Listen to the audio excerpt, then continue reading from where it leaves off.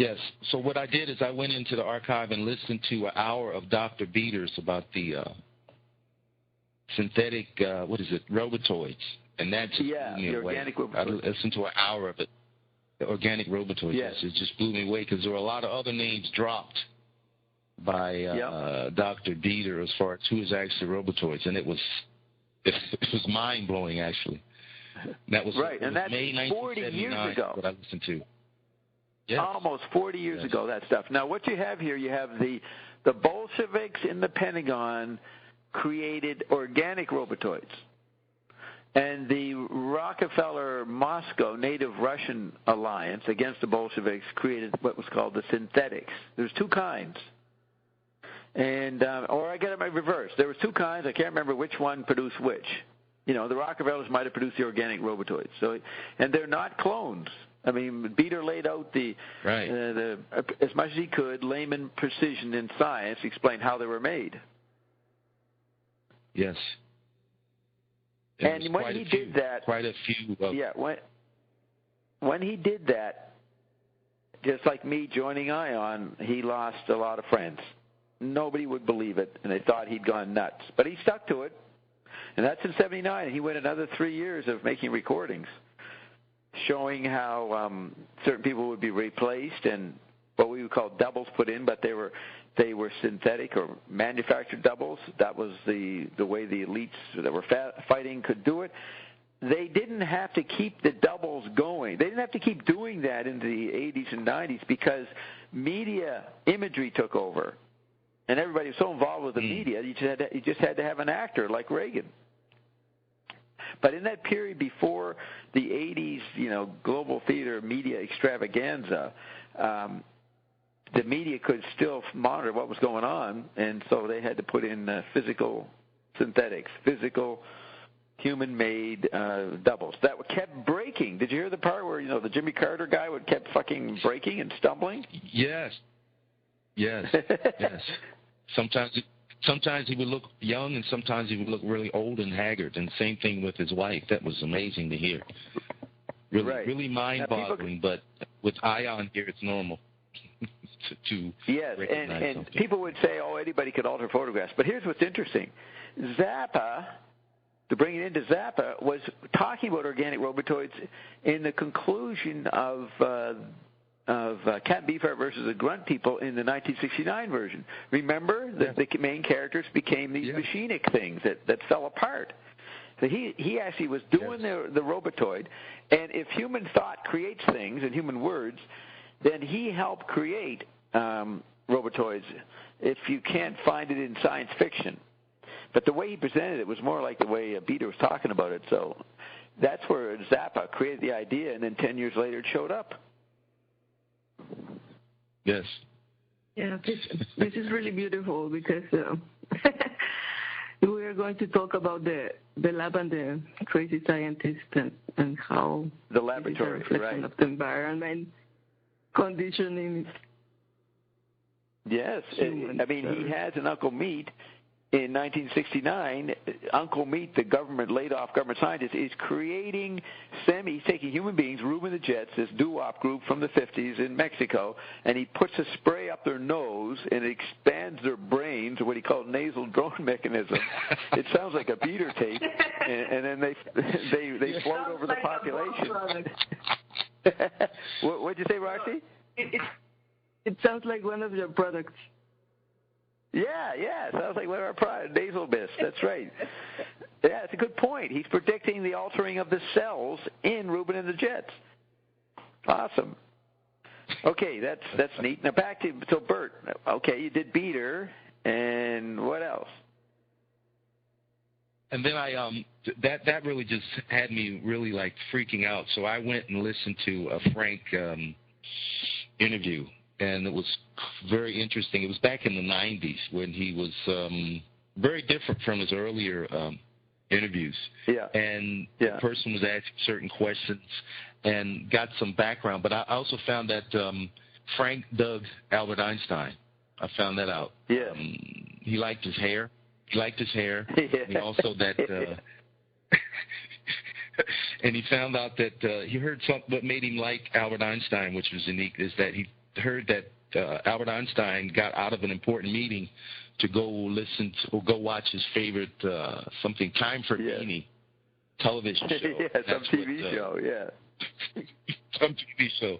So Frank enjoyed it. But I also what turned it with Frank in this interview is that this was in the 90s, early 90s, and he said that he got his news time. He did a lot of news download. He listened to the Christian Science Monitor, and then he talked about the Sykes-Picot agreement after World War II, and that, I had no idea that. No, one. Reading on that. I think it's World War I. It's a dividing up of the Middle East into the fake countries like Iraq and that.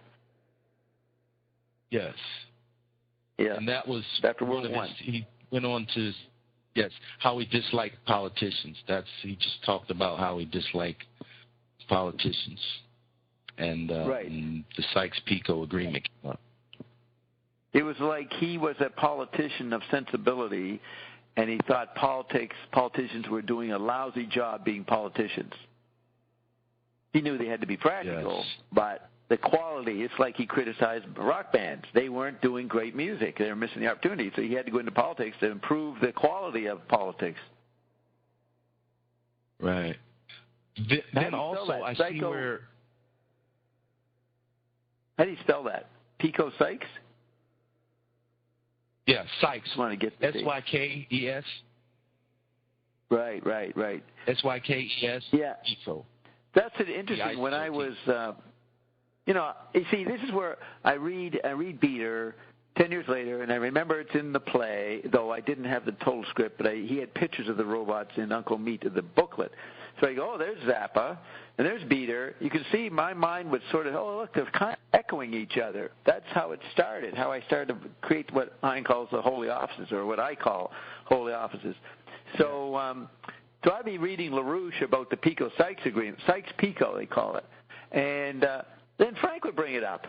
Now, he wasn't reading LaRouche. He found it through his own sources, or maybe I mentioned it to him or something.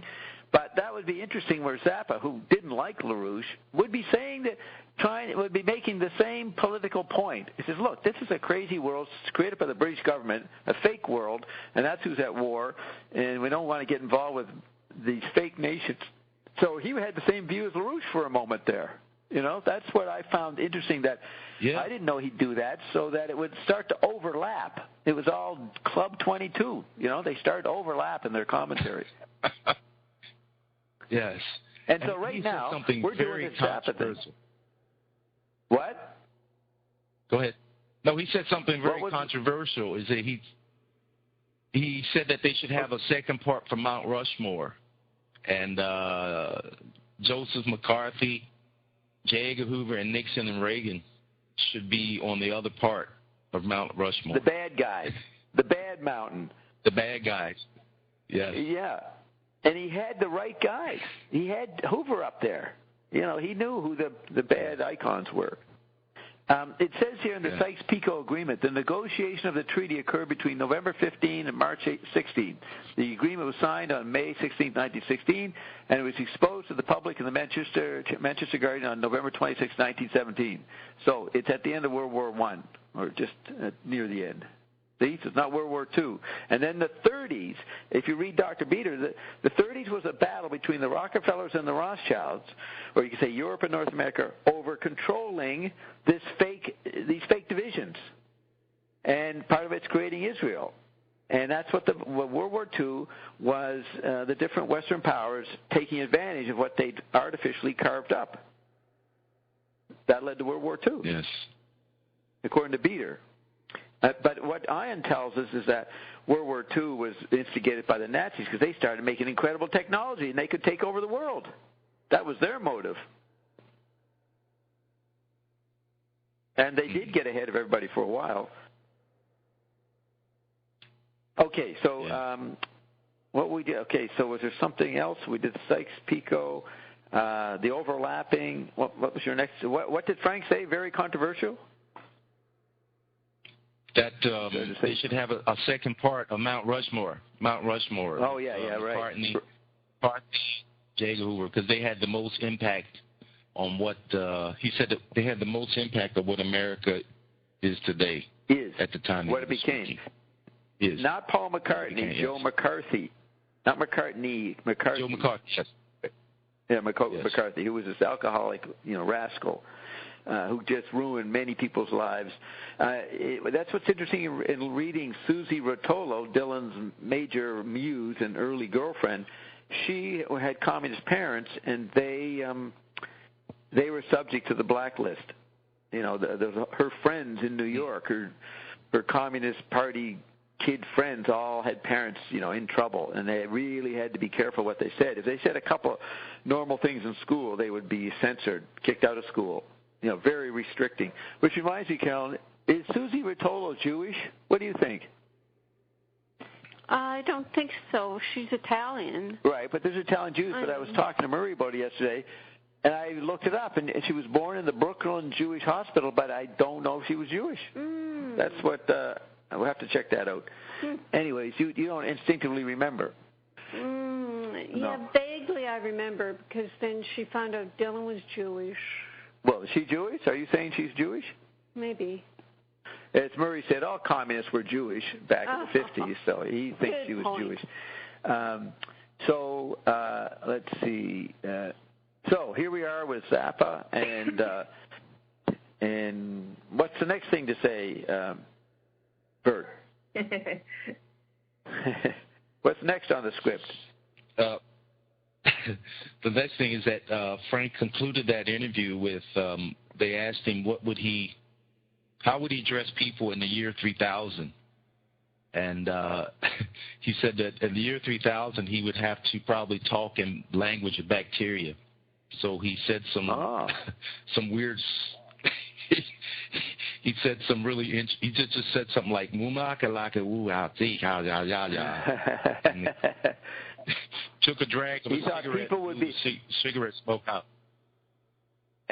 He blew cigarette smoke out as part of it. Yes, at the end. Yes.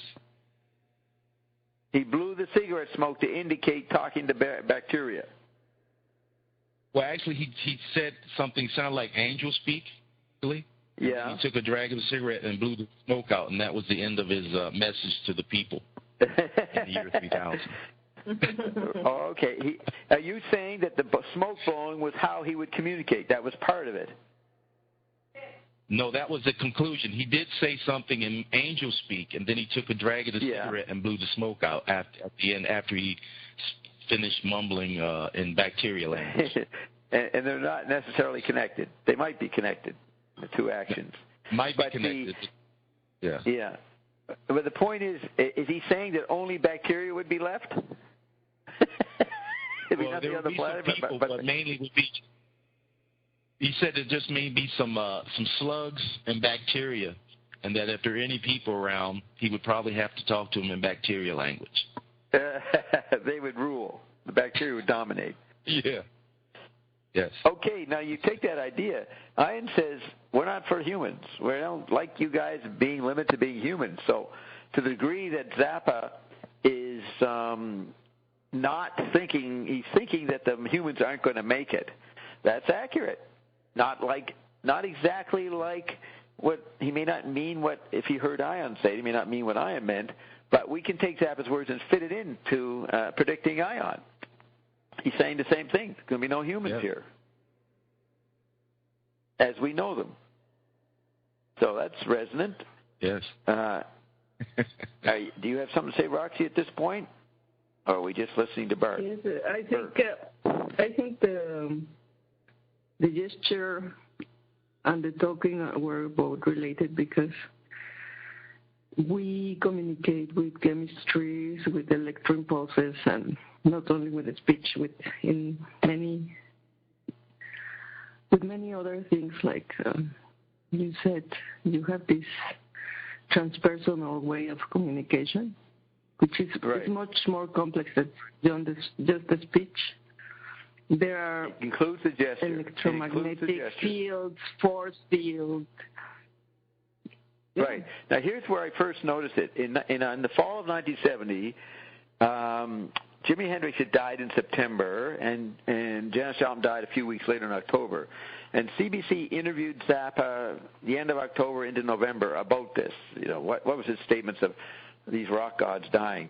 And what was really struck me, because I had not seen him do this before, he had no self-consciousness about smoking. So he's being interviewed, and all the time he was making these smoke rings. He was a really cool, practiced smoker. He could make smoke signals while talking. You know what I mean? So he was making all these funny, weird smoke signals while he was talking about.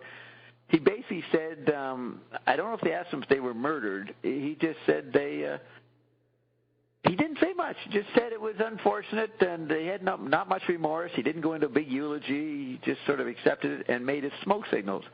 So then, within a year, he's writing this amazing laying out of conceptual continuity and this thing that's called, Hey, Snazzy Executive, This Is What We Do.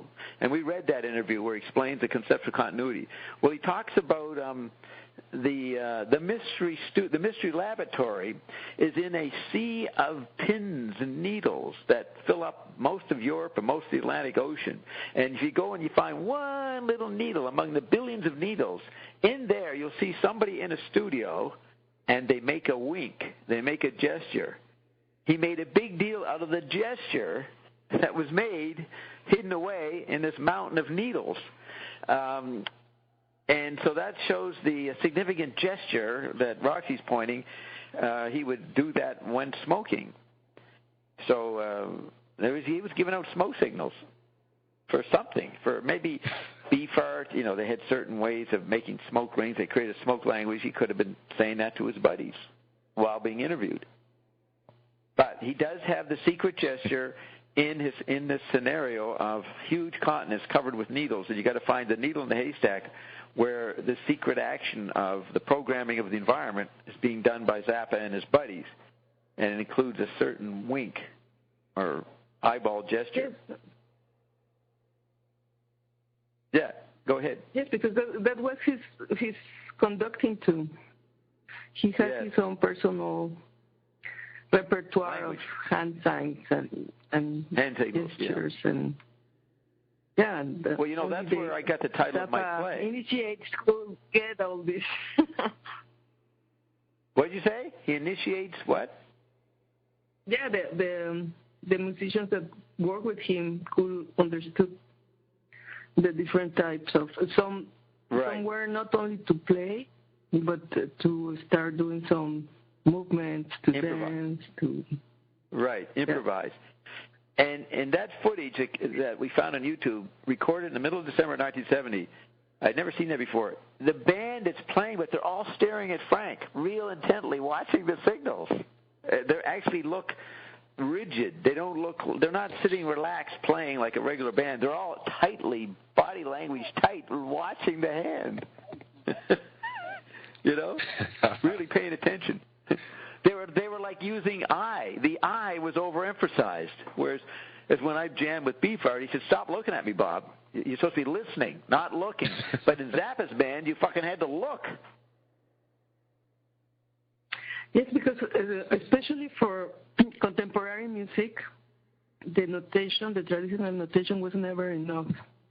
So there has been a lot of experimentation on how to notate things that are going on. For example, effects that the musicians do with their instruments or electronic generated things or all types of alteration. And usually the composer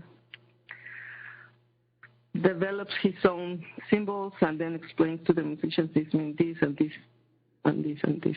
But, for example, Marshall McLuhan said one of the main innovations of John Cage were his writings, because not his music, but his writings, and he had to do a lot of explaining of his concepts, because some of his pieces, for example, he's playing silence, or he's playing with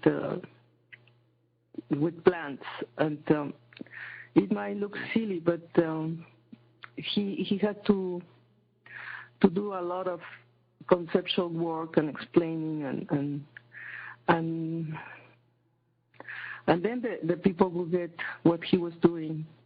But it's like the music is both the writings, the speech. Yes, all the media. The frequency. It's not just limited to the ear. He's including synesthesia, multimedia, which is what Phineas Wake was, and John Cage was a big student of McLuhan and James Joyce. So it's interesting that Zappa, he just says he was influenced by John Cage, but you don't hear what he took from Cage. Because if he took a lot, he would know more about McLuhan than he indicated to me.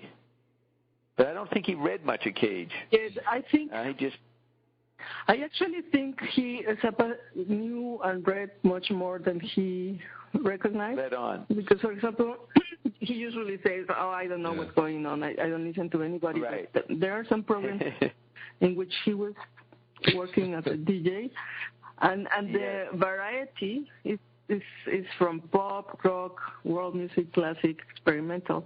So he knows what's really going on. He's really listening to many environments. And also when he's talking, he's very informed about everything. So he will say, I don't read, I don't listen to anything. But he really did. There was one interview. Now, listen to this, Roxy. So on April 25th, 1975, I'm going to go to Nassau Coliseum, which is the home of the New York Rangers on Long Island, and I'm going to see Zappa and Beefheart playing together. They basically never had played together, but Beefheart was lost. His band wasn't doing anything, so he asked Frank if he could play with him, and Frank took him on. Apparently, Beefheart auditioned in 74, 75, and he failed. Then he came back. Frank gave him a second chance, and then he made the band. So it's going to be a great concert with Beefheart and Zappa, the guys that I originally met in 58. So they're back together. So on the way out in the Grand Central Station, I see this obscure music magazine. Zappa's on the cover and has an interview or an article on him. So I'm reading it on the subway, and it's the first time anybody got this information out. The guy, whoever he was like maybe a writer. He revealed all the books that Frank was reading. Thomas Mann, I think it was, which is about Germany. Zappa was always reading about Germany. Thomas Pynchon, all these books that Zappa denied he knew anything about. This guy got him to admit it somehow. Which, in Zappa's plan, he says, I'm going to put it out in one interview. This obscure guy in an obscure newspaper, I'll let it be said there, but I'm not going to say it in the more well-known media. So I get out there, and I meet his manager, and his manager saw that and said, that looks pretty good. Can I borrow that? I said, sure. So I lent him the magazine before the concert. And then I end up backstage with Frank and Beefheart and all this. And then after the concert, I go to the hotel where they're going to hang out, and I meet the manager, and I ask him for the magazine back. And he looks at me and says, you're a fucking asshole.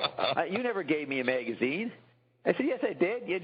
Just like 3 hours ago, 4 hours ago. He said, no, you didn't. And if you get the fuck out of here. He tried to kick me out of the hotel because I wanted the magazine back. So this guy was a real creep, and he didn't last long in the Zappa organization. He was fired or quit shortly after that, but he was such a liar. So I didn't have it, so I had to buy it when I was up all night, and I'm going back to Grand Central Station about 8 o'clock in the morning, the next morning, and I went into the same store and bought my second copy because he had stolen it. So that happened with that article, but it was an important article. I had to buy it twice. And then that guy is not talked about. He's considered, I think his name was Marty something. He's considered a jerk. So that's who had Frank, was managing Frank at that point, and he didn't he just wanted to lie. He probably realized it was a good interview and just couldn't be bothered to give it back to me.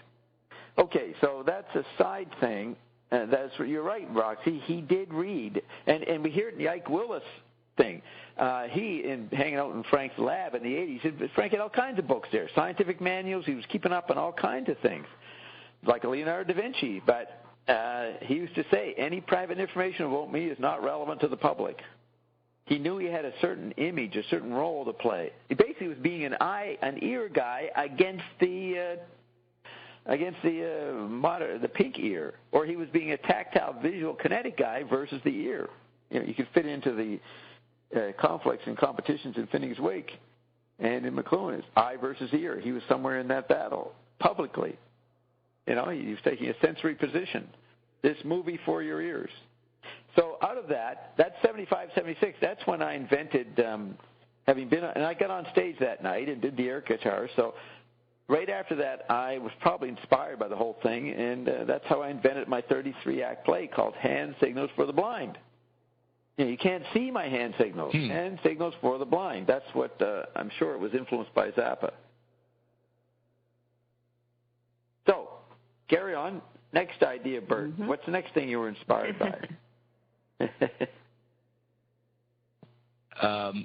Also, speaking of hand signals, in this interview, Frank also elaborated on his dislike for politicians because they were really stiff in their hand movement gestures. He said they were like robots, programmed robots with their hand gestures and their helmet hair and everything. So he really expressed a disdain for all politicians. Because they were repressed. They were very suppressed people, neurotic, trying to fit back into the past visual space mode, and he knew that wasn't healthy for a person. So he would mock it. Now, what's great about this, Bert, I've never heard any Zappa fans talk about this aspect or these interviews. This is why we're unique. We're talking about parts of Frank that's never been said before. It's there to be noticed. And I want to say, my intelligence knew this fucking idiotic manager.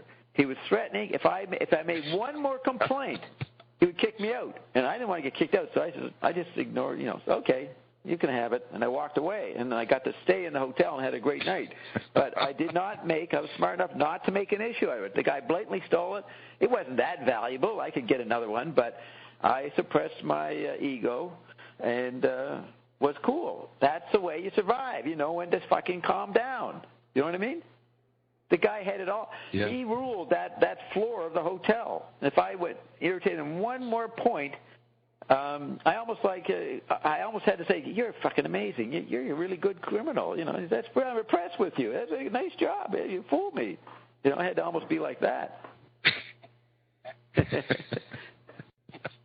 Just a little sidebar lesson: don't be an egomaniac if the point's not important. Yeah, don't push too hard. Yeah, in a situation that you want to be in.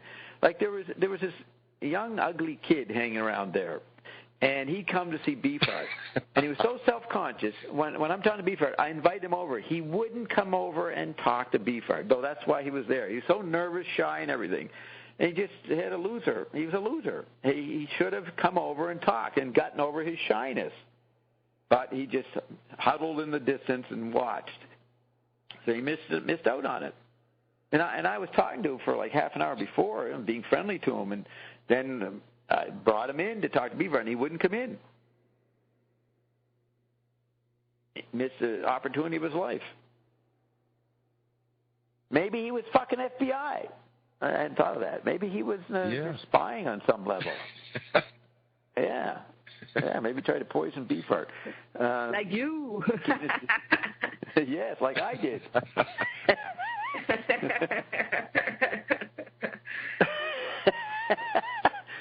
So, okay, next point. Before we go into the lab thing, what else did you notice, Bert? Well, one more item, which I found very interesting.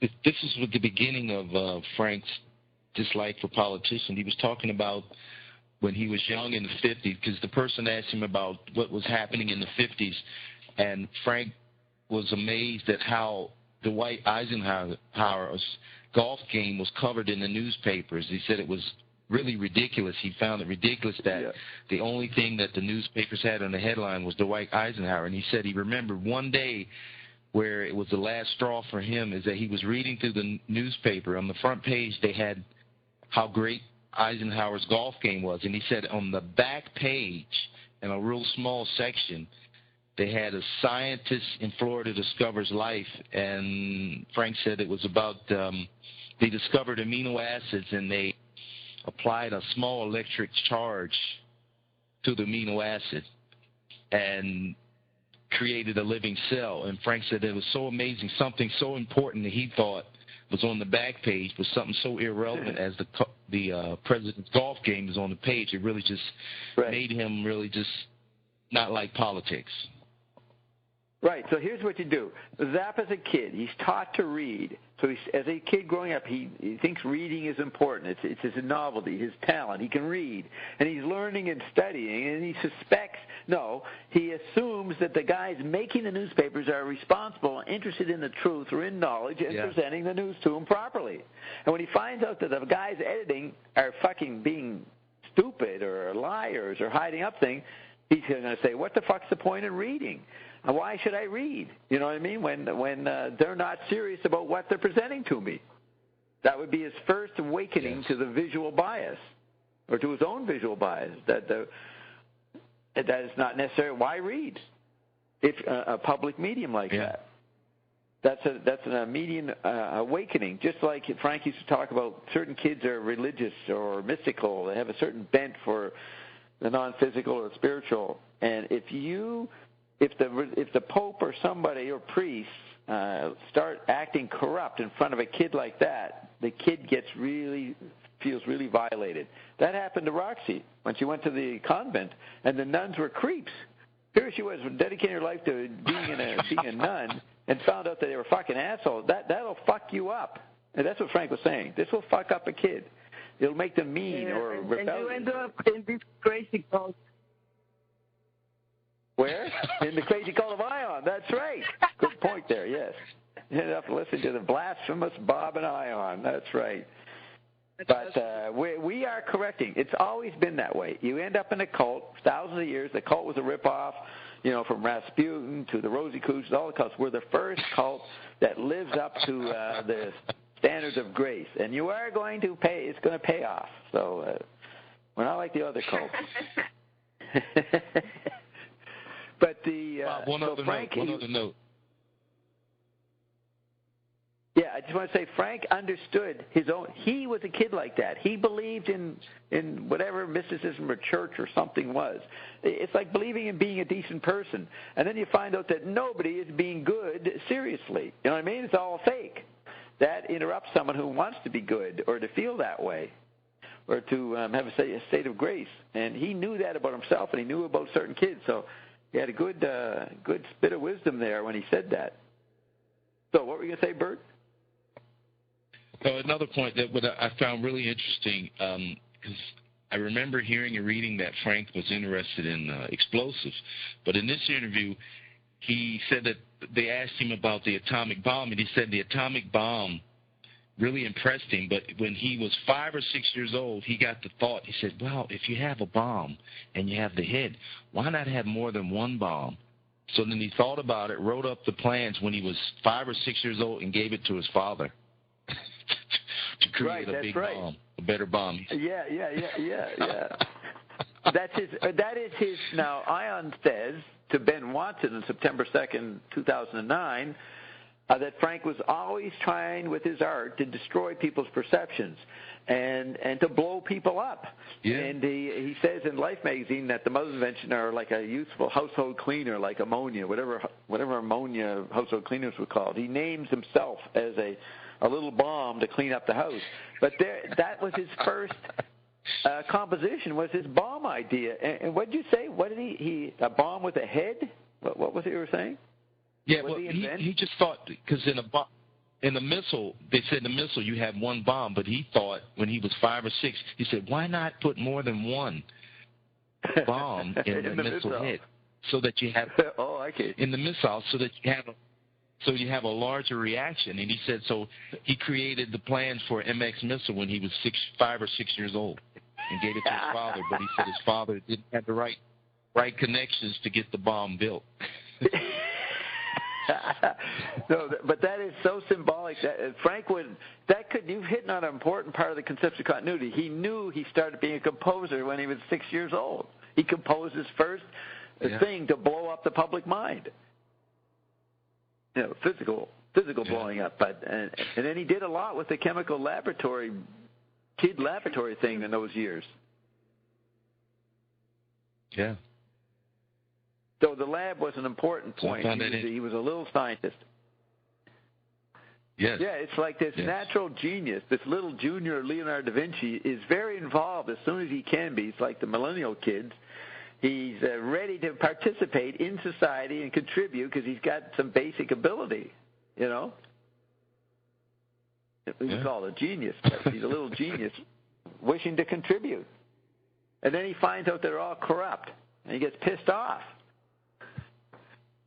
Yes.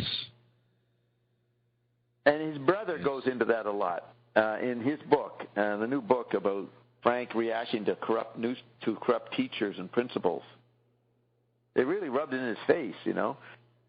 And it's almost like reality said, we got to have a really mad guy who will really try to blow up the music world. You know, we got to have an environment to the music world. And so they created Frank. Non-Physical created Frank, which was probably me, the Ophanel Project.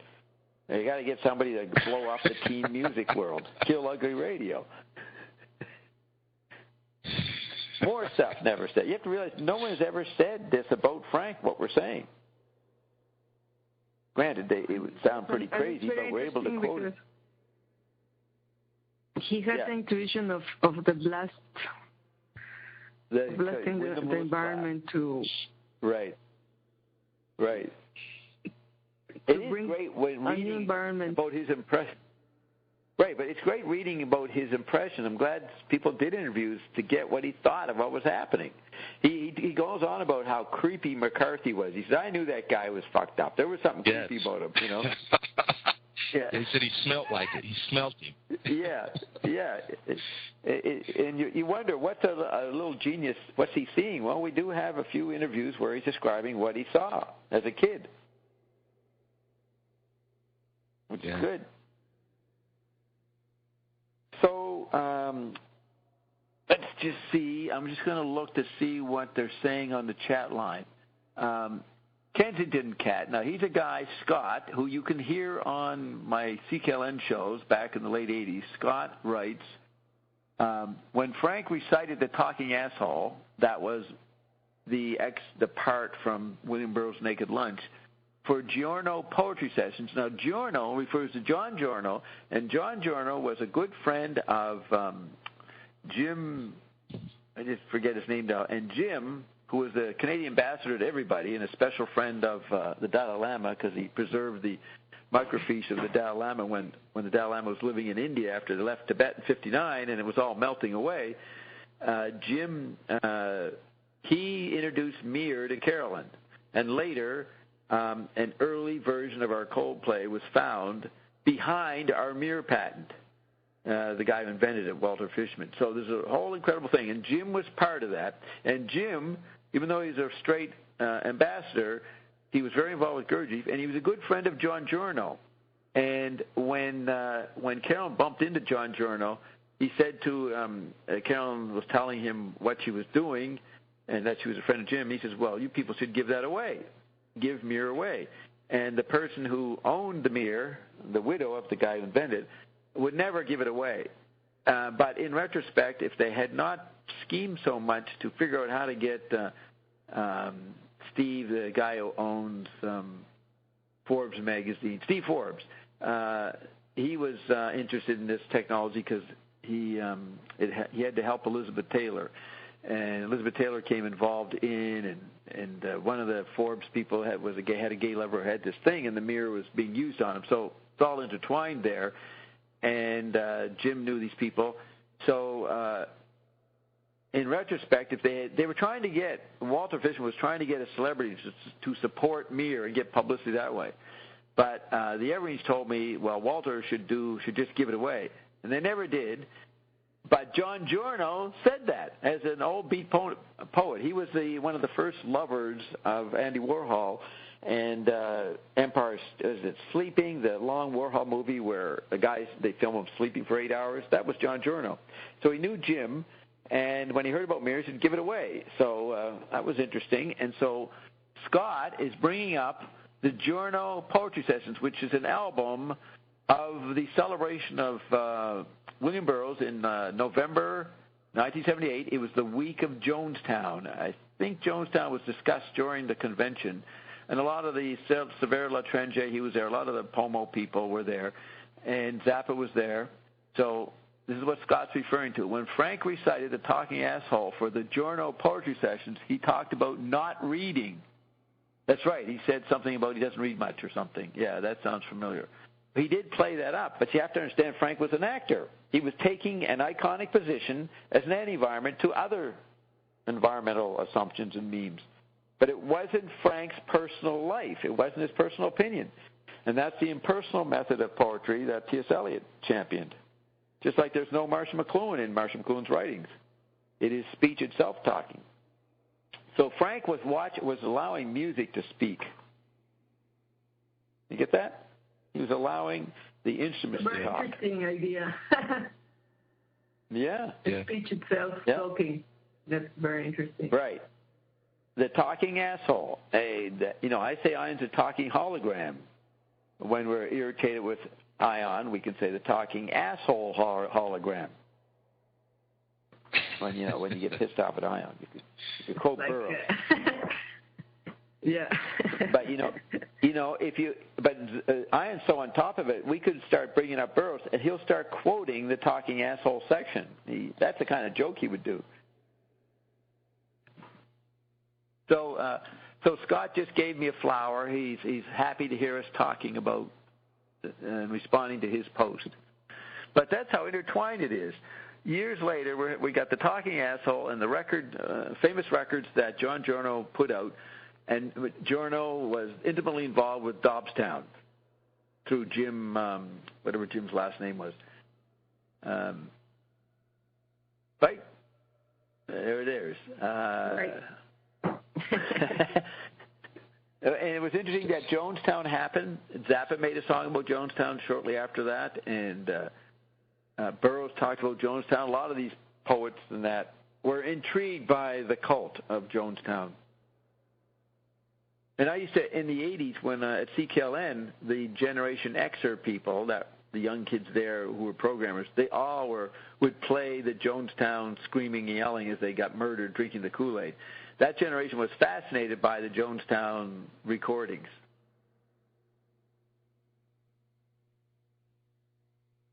All right, next issue. Is there anything else on there? Oh, I want to tell you guys, last week we arrived at the 122 hours, that special number. We have done, before the show started, 122 hours. Awesome production. Now, is there anything else? Okay, now we're going to sit back and let Roxy give her lecture on the lab. No. Okay. You have to shut up for a while. It's perfect. Everything is related. You don't have to shut up. Yes. No, but you'll have to say a few words. Beautiful. You have to lay out the idea. It's your idea, so you're going to state it. Lab. L-A-B. Let me tell you this, Roxy. L is the 12th letter. A is the first letter, and B is 2. So it's 12-12. L is 12. A and B becomes 1, 2, 12. And that becomes 222. So the three letters make an awesome 22 mimic resonant thing. It's like 2 22s is 44. So it's a good bunch. It's a good combination of letters, L-A-B. Wow. If you're superstitious about numbers. No, but the thing is, I was reading War and Peace in the Global Village, and all these topics are in there. Yeah. That's what's intriguing. Frank was concerned about the same issues as the McLuhan was. Yeah,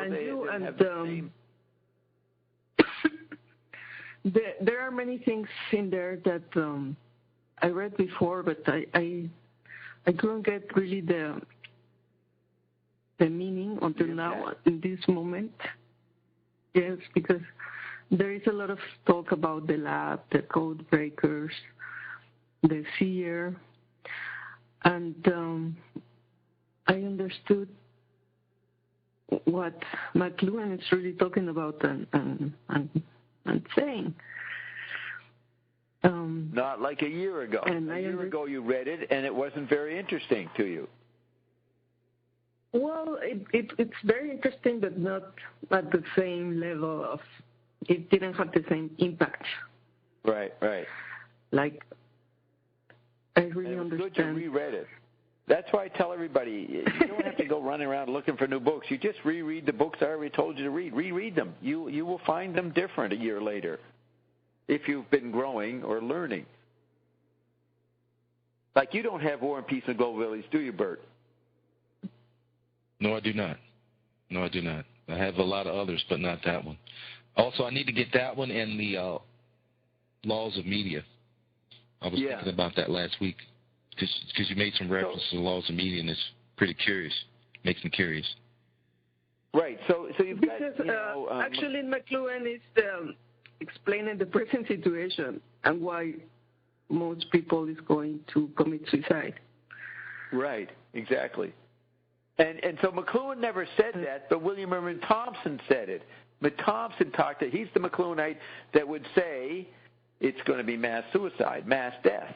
McLuhan wouldn't say that. But I've got his private letters here. I should read some of his private letters to Mary. He's a nut privately. He said, Mary, we're going to get blown up any day now. They talk about how cool he is publicly, but privately he's very upset that she's contemplating divorce, and he's really going down hard on her, trying to scare the shit out of her to cool it, because the managers of society are not in control. They're dealing with awesome forces that they can't control, and we're going to have a problem here. We're all going to get killed. He's saying that in his private letters to her. But anyways, this is how these weird connections are made. And for example, he also says the seer is the person who can't see connection of patterns that for other people have no relation. There is no connection between these patterns. And because he has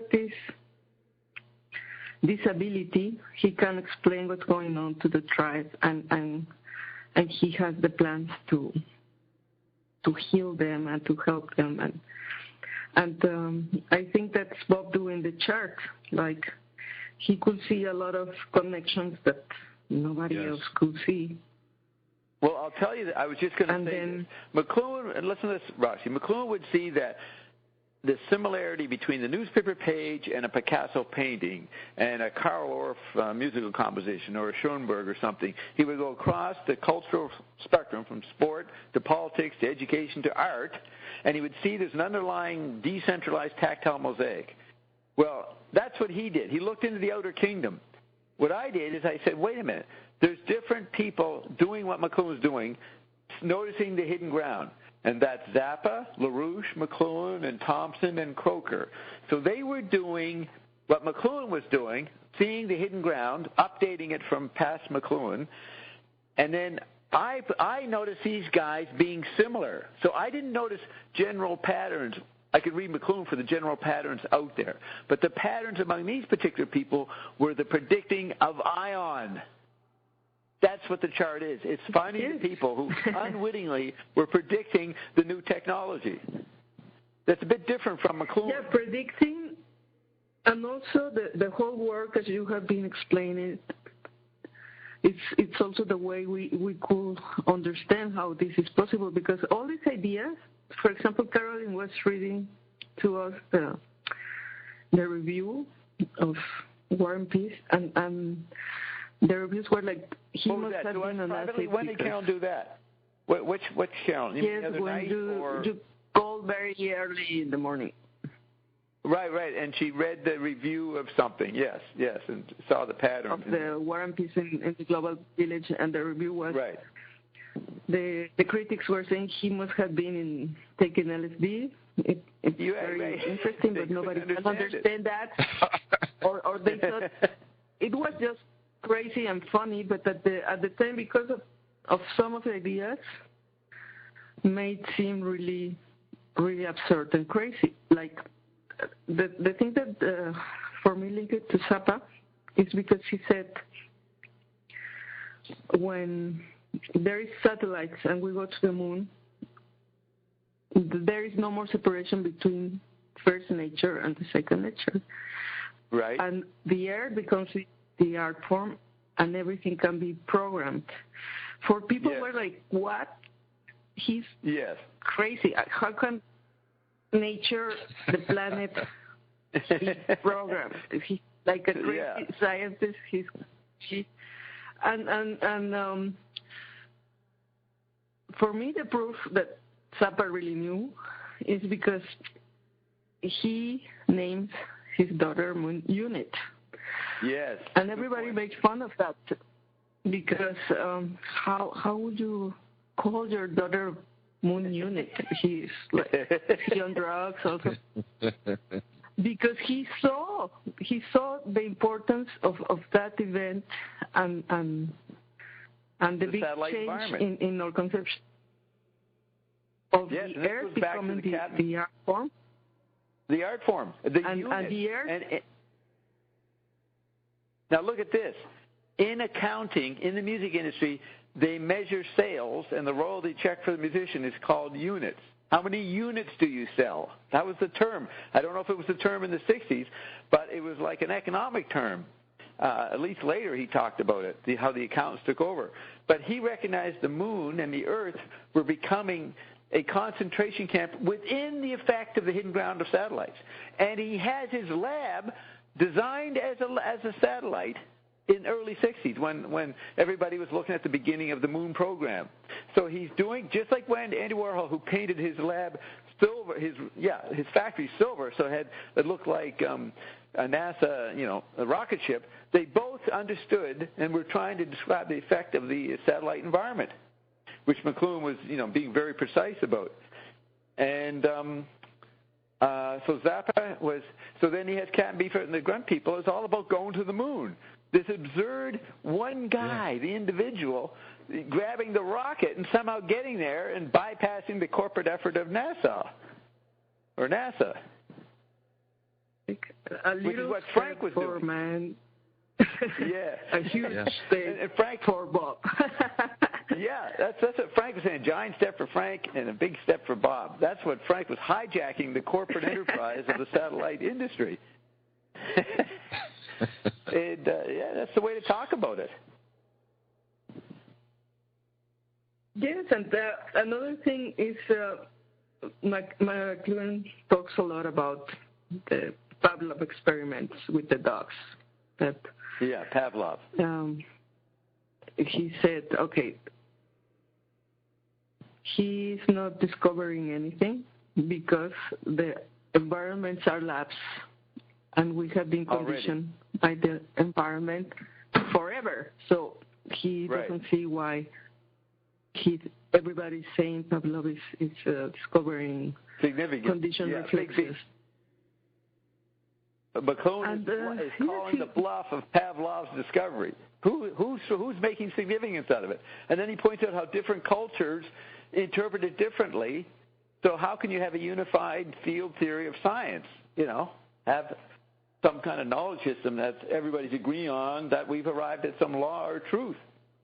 They couldn't even determine what. Is what Ion is saying. Science is impossible. Right. Because to repeat the experiment, you have to have the lab always in the same conditions forever, and the environments cannot be forever the same. Right. There is a lot of things going on. And the Russians, being less hypnotized by visual space, noticed the ground of visual hypnosis in the lab setup. Said, wait a minute, we're conditioning the dogs and watching whether we can condition them or not, but we're being conditioned by the lab itself. That's what they discovered. Whereas the detached European they were so detached from the visual effect of the printing press, they didn't think anything could affect them because they were living in a visually biased, the eye is neutral, it's the only sense that can be detached, so people were collectively becoming this great sense of detachment, and the environment wasn't affecting them. That's why they become indifferent to nature. And they, shockingly, holy shit, the dog got conditioned. You mean to tell me the environment can affect me? That was the European interpretation. The shock that we were, and McLuhan extended to, Europeans discovering they'd been a robot for a couple hundred years. the environment was affecting yes, them. And that's where what Bert was talking about comes in. It's like we are all these robotoids and the zombies and the somnambules and right. Yeah.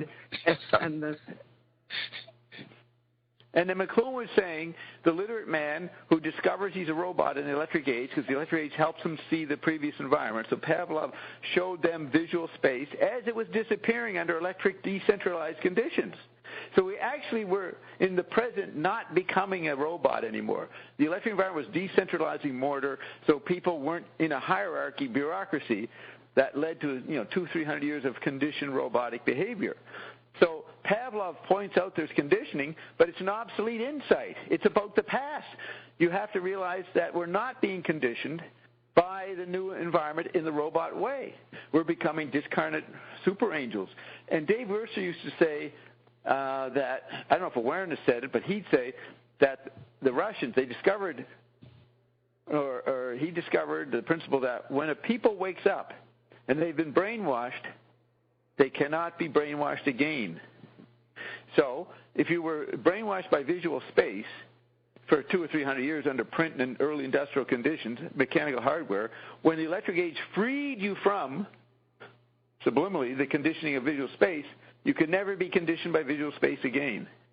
And it was no longer there. That's part of the message of Finnegan's Awake. It's a technical statement. It's like Joyce is describing the real meaning of the Pavlov experiment beyond Pavlov's two versions. And that's what McLuhan's writing about. And yeah, he says nobody that's knew that. Mirror because this is the first time, Bert, that anybody reading listen, Roxy, just a minute. I want to compliment you. This is the first time I've ever heard anybody in the McLuhan world point out the significance of those pages in War and Peace in Global Village. No one's ever noticed that. I've mentioned it to people, but they never. Wow. Kirchhoff never brings it up. It's an incredible part of that book. So, what were you saying, Roxy?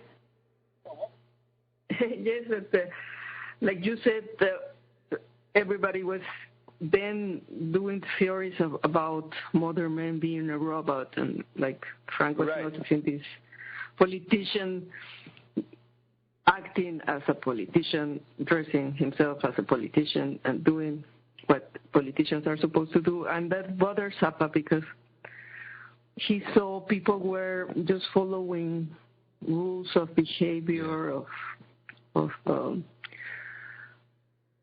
codes. And he always tried in his personal life to explore alternatives.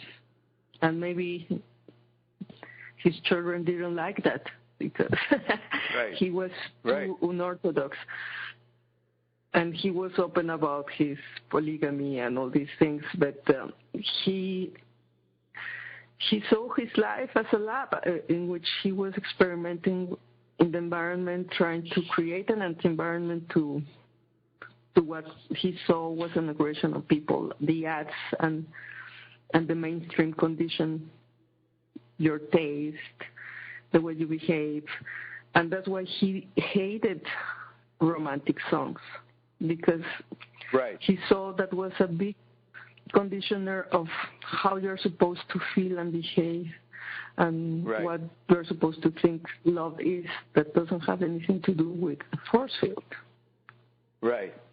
And so what that is his just main, confuses his people. Main question? It what? Confuses?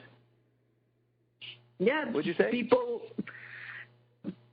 think those are like recipes, and they're all false premise. And now, what is the major song, the major philosophical probe on Freak Out, the first album? It's a song called Who Are the Brain Police? Who is conditioning who? That was his question. And then Bob Marshall asked him 22 years later, album was in 66, 22 years later, October 88, Bob Marshall says, have you figured out who the brain police are? He says, no, I'm not ready to pronounce who the brain police are. He was still working on it 22 years later. And that's important because he, as a literate Westerner, in some ways was old-fashioned and didn't believe he could be conditioned. That's a literate person won't be, especially a naive, semi-literate person who doesn't know the full effects of literacy. You have to be a sophisticated writer almost. You have to be detached from the writing phenomenon. But if you still admire writers, you're going to be impressed, and you're not going to look at the full effects of it. So Zappa was, sometimes I look at him as he was an guy who hoiked up visual values, but he knew they were limited somehow. So then he wondered, well, how much are we a robot? And he'd go back and forth about, well, if you're aware, you can't be conditioned, but many people are being conditioned, so I will tell them what they're being conditioned by. He didn't understand how the conditioning was on such a big scale, that's McLuhan's knowledge, that his issue was a Don Quixote going after windmills, as one of the biographies of Zappa calls him, the electronic Don Quixote. He at least he was honest about the fact he hadn't figured it out yet. See, that's a step. Yeah. Pause a step. He doesn't have a cliche response, oh, we're not robots, or we are robots. It was actually in between, and the electric age did free people from being a robot. And Frank knew that he could be free in many ways as a composer, and what he could get away with in his records that other previous composers couldn't do. So he knew there was a good part to the environment of the 60s and 70s, because it allowed him to happen. Yes, because as McLuhan also says in I don't know. Was that a hunger pang? Fell asleep. Somebody fell asleep.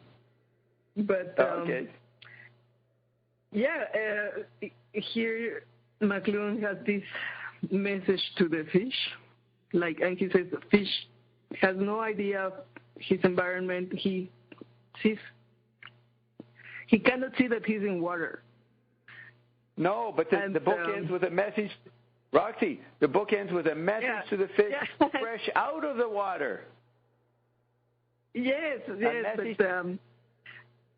first, there is the message to the fish, and he explains how people have no idea of what really is going on and what's an environment, and they just see the rearview mirror. No, but here, let me give you a sophisticated McLuhan point here. He said in the mid-'60s that it's very hard to condition people anymore because too many environments are being made and turned over and replaced by another environment. So you start to get involved in the 50s in black and white TV and getting hypnotized by you. Then the space satellites happen. Then computers happen in the 60s. Then the global theater. And then color TV. The human is not in an environment long enough to get conditioned by the characteristics of that environment. So McLuhan was saying we're not being conditioned anymore. Modern man or postmodern man was not conditioned. That was a very subtle point that McLuhan was making, because everybody said, oh, he's writing history as if we're all technologically determined. We're all robots all the way through history. Yes, that's what's happened. But the environment had arrived at such a rapid series of innovations in the 60s that we weren't being conditioned to form any particular hypnotized culture anymore. That was a breakthrough, and nobody got that sort of positive message. No, on the contrary, there were a lot of theories about how men were being conditioned by psychologists and all this. Right. All this 1984 paranoia. 1984, George Orwell paranoia was not the situation. Yeah. Now, in 1984, when the anti-nuclear protests started in 82, 83, 84, it got really big. Sue Bohm was part of it. On the June 25th, 1982 protest, she was down in New York with millions of people part of that. Now, they were knee-jerk responding to rearview mirror image, but the point was by 1984, people weren't sure that it was exactly like Orwell laid out. So de Kirchhoff, who was the co-director of the McLuhan Center after McLuhan died, he got to write a few op-eds in the New York Times and got some attention because he was saying McLuhan, who nobody wanted to hear about in 1984, was way more relevant than Orwell. And so he said Harold Innis ran circles around Marx and McLuhan ran circles around Freud. That's what he says in that article. It's a pretty good understanding of the meaning of McLuhan. But it got him a bit of notoriety. Some people, I think Mary McLuhan told me that Corinne was mad that de Kirchhoff was saying that the nuclear bomb wasn't so dangerous because it was an older environment. And the McLuhan family didn't understand Derek sophisticated McLuhan's response to the Orwellian argument. Because most people, this is in the Star Wars period, people thought Reagan was going to blow up the world with Star Wars. They wanted as much protest against the bomb as possible. And Derek was saying, no, you're doing a rearview mirror response to the nuclear fear. So it was pretty good what he did. And it was the beginning, he was beginning to perceive that McLuhan was saying something totally different from Orwell and Huxley's Brave New World. Now, what I'm saying has never been said before in the McLuhan world or anywhere else, and Bert is smart enough when he hears it, he goes, wow, because he knows he's never heard this before and can get enough of it to realize what a great insight. What I just laid out, right, Bert? We are drooling. Yes. Yes, drooling. Yes. It's huge. It's huge. It's a huge pattern. Huge. That's right. Huge pattern. And then you see how that overlaps with Rai, the original programmer, the original cultural archetype. Even thought is like a Rai, creates separateness, saying, well, I'm in Senate. These hoi polloi, stupid little people are not. The beginning of principalities in religion and specialness was obsolesced by the mid-'60s by the technological can't hypnotize anybody, and that's why Rai returned to essence. So I would say, holy shit, what Dave Worster's saying is what McLuhan's validating. Now, that was a connection no one would ever think of. They didn't know Worster. You have to realize how fucking unique my patterns were back then, and Roxy realized that. Like, Bob's putting together things. We don't even know where he got this shit from. But that was a good example that Rai returning to essence wasn't so crazy if you understood deeply what McLuhan was saying. And he said in Newsweek in 1966, Madison Avenue... You cannot really get McLuhan without Bob knowledge, because that's right. Sometimes I go to talks and they're specialists of POBs. POB. And Bruce Powell, they're very Bob superficial Logan. in their understanding. They're still talking about the global village and all these obsolete and talking about conditioning. We are beyond. Yeah, they're actually. Bob Logan's got another book about McLuhan out, and he's going to unwittingly explain the very message that McLuhan was not about, because he'll put it back into his Gutenberg humanist literate bias. But I wanted to say this: why does McLuhan say in Newsweek, he's got the podium of a cover story, and he says Madison Avenue couldn't condition a mouse? Okay, he's talking about some kind of conditioning going on by the environments. Why would he say Madison Avenue doesn't condition a mouse? You have to figure that out. Wait a minute. You're telling us everybody's conditioned by Madison Avenue, and you're saying they don't know what they're doing. That's an important point. And, of course, no McLuhanite, Eric McLuhan, nobody I ever met ever brought that point up. I was the only one saying this music. I was Ornette Coleman at the 5 spot, but in CKLN in 1987-88, laying out this new free jazz of the mind. It had to be, there's no point going to school. I couldn't teach this in school, but they didn't allow professors to talk this way. No, that's connection to the metaphysical. There is no way to learn that. That's right. There is no way to be a seer. And Ian is coming forth. And Ian is saying, without Bob knowledge, you don't understand why Ian is so flippant about, you don't need to do yoga, you don't need to do acupuncture, you don't need to do homeopathy, you don't have to do anything. Yeah. You are free. He's actually agreeing with McLuhan's point.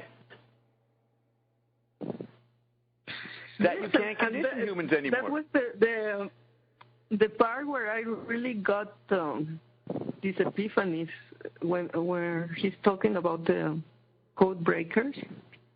Yes. And how everything has been put in the environment, but this message was for this special person, and it was encrypted so that only the ones that are to get it can break the code. Yes. And the test. Among all these things is like you selected the vorticist, Lewis, right, Joyce, and doing. I found the right class to get tested in. I found the right which department should I go to get the most valuable, hardest test? I found the hardest department, the vorticists, the ones everybody avoided. They said they had evil brains. And I went in that department, took the course, and passed it.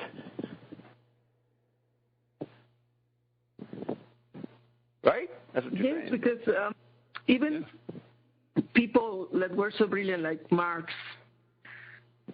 and they tried to explain what happened, the whole history. They were trying to explain Rai. For example, they were trying to explain Rai.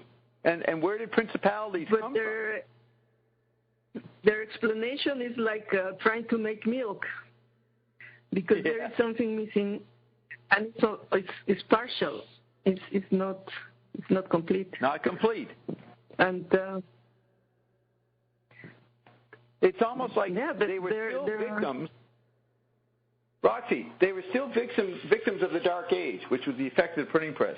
You had to get 100 years past the death of Gutenberg Galaxy, which happened in the 19th century. You had to have 100 years later before Bob and Ian could show up, not making the literate mistake, which every thinker up to us made, because they still were book people in the end. They still, unwittingly, were fragmented. They hadn't seen through deeply the effect of the very thing they were proud of doing, which was being a writer. They're very proud that they could write books and think it out, you know? And that was the final subterfuge. Yeah. They didn't notice that. Joyce did. Joyce, the Vortists started to notice it. And many went into occult societies and to try to complete what they know. They knew the oral seer. They knew the oral seer. The traditional seer was on to it. They knew there was something important about the action of being a seer. And McLuhan is explaining the seer process as a new kind of seer, revealing the new seership of the new symbolism, and he could analyze and know the creative process of the old-fashioned seers. He even knew he was a new kind of seer, but he could describe the tradition of seership, which these anthropologists and Vortists were sort of hypnotized by. Joyce spent a lot of time interviewing Levi Brule. Joyce had his favorite anthropologist. Pound had his. They each would go to an anthropologist and spend time with him and learn that knowledge. You know, so they knew that there was something about oral, tactile culture that was important, and somehow that should be retrieved. They never got completely. Terence McKenna never got all the way. Tim Leary didn't get none of the New Age guys. John Lilly, Mr. Houston Smith, any of the people they have as intellectual seers in the psychedelic or counterculture movement got as far as McLuhan, and they never got as far as me, who went past McLuhan. And then the greatest seer of all. Sorry, I went on, but you're inspiring me to explain this. It's the topic. It's the topic, the lab. It's the only way we can understand what Diane is talking about you understanding the mystery landscape. Right. Or when you say things like, I am the greatest artist, the greatest scientist, and making the new on environment. Yes. People who has no idea of all these things may think you're just crazy and a megalomaniac. But I'm just a nut. No, that's I am the completion of the nut tradition. 40 years. I am. No. How many years? It's 40 years. How many years? Of 40 years. That's right. 40 years. 40 years in this awareness, lucidity, for collective lucidity, but in the no time, you were of an lab and you just created this very complex composition. That's and right. Now you are like Moses. Sort of remembering. I think I got some new insights. Ein said I was the new Moses. This is back in 2009, and I was going to lead the people to the roof of the Grand Oulet, and we'd jump off the roof and go into another dimension, like the Mayans did. But the Mayans failed to come back. We're going to come back. Bob have mastered it, so Bob will come back. Well, I'm realizing that was a metaphor then of leaping into this new dimension of communication, disappearing, coming back. That's what we're doing on payday and whatever else that we know we're doing, like the drops. It's actually, I'm being the Moses that he predicted already. Metaphorically, I'm asking people to leap into the void and bring them back by, 1 o'clock in the afternoon, Sunday. Yes, and this archetype of the lab that is important for Frank Zappa and the crazy scientist Yeah, the crazy scientist. Yes.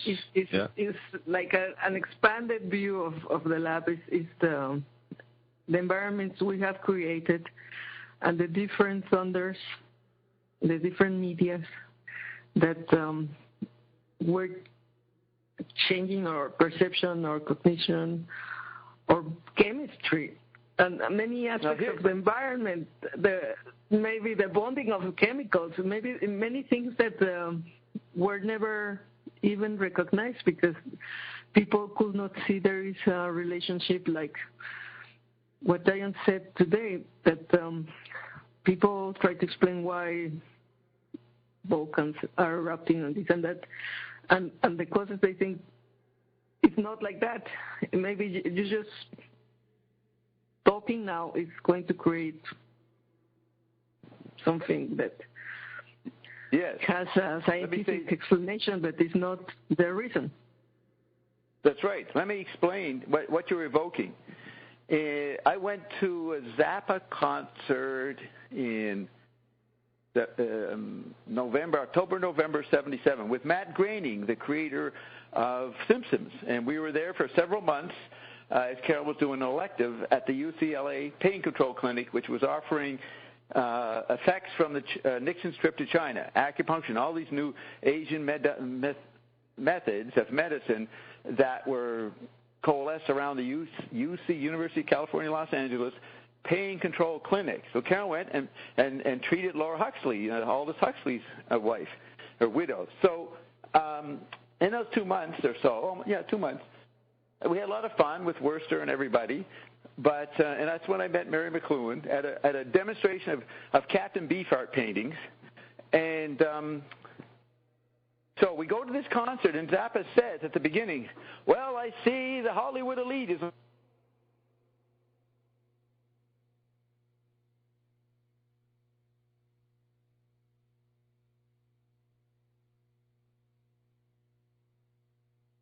knew all these people in the 60s. It was all part of the scene. I mean, he was the scene. He was the leader of the scene that Jack Nicholson and them, as crummy movie stars, B-level movie stars, they hadn't made it yet, would be hanging out around the charisma of Frank. So they'd be impressed with Frank. And then they become figures in the 70s when movies as a medium becomes the dominant rearview mirror period, the rearview mirror analog media retrieval, which is in the Croker quadrant, and you'll see that in my chart, 72 to 77. And movies become the main anti-environment for art and all the great movies made in the 70s. All those guys were watching Frank in 77. So he mockingly looks out and he says, I see all the Hollywood elites here. So several times I had conversations with Frank through the years where he would talk about the Hollywood elite and how he knew them all because they were all his puppies in 66, 67 when he was leading the entertainment stuff on Sunset Strip. And he was not impressed with any of them. They were crummy. No big deal. So he was in Hollywood, not hypnotized by Hollywood, and he was an anti-environment to the whole Hollywood scene, or the mixed corporate media, the entertainment military complex. So that was his audience. He was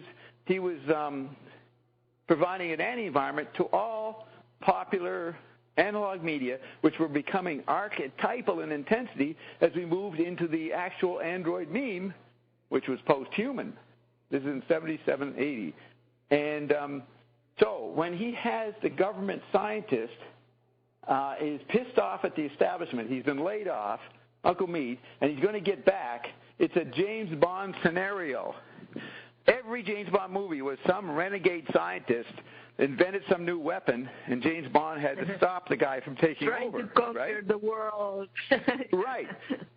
That's right, trying to conquer the world. So Frank, he could use sound, like Gurdjieff's octaves, as an anti-environment to the Hollywood visual pantheon. Movies, magazines, fashionable rock and roll guys that were based on visuality. He used the hidden sounds. It's like Hollywood was the subatomic particles, but the frequencies and tonalities below the subatomic particles that I talked about, it was the way Frank was critiquing the visual media and being an anti-environment on a level that nobody could perceive. So he was a maverick Uncle Meat, so that Dr. No and those different villains in the James Bond movies, they always got some hardware weapon, a particle beam thing or something. Frank's weapon was a fucking band. You know what I mean? He knew the real change is not in taking over the Pentagon. It was taking over the teenage rock and roll market. He knew where the real war was being fought. And so his Uncle Meat is in a different kind of lab. It's a sound lab. Yes, and so he was. Go ahead. I'm going. So you know how he.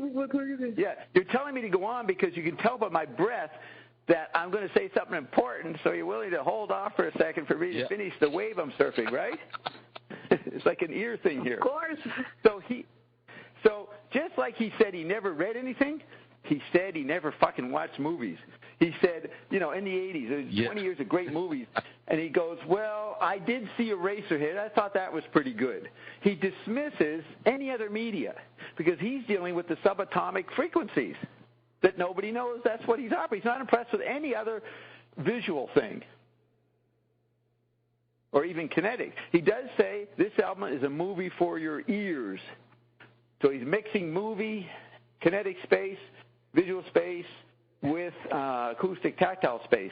But he's in neither position. He's operating from what I call the corpus callosum tactile space of conditioning. So it's incredibly amazing to analyze Zappa this way, which has never been done by anybody, based on the vortices knowledge and other knowledge that I gathered together. Yes, because why would you have this interest in this specific composer? There are many, many, many. But we are seeing that there are many aspects of what I would read Downbeat. I would read all the different magazines and the reviews of Zappa's albums to see if anybody was seeing in these university-level worlds of art sophistication, if they were seeing Frank, if they were noticing, and nobody did. Only Dave Wally. That's why I bonded with the first author of the first Zappa book was Dave Wally. He, a graduate of Yale, cultural critic, smart guy, he knew that Frank was on to something. He wasn't sure what it is, and I knew it, and we were the only people in the world noticing it. They would just, you see these old articles, well, Frank's some weirdo that he doesn't seem to be just a jazz guy. He's actually out there doing doo-wop. They couldn't figure him out. I don't think we ever saw anybody figure it out until the Bob Marshall interview came out. And everybody was amazed and called it the greatest interview when the Internet started. We, in that interview, started to point out stuff of Frank that nobody realized. And then the biographers would use that. That would give them so the biographies got a little better from the mid-'90s and that on. But no one's got to this point. The same thing happened to McLuhan. Many people say, oh, that's the guy that say the medium is the message. Oh, yes. And they think they talk about ads on TV, and that's it. You have to see, from the late 60s to I'm talking about Zappa, LaRouche, and McLuhan. Thompson hadn't shown up, Croker was not, Beater not yet. But just take Zappa, McLuhan, LaRouche. I'd enter into a conversation in a bar or anywhere. I was considered a fucking idiot. I brought up the wrong people. I didn't look very smart. Like, they'd be talking about the Beatles or Jim Morrison and his lizard poetry, and I'd say some amazing stuff. They didn't know what it was. For 20 years, 67 to 87, until I got on the radio, I was a guy who kind of ruined the conversation because why are you sitting among us? Obviously, Bob, you're into fucking teeny bopper shit. Zappa and McLuhan, they're not worthy of noticing. That's what they used to think. But I was so confident about what I was doing, I didn't mind that people didn't agree with it. I just kept on doing it, talking about it. Nobody. I used to try to get Lester Bangs, the famous rock critic. He hated Zappa. I couldn't get these guys to take an interest in what was going on. I did it all through the 90s. I'd go to the Barnes & Noble. They'd bring some author in, some famous guy, he'd say a bunch of shit. I'd get up in the question period, bring in amazing insights, and I'd get sort of booed. It's pretty amazing. Shout, I was a why? Why? It was like I was a walking anti-environment, showing how the population were a bunch of somnambulists. And either you fake dying, Bert, or die. You can go look at the cache of records, and you can track what I'm talking about. You can watch my 15 years in New York and enjoy, every other day Bob goes to Barnes & Noble or something, and you can watch what happens. It's all there for you to see. It's a great history. And then you have, on the radio, people calling in at CQN, Bob, sounds pretty good. I don't know what you're talking about, but it sounds like it might be real, Bob. You get this puzzlement right there recorded in the audience 30 years ago. And if they could ever, luckily, find out what's happening now, they'd even be more shocked. Listening to Ion. You should hear, yes. Did you hear most of today? It was a pretty good session today, right, Roxy? Ion was talking every time. You should have heard him with Neufeld. Holy shit. What did you think of that, Roxy? I heard that. The telephone died, and I could not hear everything. Okay, well, you definitely want to go back in the archives and hear it. But you heard it, Bert, right? Yes, the exchange with Dave was amazing with electronic and sound. It was that's something to re-listen to. That's really something to listen to because it was really they were bouncing back off, and Dave got really excited and hyper. Right, and Dave got into issues like core questions in his mind that he puzzles about, and of course none of us understood what they were talking about. Right? We don't know I don't know I don't think anybody there knows that technology that they were discussing. And whatever he brought up, Ian was right there, ready to supplement it, correct it, support it, but then got Dave all excited. So Dave had the conversation he's never had with anybody. Yeah. It's fun to listen to. Yes, and then right. And another thing that brings us to Zappa and somehow connects with the book. War Peace in the Global Village. Yeah. Frank starts, like you said, shouting, freak out. And here, McLuhan starts by explaining how each thunder freak out men, like the primitive man was afraid of thundering. Yeah, acoustic stage. Each new technology creates a frequency that is first perceived by the seers and by the artist, and they start trying to help people to change their perception to balance to this new frequency. To the new silence. But most people Dave's talking about noise, and Ian points out, no, Dave, it's silence. It's balance. So that's just a subset on what you're saying about balance. That was a key point at the end of the Dave talk conversation. Balance versus noise. Wow. Yeah, like Dave thought the exchange among the AC and DC currents was canceling out because he couldn't hear anything. And I said, no, that's balance. When you arrive at silence, that's balance between the currents. That was a major percept for Dave. Damn. Yes, because usually opposite frequencies that are the same cancel themselves. And it looks unproductive. So it looks like, we didn't get any motion out of that. No friction. Yeah, but and remember McLuhan quotes silence. And McLuhan quotes Samuel Taylor Coleridge, the rhyme of the Ancient Mariner, we were the first to break into that silent sea. Talk about him and Ted Carpenter. The silent sea. And he says then everybody starts having phantom pain, and nobody can really understand what's going on, what's the cause of this not feeling right, not feeling good, feeling sad, sick, or out of sorts.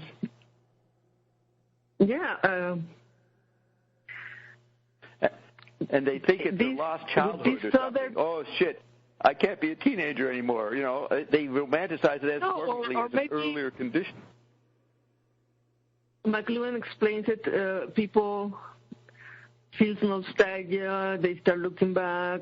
They think they have fear because they see there is new knowledge for the new technologies being required, and you have maybe a skill that is good for a mechanical society, but it's not good for the new information societies. Right. And everything you learn now is obsolete so fast, so people feel endangered and in fear and ripped off. They get bitter. The postmodernists call it ressentiment. They get incredible bitterness, which many people try to explain Trump as riding on a wave of voter anger and resentment. But it's more than that. It's not limited to that. That's a sub-factor of the chemical body, but it doesn't include the other factors of the other bodies that Trump is communicating to. So it's never, if you refer to chemical bodies... that's the thing that you were explaining very well, I think yesterday in the morning, that it's yesterday.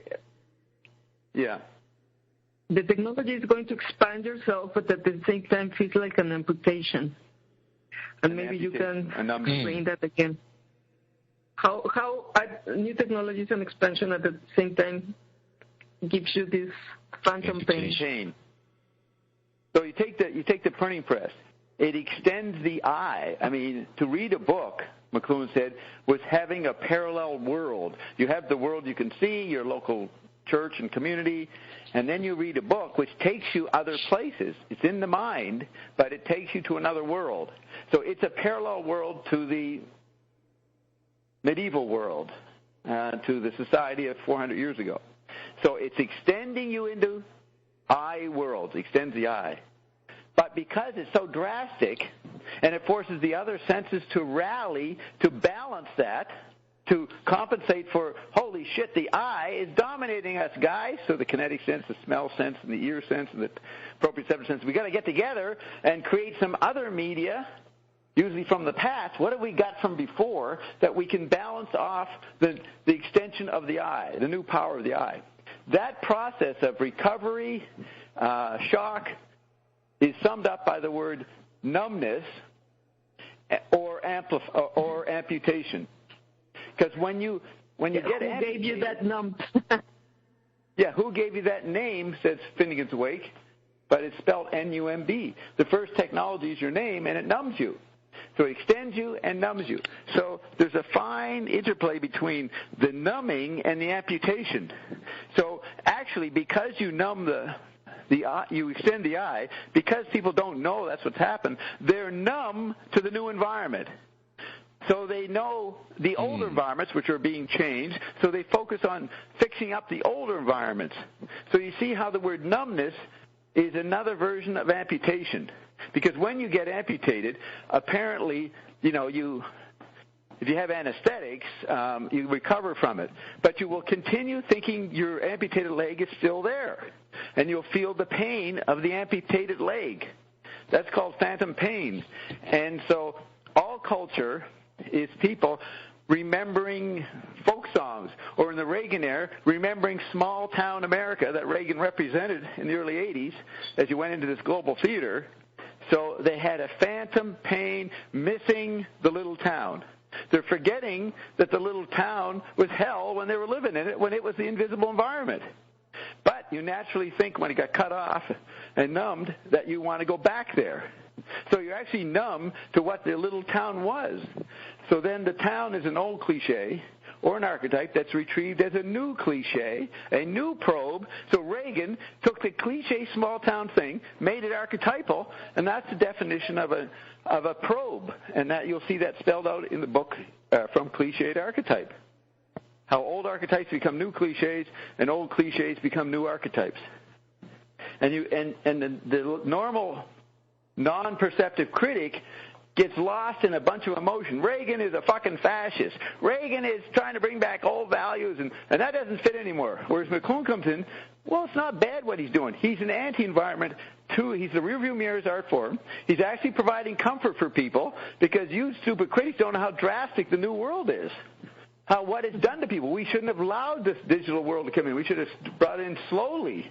We shouldn't have just dumped it on everybody like Gates and Dobbs did, and the rest of them, Oracle. So if you're an ecologist, you're not against the past, you're not against the present, you're not against the future, but you have to juggle the ratios of it, and you present a good, clear communication ecology agenda. And that's why when Roxy reads the book, she says, God, McLuhan makes it real simple and real obvious, and it's the best explanation of what's going on. He covers the whole waterfront. Yes, and you say, now freak out because this new thunder is going to amputate all your 8 bodies.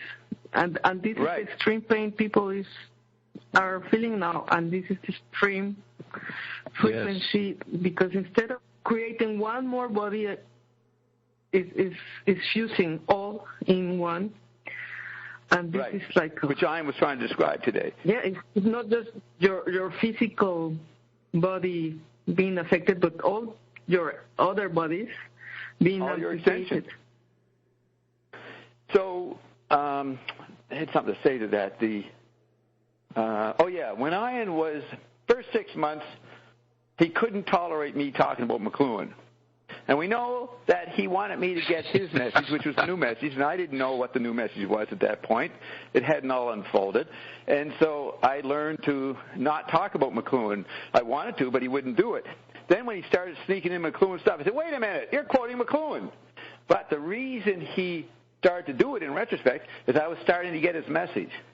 So I had absorbed the new environment, him, so therefore we could now retrieve McLuhan, because it was obsolete, whether I knew it or not, and talk about it.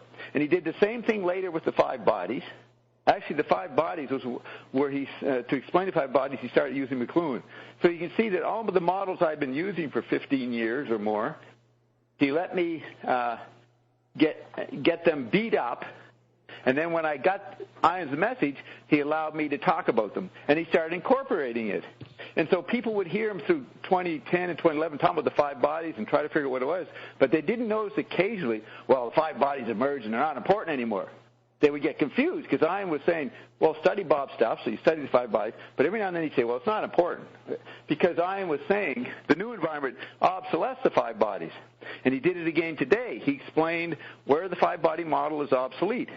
But you still have to go through it and learn it because you're not going to be able to go from Switzerland to ionic knowledge without knowing the intermediate phases of the tiny note chart. You just can't understand. You've got to go through the barters of the rearview mirror stages. So I was allowed to pontificate and force everybody to study my stuff. Ion tolerated this 2 and 3 years after he told me to shut up about it. But then we worked out a process where he allowed me to retrieve it for the new audience. That was still way back in 2009 you are level. You're not just quoting McLuhan. You're retrieving it, but you're overlaying what you know now from Ian. Well, that was a couple of years, 2 or 3 years ago. Ian wouldn't let me talk about McLuhan, but then later, once I got the Ion thing, and it helped by having products. We wouldn't have got it without the products because that was concrete and proved something that Ian wasn't just a bullshitter, is that he would start saying, Bob, yes, McLuhan was good, but you've even gone further than McLuhan. And he would compliment me how I went further and knew more McLuhan than McLuhan, but that was in the occasional statement, Bob, you're fucking stupid. We're sick of you wandering around the wilderness. You haven't got it yet. But in relation to Sasha and Ginny and everybody else, you got the best stuff. They need to learn it, so we'll let you talk about how you're better than McLuhan. You know what I mean? You see the juggling? There's no consistent perspective there. There's a juggling of figure ground bended on different situations and who's in the audience for the topic. Did you say damn there? And damn, did you say that in there, Bert? Like a minute ago? I said both and. I said it sounded like both and. It sounded like both and. Both and, yes, both and, right. Both and is a literate fusion of visual space, and you got to tease apart what both and is. It's a good phrase, but to visualize both and, you have to be able to know how to read a page of Finneg's Wake, which is showing you both and. And 99.99% of the world can't read Finneg's Wake, so they don't really understand both and until you see it in a page of Finneg's Wake. And, we're going to be able to really read it and see all the things that are there, because I already see a lot. Right, you're already getting that level.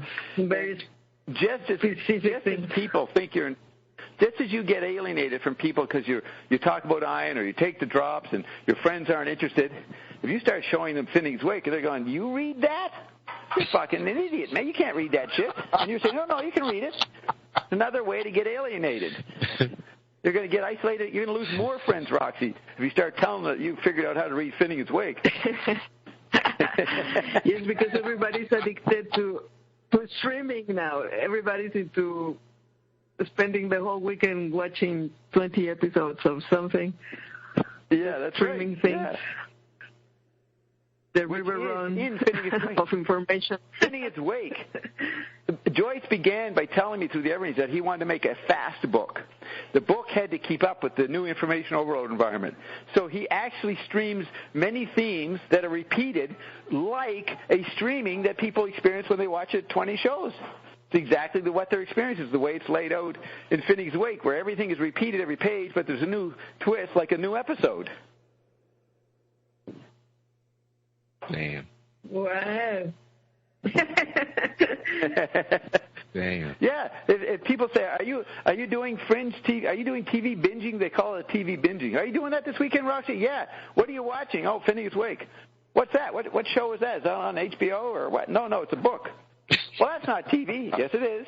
It's streaming TV. Well, when did this book come out? Oh, 80 years ago. Yes, but that's what I said.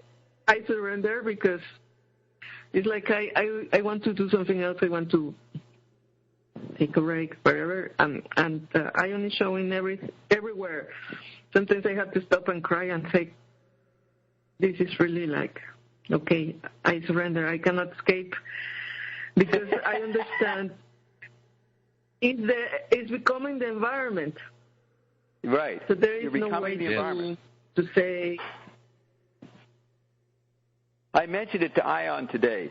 How'd it go? You had told me that you had endless conversations with Hathor or something all week long. All these dreams all week, right? Very intense dreams, talking to Egyptian goddesses or something. Yes, but there are other things that besides the milk, like there is also she look the mirror, like looking back in the mirror, like the Ankh.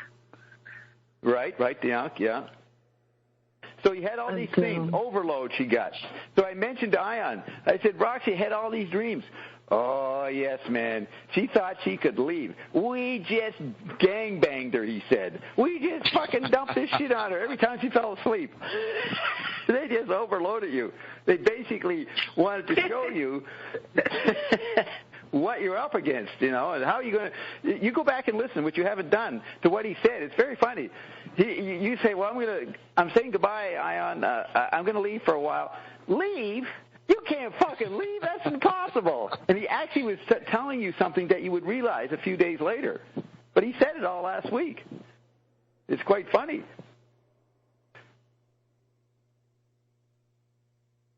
Yes. Hey? I know. But the thing is, there was another point there. The milk. Did you hear him do the milk tonight, or were you disconnected and missed that? No, I played it. I think you were here. Heard that. Yeah, it's pretty neat how the milk was made by the cow, and it can only be done by the cows. Scientists couldn't reproduce milk, so it's like a television set where your iPhone is very valuable. The cow produced this important substance, so you had to fucking really respect the cow and hope the gods were keeping it going because your economy depended on so much. And it's interesting how it's pure substance. So the eye cell is a new milk leaking into this world. We're sucking off the tit of ion. This ion is a tit squirting this new substance into this world like cows. Yeah. And in the movie version of Naked Lunch, that's what David, whatever his name is, the director of that, famous Toronto director, he shows Burroughs and everybody sucking off these weird sugar, like idiocracy movie things. They're just sucking off these heroin things. That's the way people are today, sucking off their chip body, like a milkshake. Now, Bert, Ion said to Roxy last week, may he wanted to know about... May I say something? Yeah, go ahead. Before I forget. You said a few moments ago that language speaks on its own. And yes. For example, in the wake or in some type of poetry or in some music, I have the impression that this is like these compounds, like the milk or the blood, that there is something else. You can see there is the non-physical in there, like in the Bible or the wake that has so many different levels of meanings that many people can read and get a total different book. And I wonder how can that be done? And now I see it's because somehow the non-physical work into that. And for example, he said you know also what it that this the is what temple of Ion man told. didn't hold. So listen to this. This is what Ion falling told me apart because back there in was no 2010. physical on that. Right, but this is how it was done. In Fitting Its Wake, Ginny started looking at it and reading up you read critics and get a handle on it by reading different interpretations of it. And she noticed that there were 3 cycles or 3 rings in the book. And Ian said, no, there's a 4th ring. And so after we heard a little bit more about it, I said, did Joyce know about this? No. Was this the ring that the language was creating? He said, yes. It was the ring of the non-physical part of the book. And he said, if you use the cipher, you will find and see the 4th ring. So I was agreeing with you, Roxy, that there's a 4th level of non-physical speaking through the language of Fitting Its Wake. The 4th ring. Yes, and you will hear on Rewrite or on Cash Flow, let me just say this. Genesis. You'll hear occasionally Ginny and I winking at each other saying, everybody's talking about something, and Ginny goes, Bob, that's the 4th ring. And I'll go, yeah. Nobody else knew what we were talking about. It was sort of confidential between me and Ginny and Ion. So what were we going to say, Roxy? Don't forget.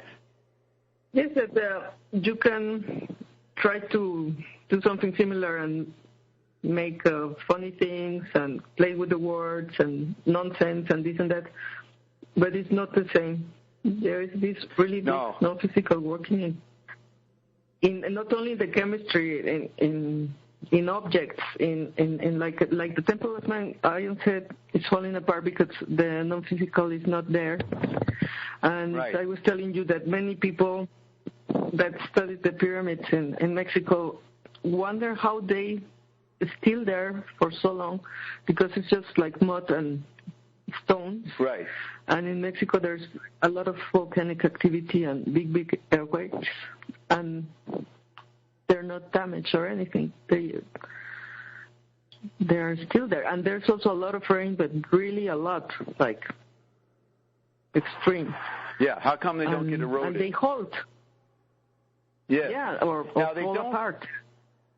Yeah, they don't hold completely, and the real stuff will hold completely and still be glowing. And Ian says the architects didn't know how to incorporate real powerful non-physical in their architecture. So Ian's saying don't worship Schwaller Lubitz's writings interpretation of the Temple Man because it's incomplete. You're going to get better knowledge from Ion than from any expert that ever wrote.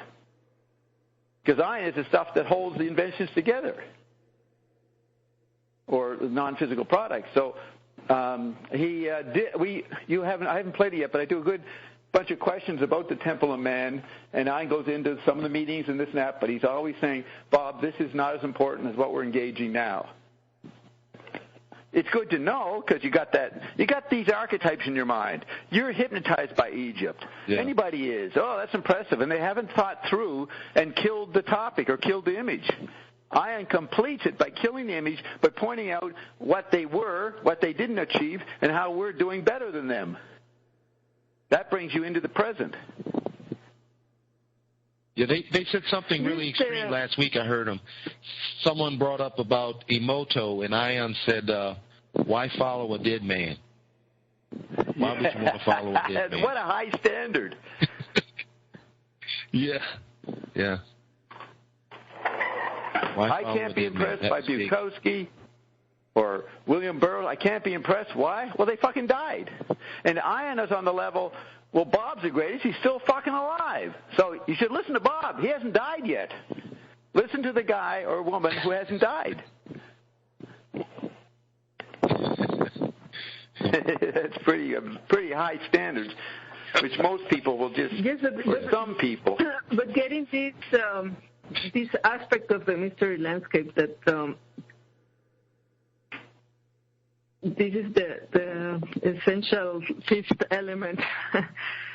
Yes. That is in the things that are to last forever, because otherwise the labyrinth of the mind says it cannot be that you can live forever or things can last forever.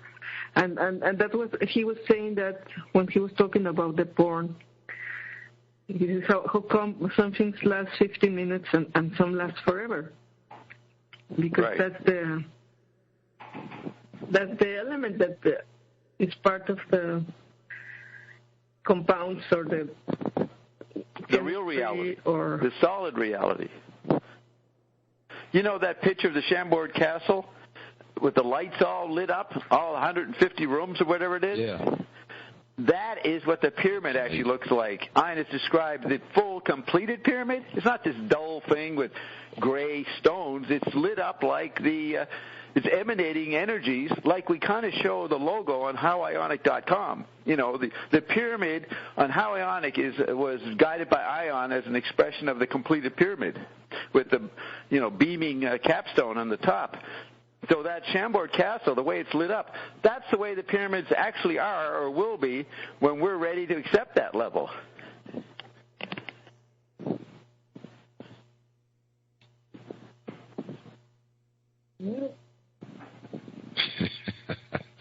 What happened? You can't have dead air.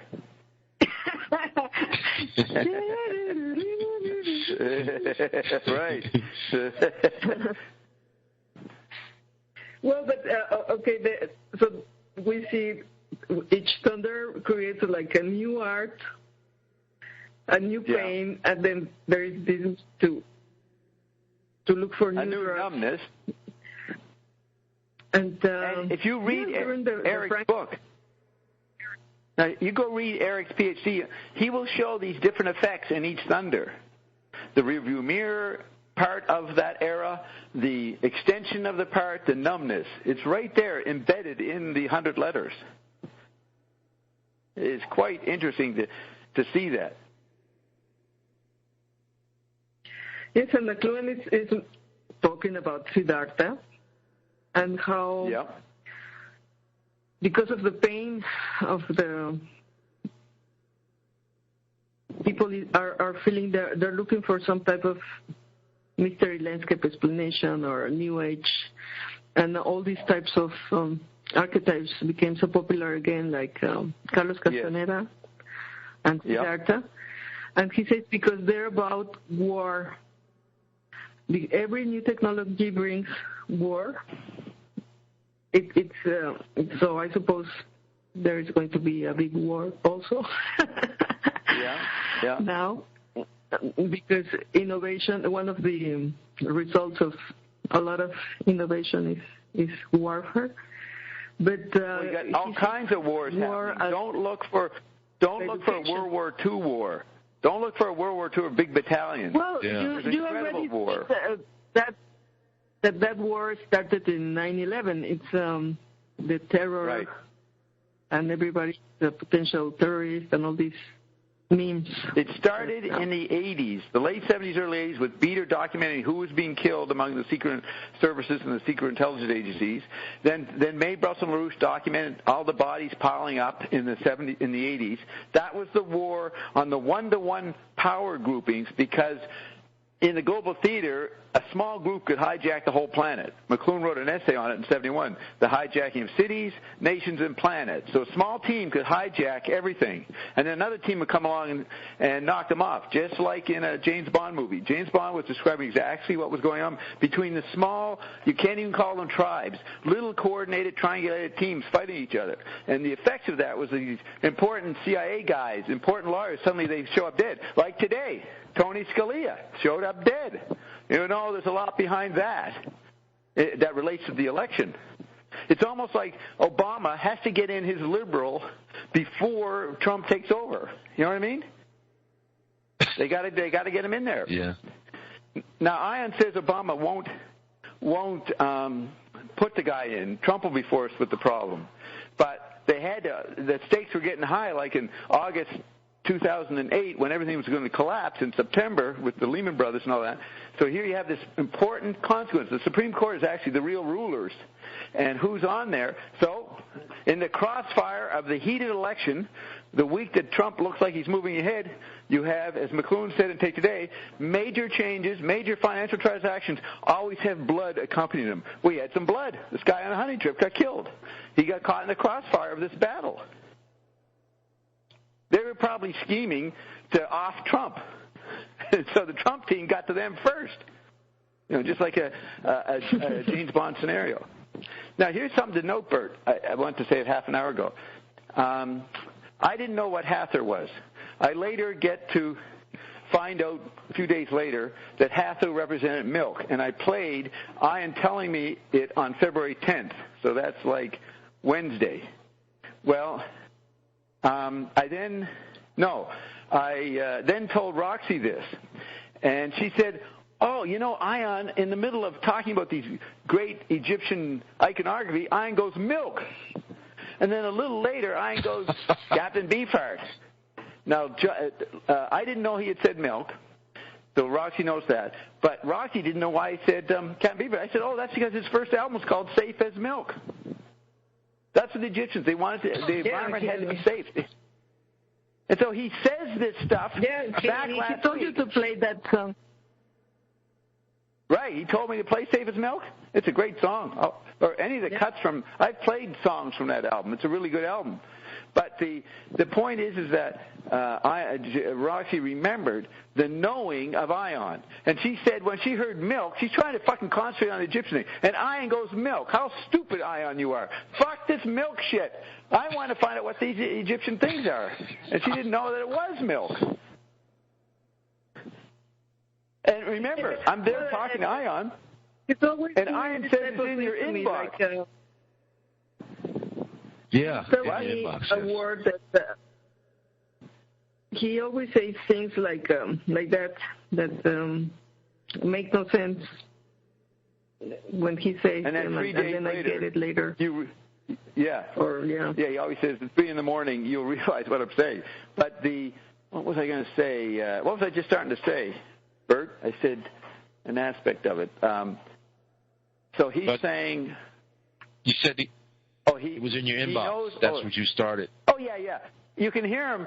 I'm saying, what's it mean? And he's going this and that. And then he goes, it's in your inbox. So he is able. It's not JW. He's able to zap me with the proper image. So I open it. It's a picture of a milk bottle. Nice, wonderful picture. And I don't even know that's the answer yet. But he's saying, here's the answer pictorially. I go, milk? He goes, yeah. And then he starts to explain it. But you have to realize that multitasking, the multi-communication, Ian can send me emails while we're talking verbally, and he was doing that on the chat line today. When Corbin comes on, or when there's a distraction, you look on the chat line, and there's all this Ion talking to somebody. You know, he'll take, if there's a lull, he'll communicate to somebody on the chat line. That's pretty fast. He'll carry on another dialogue. It's going to even get worse. Go ahead. I wanted to talk about the substances and the drugs, but go on. The way Zappa conducted all the rhythms in the band, and he's like dictatorially conducting it, is exactly an image of Ion watching all the different audiences, the different Ionauts, the different chat lines, me, everybody, different media.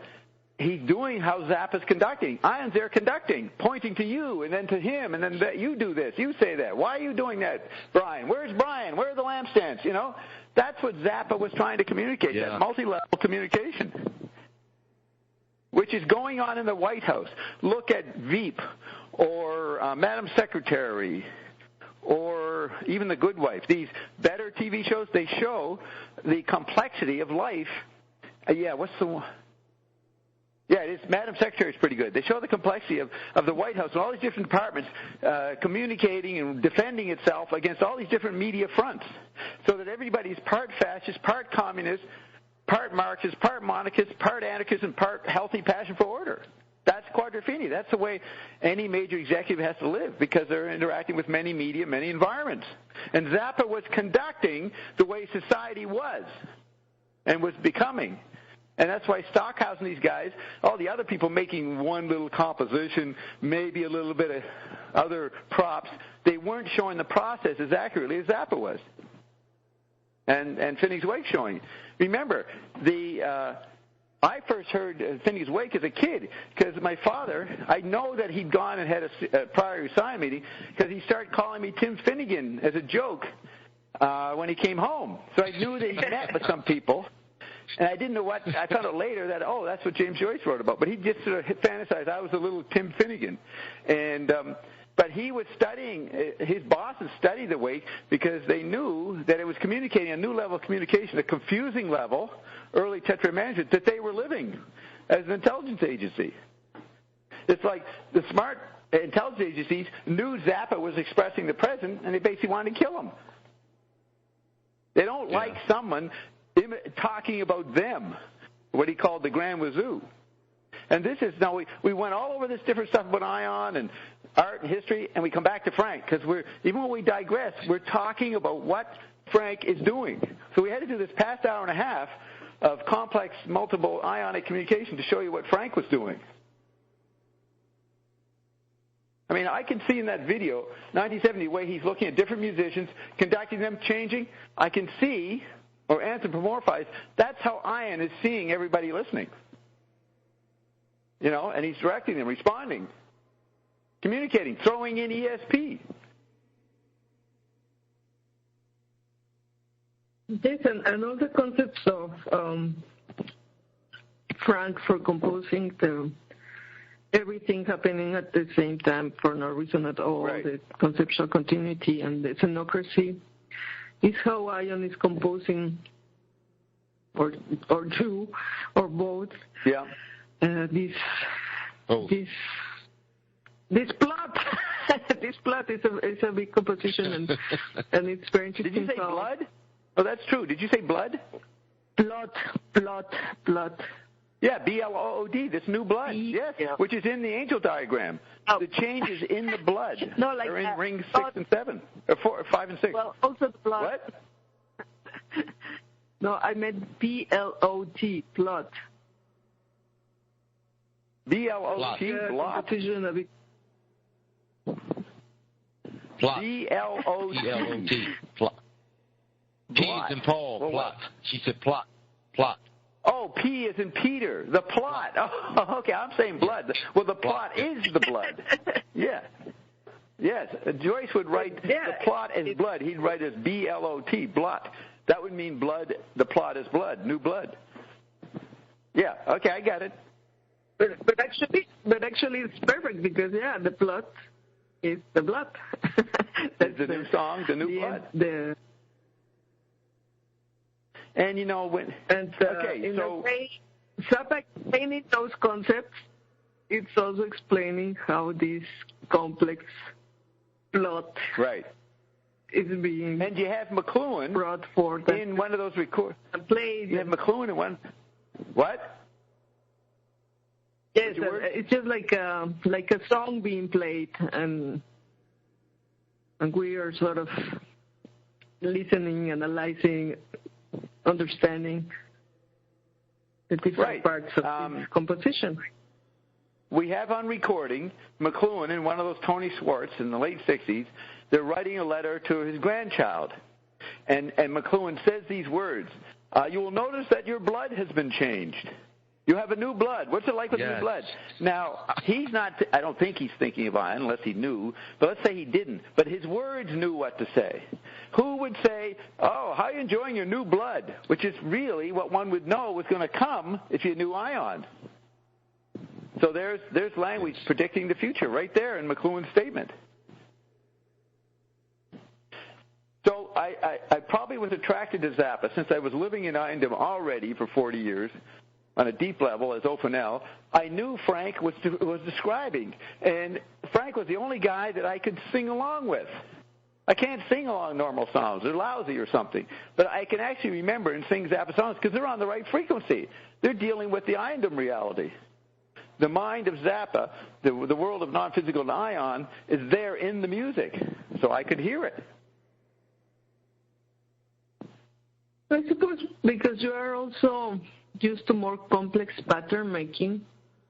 Yeah. You also need some type of more complex music because it's like I cannot stand listening to simple pop songs. Right. And then they repeat it again, like oh man, they do the whatever the solo, and then they repeat the same thing, and it's like I cannot. So you turn off the radio. Like, it's enough. Right, you turn off the radio, and you go to the convent to escape it, and that doesn't work, so you go to a lab of Gurdjieffian adults and hang out with them, not hearing any pop music for a few years because you can't stand it. Yes, and even now. Yes, but Zappa has so many things going on that somehow you can start following the rhythms or the harmonies or the text and this and that, so you don't get bored. Right. There is all this information there. That's what it is, information. And or tactile. I don't. Right. I don't know music. I don't know how to count off 17, 18 rhythms, 6, 10 time. No, nothing on the ear mathematical level. But I can dance to it or respond to it. So I'm listening to Zappa, and I'm not hearing all the technical stuff that you're hearing, but I know it's completing, or it's communicating. So actually, I enjoy the fact I don't understand music so that I can enjoy it without thinking about it. You think about it. You look for something that will attract your complex musical mind.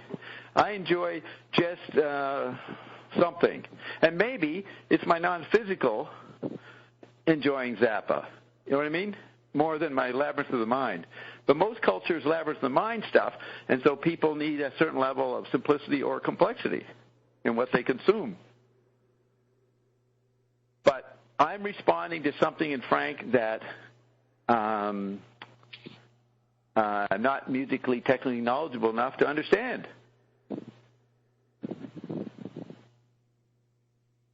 That's why you lead this discussion. You analyze, you know the mechanical stuff.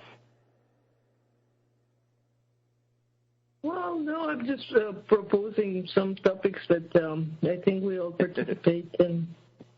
Explore. Yes, we couldn't have said what we're saying without your input. You wouldn't have got me rhapsodizing on this level unless you or Bert said things that pushed the dialogue. You know what I mean? So you get some credit. Now, Roxana said earlier about pop music. I remember reading about Frank had a problem, not a problem, but he noted how music fell into what he called nominalism. And that's some type of technical term that Wait a minute. Nominalism was McLuhan's enemy in his public role. Nominalism was the bad guy. Frank said the word nominalism?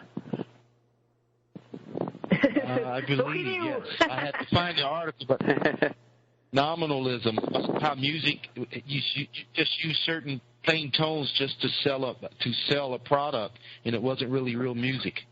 And he called it nominalism. He actually called it nominalism. That's incredible. Let me look it up. You got to find that interview. You got to find that. I've never seen that. That's an important statement. I mean, that's technically what I would be telling Frank back in the 70s, quoting McLuhan's PhD or something. And maybe he remembered what I said, but yeah, you got to. Let me. I'll go offline for a quick. I have a hard copy of it. I have to find the hard copy real quick. Awesome. Let's hear that. So, I'm almost saying he didn't say nominalism. I can't believe he said that because he wasn't academically versed in scholarly terms like that. But if it's said later in his life, he had time to read and get educated. He certainly, I don't think, would say that in the 60s, unless John Cage wrote something like that, and he got it from Cage or Schoenberg or somebody. But that's an incredible statement. The problem is visual space, and visual space is nominalist. It does not consider that the word evokes its own meaning and names. It's like the onomatopoeia. Nominalism is that any word can be called anything. They ignore the aesthetics of the frequency of the word. It's like the Eskimo is not nominalist. They say, how can I know stone without the word stone? The nominalist would say, that rock over there, I could call it a tree. It doesn't matter what I call it. They don't recognize the power of the naming, the acoustic part of the object you see. So hypersensitivity to the rhythms and rates and cycles in sound would be a non-nominalist perception, which I guess if Frank knew that's what he was. He wasn't nominalist. Now, John Cage tends toward nominalism. See, nominalism started to dominate when the printing press came in. Where did you say McLuhan mentioned that? It is a major theme in his PhD. See, you had in the time of Abelard and Heloise, when was that? Like 1200 A.D. And they were nominalists. They caused a nominalist revolution against the rhetorical grammarian tradition. And then it faded out, and the rhetorical grammarians came back, and they had a great renaissance in the time of Shakespeare and the complex poetry of that period. Then the printing press came in and started to level everything. So Ramus, the educational philosopher, came in and said, we got to drop the rhetorical, grammatical, word-sensitive tradition and since we have to live faster and more efficiently, let's go to simple naming. And that leaks over into mathematics. And that's what came in with Newton. Descartes and Newton simplified the depth of rhetorical grammarian. Since you weren't going anywhere in the Middle Age, you'd sit around and resonate with the multi-level meanings because you were in acoustic space. But once you had visual space, you could start looking for the China or looking for what was over the horizon. And then you discover a new world, and then you exploit it. Conquer nature, which was inside the visual space framework. All that led to they demanded less poetic, flowery language. And then that became the hedonistic calculus. Became math, algebra, and that's lumped in with the idea that we moved to dialectics dominating rhetoric and grammar and nominalism taking over. So the poets who were rhetorical grammarians, the Jonathan Swifts, the Alexander Popes and that, they objected to this new nominalist dominance. They called it a dark age, which Ian would agree with, because that's what he said. Dark age comes in with the printing press. That is, Ian is siding with the team that McLuhan celebrates in his PhD, because the electric age returns us to odd-object space, where we're not going anywhere anymore. You can't go anywhere visually because everybody's in touch with everybody electronically. So then we get bogged down to studying things in depth. You cannot go private. Yeah, you cannot go private. It's like Zappa says in Lumpy Gravy, drums are noisy. There's no place you can hide. You're in an electronic tribal drum. And so rhetoric and grammar comes back in with the beatniks and some of the vortices, like the Baroque sensibility of Finnegan's Wake, the flowery, excessive Rococo designs of Finnegan's Wake, like Baroque architecture, which was an antidote to the plain Calvinist Puritan architecture of the first effects of the printing press. So the Baroque and the rhetorical grammatical tradition comes back as poetry, a renaissance of poetry in the 20th century, and dialectic starts to look weak. The scientist becomes a ridiculed phenomenon in pop culture because he's talking a very plain language. He doesn't communicate to the multisensory, new tactile mud that people were swimming in. So how's that for a mouthful, Bert? Did you find the quote? Yes, but I was wrong. I got my terms mixed up. Frank was referring to minimalism in music. See? Minimalism. Now, you knew about nominalism from... I predicted it wasn't true. I knew nominalism. Yeah, you're right. Right, but you learned nominalism from me. You projected Bob knowledge into that. Yes. You've heard me say that. But Yes. that's how much I know. Frank does not go to that level of academic sophistication. He couldn't have said nominalism. It would be absolutely astounding if he had said that. And you heard me. I predicted he could. He did not say it. You misread it. For once in my life, my prediction came true. Let's celebrate that. No, you had a lot of predictions come true. You had a lot of predictions come true. Another thing that you told me yesterday, I think, about the symbolism. Yeah. That Symbolism, really that's amazing. a good thing. Okay. In the medieval period, I'll explain that and relate to what I just said. That you can apply symbolism to the same pattern. Yes. In the medieval period, which was a multi-level, in-depth society with a bit of a visual aspect, because they were doing, in Western culture, they were doing manuscripts in the phonetic alphabet. They weren't doing that in primitive Russia or primitive China or Africa, but in Europe they were dealing with the visual space of the manuscript. But it was a balanced culture. It didn't have the extreme effect of the printing press, which just swamped everything. It was a monster medium. So in the medieval period, being a balanced communication ecology, they regarded everything as a symbol. Everything was a symbol. Nothing was what it looked like. And that you can see it in normal histories of medieval period, that the common knowledge, the common scholarly perception was that nothing was just a naked object. It was a symbol of relationships with other objects. And that's what's in the Bible. You know, all kinds of relating symbolic structures interacting with each other, like you have the 7 churches, the 7 vials, the 7 judgments, the 7 this, the 7 that.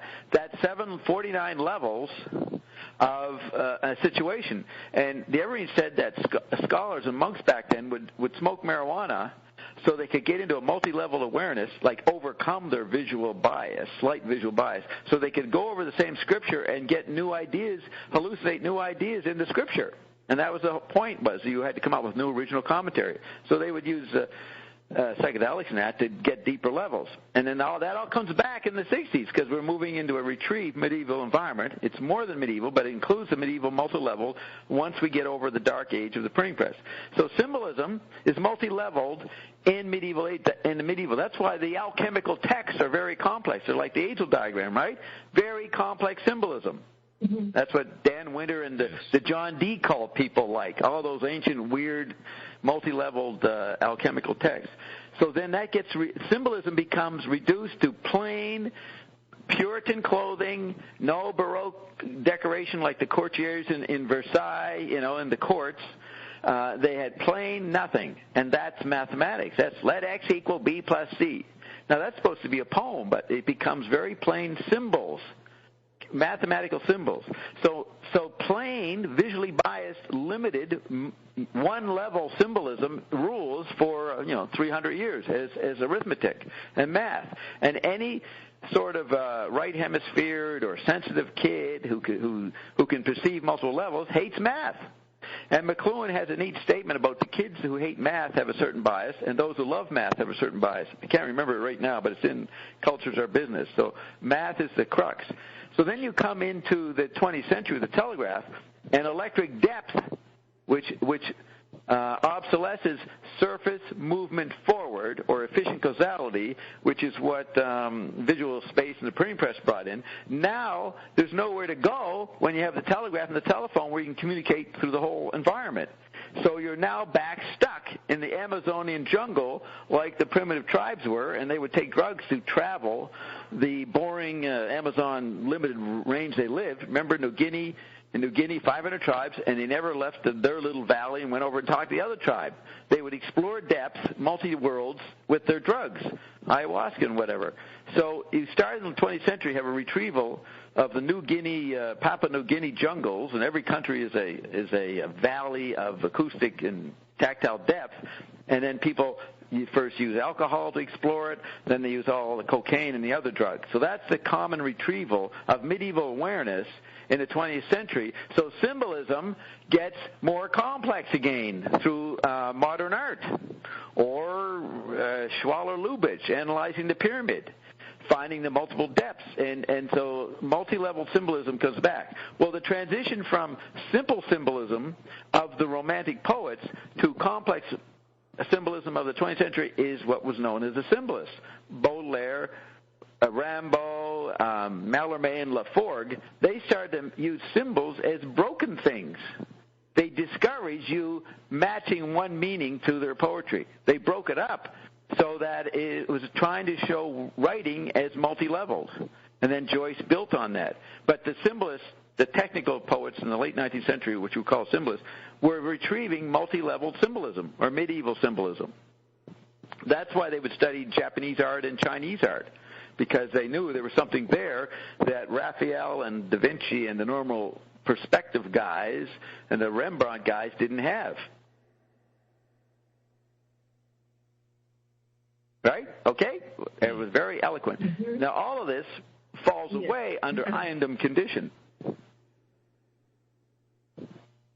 We include it, but you get understandings of how ion is multi-level communicating. You know, ion is retrieval of medieval symbolism, but even ayahuascan symbolism, and even early 20th century symbolism, and plus more than that to the secret chart I got on my wall here for parallel worlding. That's what symbols were originally used for. Yes, but it's like a total different understanding of the symbols, like when he's talking about things in the Bible that are chemistry, or right. that chemistry are is alchemical. Situations that are chemistry. That are to come, like this is America, this is this situation in the economy, the churches are the banks. So that there is no way to relate to the correspondence of the metaphor or the symbol. There is somehow some type of association, but how can you associate something in the Bible with like the church and a bank, or right, Deutsche Bank? Well, well, you find out that Deutsche Bank is the Ottoman Empire. And chemistry. Yeah, modern ion takes chemistry, like talking about the hypothalamus, and relates it to the thalamus and to the autonomic system and the lipids and the lysine. Ion is retrieving in-depth chemistry, including how it's symbolized in the Bible or symbolized by someone else in that text that the Ninth Gate is based on. The multi-leveled symbolism in chemistry is the richest part of Ion. You know what I mean? He's making science better than science knows. He's making the words and concepts of matter and the body processes so deep and resonant, and shows where it goes. Whether you hear when I play later, I read this section on MDMA, which is known as ecstasy. What does ecstasy do to the brain? It's fucking unbelievably poetic. How Ion explains what MDMA does. I read him what scientists say, and then he corrects the scientists. It's awesome. You actually get a beautiful, if you follow a bit of it, you'll get a visual epiphany or a beautiful painting from what he's pointing out to you. So Ion is composing. You know, composers wrote complex music because words weren't deep enough. So they make this Beethoven, multiple-leveled, well-tempered scale polyphony. They're trying to show the complexity, and music does that. It's deeper than the printed book level, which is called equitone. The monotone equitone is limited, so you get into music. Then you got movies, and they try to show depth, or abstract poetry. Ion is richer than all of them by speech. You know what I mean? It's speech compositions. by absorbing all the different models and systems available. And every now and then he's got to do a real fast rant, right? Just to cover that part of the interactions of matter and words. Yes, and for example, McLuhan thought the computer was the thing that was going to help us program and orchestrate the terrestrial and the galactic environment and energies in a harmonious way. Very well quoted. Terrestrial and galactic. Perfect. That's right. You have to realize what you just quoted. You get to talk like Bob there, Bert. Roxy's becoming Bob-like with that sentence. Programmed like a global thermostat, the terrestrial and galactic environments. That's straight out of War and Peace. Yes, but you can't say that's that why yet, they Bert. were saying he must be on LSD, because what is he talking about? But, yeah. To do that, we need something more than computers. We needed ion and the cloud. That's right. And that's why McLuhan says a bunch of stuff in normal equitone prose, and then he has to put a complex passage for Finnegan's Wake to say, well, this is what I'm trying to show you. I can't do Finnegan's Wake, but I'll do it simply. But Finnegan's Wake, which is more complex beside this paragraph, is showing more than what I'm saying in my simple English prose.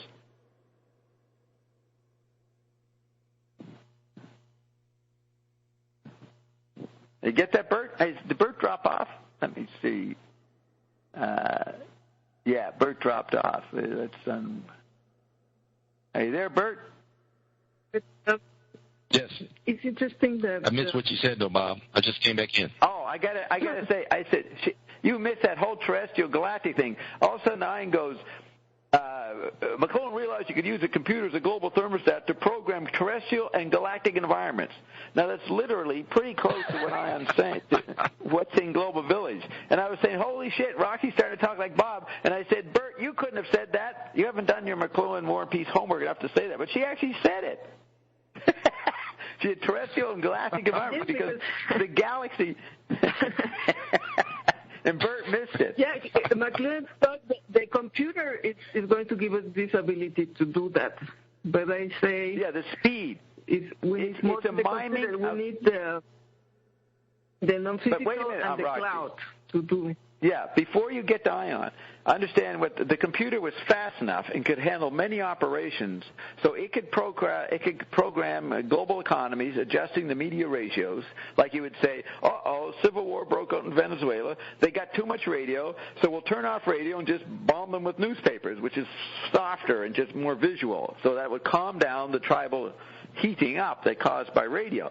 But the programming, the computer can handle the multi-level, and that's an extension of the corpus callosum, or whatever part of the brain that we call tactility, that organizes sensory data coming in and makes coherent consciousness. So the model of the brain doing that, so you can have coherent sensory perception, is modeled by the computer, run like an air traffic controller. You got planes coming in, planes going out. And the complexity, he would call the airport traffic controller was a model of how he wanted to manage the global society, the global theater. And that's the computer. That's the complexity of the computer. Well, it went from mainframe computers to digital computers, and it got so fast that McLuhan's scenario wouldn't be good. You couldn't run it like that. Basically, the way to say it is, we failed to program the environment in the 60s, so we killed ourselves. Rye returned to essence. Humans died in the late 60s, no more humans. Now it's Android meme. Technologies now run the show. And the technology starts programming the global environment, and we call it the pentadig. That's them doing tetrad communication ecological programming, terrestrial and galactic, with the through the machinic, not humans. The machinic is doing it somehow. And so we went to the pentad, and then that collapsed in 2008. 9 months later, pregnancy, Ion comes forth. And it started with me and James in July doing my seminars for 9 months. I was growing Ion for 9 months, and then in March, from July to March, 9 months, and then Ion burst forth with the new form of programming. Like Roxy was just saying. What did you call it? What was it, two types of programming? The terrestrial and the galactic. No, there was that. That was McLuhan, but you said two types of ion programming. What we need is the ionic and the cloud. Oh, yeah, the cloud and the pillar or fire. That's right. The two, what is it, a cloud of glory and the pillar of fire. Those were the two. That was the update of terrestrial and galactic. Yes, the new cloud. It's a great pattern, Roxana. Yes, and the lucidity that nature is both first nature and second nature is one creation, is one environment. It's like any other thunder that we have been creating all these labs in which we have been experimenting our expansion. Well, that was always the theme in James Bond. That James Bond had to go find out where the secret lab was, and he'd always find an island with guards, robot guards, that all get blown up by evil Dr. No, as Dr. No ran around hiding and protecting himself when Bond was attacking. Right? They'd blow up Dr. No's lab. It's always the same theme. But it was literal. That was more the actual news than any news that Walter Cronkite was putting out. That was the big picture that people didn't know how to get a picture of. Bond movies, and McLuhan used to say that. Here's this great professor, and regular professors thinking this Bond is junk movies, bullshit, and McLuhan would come out in the mid-60s and say, well, it's a CIA world, it's a James Bond world. And, that's like to the literate professor, what do you mean? It's that B movie? You're saying the world's a B movie, Marshall? Come on, that's putting down everything we stand for. But they didn't know the B movie was accurate. It's like Zappa going into rock and roll and bringing back Room the Jets' 50s doo-wop. It was glorious music. And the scholars of Mozart and Beethoven said, well, Frank's so stupid, doing that shit. He must be parodying it. But he used to always celebrate the complexity of the kids on the street corner making these amazing a cappella fucking songs. Multiple levels. Well, if you can't hear that, then I do have good ears because I can hear the complexity of the doo-wop guys. You know what I mean? At least I can figure that out. But okay, now you come to this neat insight. Another thing is how the programming now also requires that the non-physical starts talking like Adam did in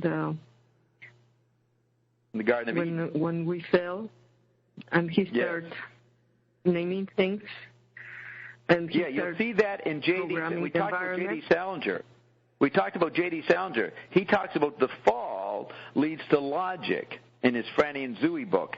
So that's the simple idea that, yes, speech, and McLuhan has in Understanding Media, speech, flower of evil. Like the simple Gnostic view is the fallen world says speech and logic is bad. That's mind, too much mind. That's a simple dialectical symbolism. But the idea that Adam started speaking, which was a fallen condition. Bert has this book about all poetry trying to get back to the original Edenic Garden of Eden language. I think it's called prelapsarian language. That's a big theme in alchemical initiation.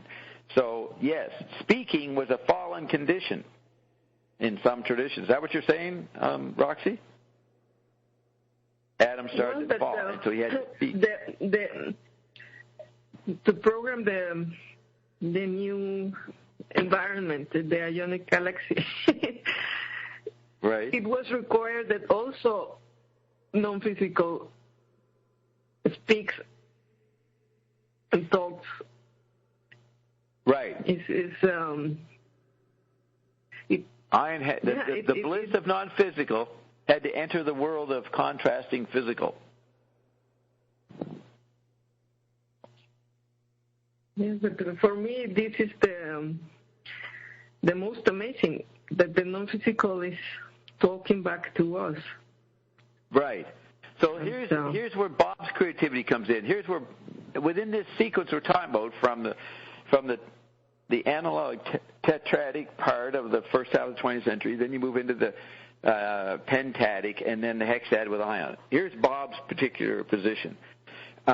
You learned from McLuhan that there was first nature and technology was second nature. So humans were imitating first nature, which was given to us by God, some external something, and we mimed it with second nature.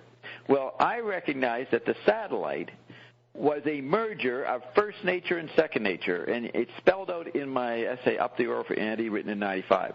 So this is what blew Nelson Saul away. The night I told it to him in 95, he goes, how did Marshall miss this? How did Marshall miss the merging of the first, second nature? So he was just stunned that Marshall, his guru, didn't get it, and Bob came up with it. So I then went on to say that we're in a post-friction, a new merger of first and second nature, symbolized by the satellite environment, which then led to Pons inflation's cold fusion, which was a merging of first and second nature. So there was no friction between second nature technology and first nature frictionless, because a lot of first nature is frictionless. The sun just goes on and on and on, and then it dies and it becomes another sun. So there's an eternity in first nature, which humans could never imitate or technologize. So they were trying to. Well, they broke through with cold fusion. So the fusion of the satellite symbolized the coming fusion of cold fusion. So I spelled out the merger of first and second nature. No one had done that. But I didn't know the full implications of that, because that meant that the guff would merge with physical. Not physical would merge with physical. So I created the poetry in my essay, the statement of the merger in first and second nature, which was a new clarification that Ion brought forth, and then that leads to Roxy's blinding insight. Holy shit, there's no difference between first nature and second nature. That humans made first nature, not God. Humans made it, as well as second nature. So that's my positioning in the history of thought. I'm the philosopher of that point. And I guess my reward was, since I figured it out or came up with this sort of invention of explaining technologically how we had first and second nature and how that was cold fusion, then I had the right to get the benefits, which was Ion, which was the actualization of more than what I meant. Frank Zappa said the torture never stops, because that was the situation of all the last founders. There was always this pain and freak out and more bodies, more fragmentation, more quadrophenia, more drugs. More stress, more pleasure, more divorces, finally, the torture, more bastards, more pollution, more bitches, stupid millennials.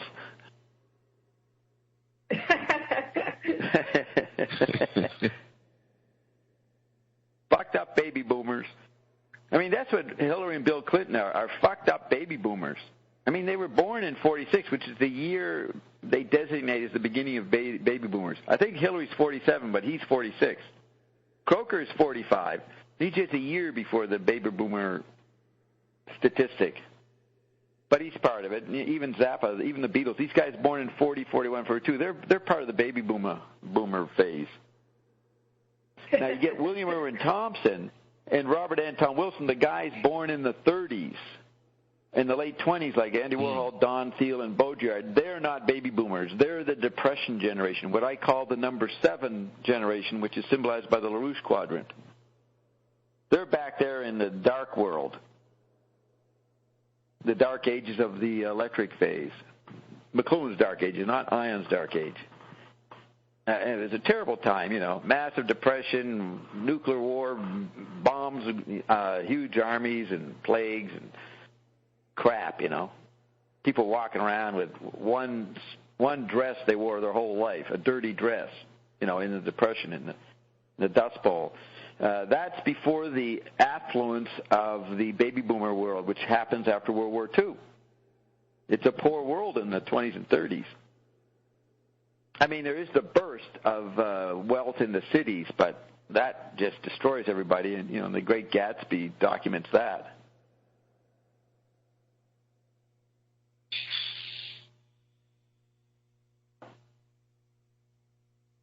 Yes. So, what an amazing odyssey. Yes, yeah. And here's a comment.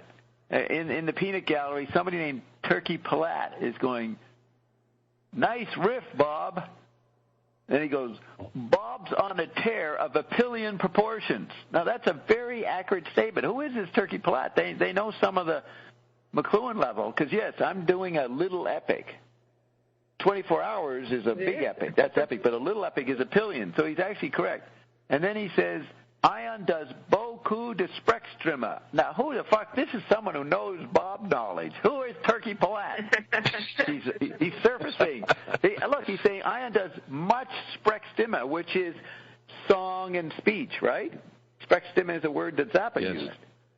That's right. The new song is Sprechstimme. Very good, Mr. Palat. Mr. Turkey Palat. What the fuck? What do you think he is, the Ottoman Empire? Genau. This is an al-Qaeda terrorist. This is Osama bin Laden's son. They know this Sufi knowledge. And he's saying, yeah, Bob, yes, we here in Turkey can dig you, Bob. We know about the Apillian. We know about Veronian satire. Fuck the Menippean satire. Bob, you're a Veronian satire.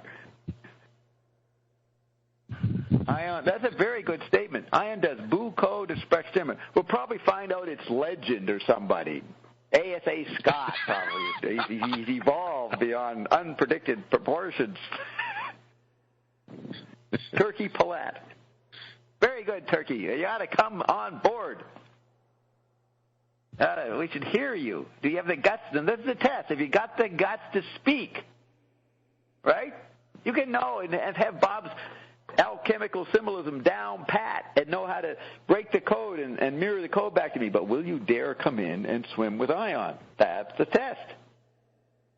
It took Roxy 4 years of intense study and examination and slow deliberation about whether she's being conned or not before she dared to come in.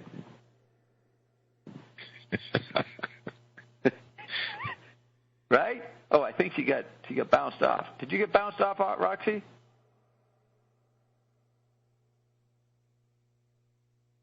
Where are you? I'm back. Yeah. Did you hear my satire of you? Did you hear what I said? No. I said, I was explaining how Turkey Palat, he's got the code, he's broken down, he knows what words to throw at me, very good sentences typed out. But now he has to have the guts to come in and swim with Ion. And I said, I'll repeat, I said, Roxy took her 4 years of slow, paranoid deliberation about whether she was being conned or not. Slow 4 years of analysis before Roxy would dare come in. Right, Roxy? Well, 5 years. Now, Bert jumped in pretty good. You got to give Bert credit. Without what, Roxy? What are you saying? That I would have never called in without all this freaky stuff happening, like you showing up here. I caused portable and all that. That's right. If I had not shown up, who knows what fucking adult state of mind, because you would have been still hiding out, wouldn't have participated, you wouldn't have got mutated. You're damn fucking lucky I showed up and guided you through your week of on the cross. You were on the cross for a week, being crucified on the road to Emmaus. And you were videotaping it all the while. I mean, Jesus never got to videotape his own crucifixion. Roxy got to videotape her own crucifixion. And then post it later. But, you had to go through that, and I used to always claim that. You know, to get Bob knowledge, you eventually have to meet me I remember, and interact with me. For some reason, I felt like we had to go to the Ishtar tour. Like, we have to go to the Ishtar tour. We have to go to the Ishtar tour. Right. Well, I don't know. Where Pergamon was, right?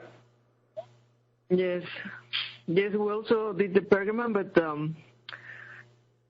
for some reason I felt like we had to go to the Ishtar Gate.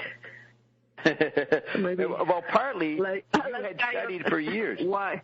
See, that was an important archetype, assumption, meme in your social motor brain makeup. And you had studied that. You knew there was something important there. So you had to take Bob there to your cultural shrine of an important thing that you'd looked at many times throughout the years, went back to the museum and looked at it and said, there's something here. What is it? And you had to test me with it. You had to put me in front of it and record me saying it. I had to perform in front of your shrine, well, I think, which was...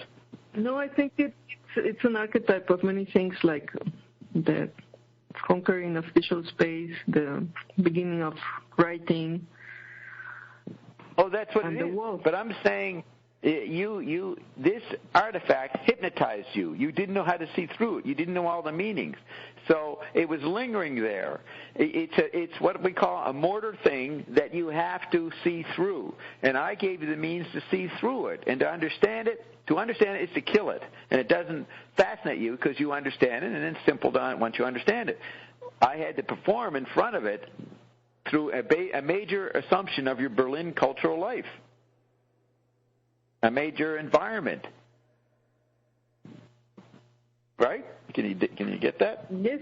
For me, the revelation was these things you do as a code breaker that you see an object and you expand on what it's really representing and what it was retrieved during the 30s, like with the movies and it's amazing rap I do. It's a very complex rap I do, talking about why people notice this stuff, because radio retrieved the sensibility that would notice the wall. So they went and brought it over because radio made them notice it. They wouldn't have noticed it before that. So it's very complex. Now, here's what's funny. We see pictures of Man Ray and Duchamp and the other artists in museums or looking at things, but we have a videotape of Bob explaining it while dealing with the average fascist culture of the fucking museum guards. Stop touching that! And I'm there. I have to turn over and apologize to the guards while I'm revealing the secret knowledge. That's modern life, because corporations, the fascism of corporations are guarding you while you're looking at these stupid old artifacts. And that's what's funny. You don't have Man Ray fighting off the museum guard while he's trying to reveal the secret stuff to a young lady. Yes, and for example, you also did this thing from the map of Europe that is the Germany. I was going to bring that up. Ion goes on about the German thing, and Kim, I think, her questions evoked the importance of the Deutsche Bank and Ottoman and Germany, because it went from the Ottoman and Pergamon to Germany, which Roxy's been talking about too. I suddenly remembered that's what I was explaining when we stood in front of the 2,000-year history of Germany in the museum. They go through the whole history with these dates, and I'm quickly explaining each phase. I'm reviewing what Ion revealed today. Yes, you're talking about the perforating glue. Yeah, I'd say, well, here we are in Cyprus in 400 AD, and we're fighting out. And then we got new stuff to add to it. Now I killed the Templars long before anybody knew the Templars there, and I worked with the Medicis. It's awesome. It's just like Phineas Wake. Every week, you get on payday, and we retell the same story with new dimensions, just like every other page of Phineas Wake. It's the same story with new aspects. That's what we're doing. Retelling the same ritual. This is why, we cannot talk about Zappa just like everybody else and do some music and do a biography or something. We are talking of We're talking for Zappa the ages. as an environment related People will listen to this. Yeah, if there's any humanity left in if there's not just bacteria like Frank predicted, if there's humans, they will listen to this. Not David Wally's book, not Ben Watson's book. Oh, they might read it, but nobody is going into the profundity of how an artist can be resonant with its time and predict the technology coming, which Bach and Mozart all did this process, which McLuhan explains and other people add to. This is the most incredible explanation of Zappa, including the guy who is inheriting the work of Frank, me, and explaining where Frank was going. See, most people today would say this is absolute fucking idiot, and they're not going to listen to it. But in 100 years, the kids will listen to it. They'll have time. They'll be put in tubes and will sit there for years just listening and having all these tapes going through their head, like the Evergreen story about the kid in 2078. He's living in a tube, like a matrix tube, and he thinks he has a girlfriend. He thinks he travels all over the world and all this stuff, and he doesn't. He's inside a programmed test tube, like Keanu Reeves in The Matrix. And they have the light. A new type of lab. What? It will be a new type of lab. A new lab. That's right. A new lab. Yeah. And Ion is trying to give a choice. You don't want to totally end up like this stupid kid being grown in a lab. That's a bit limited.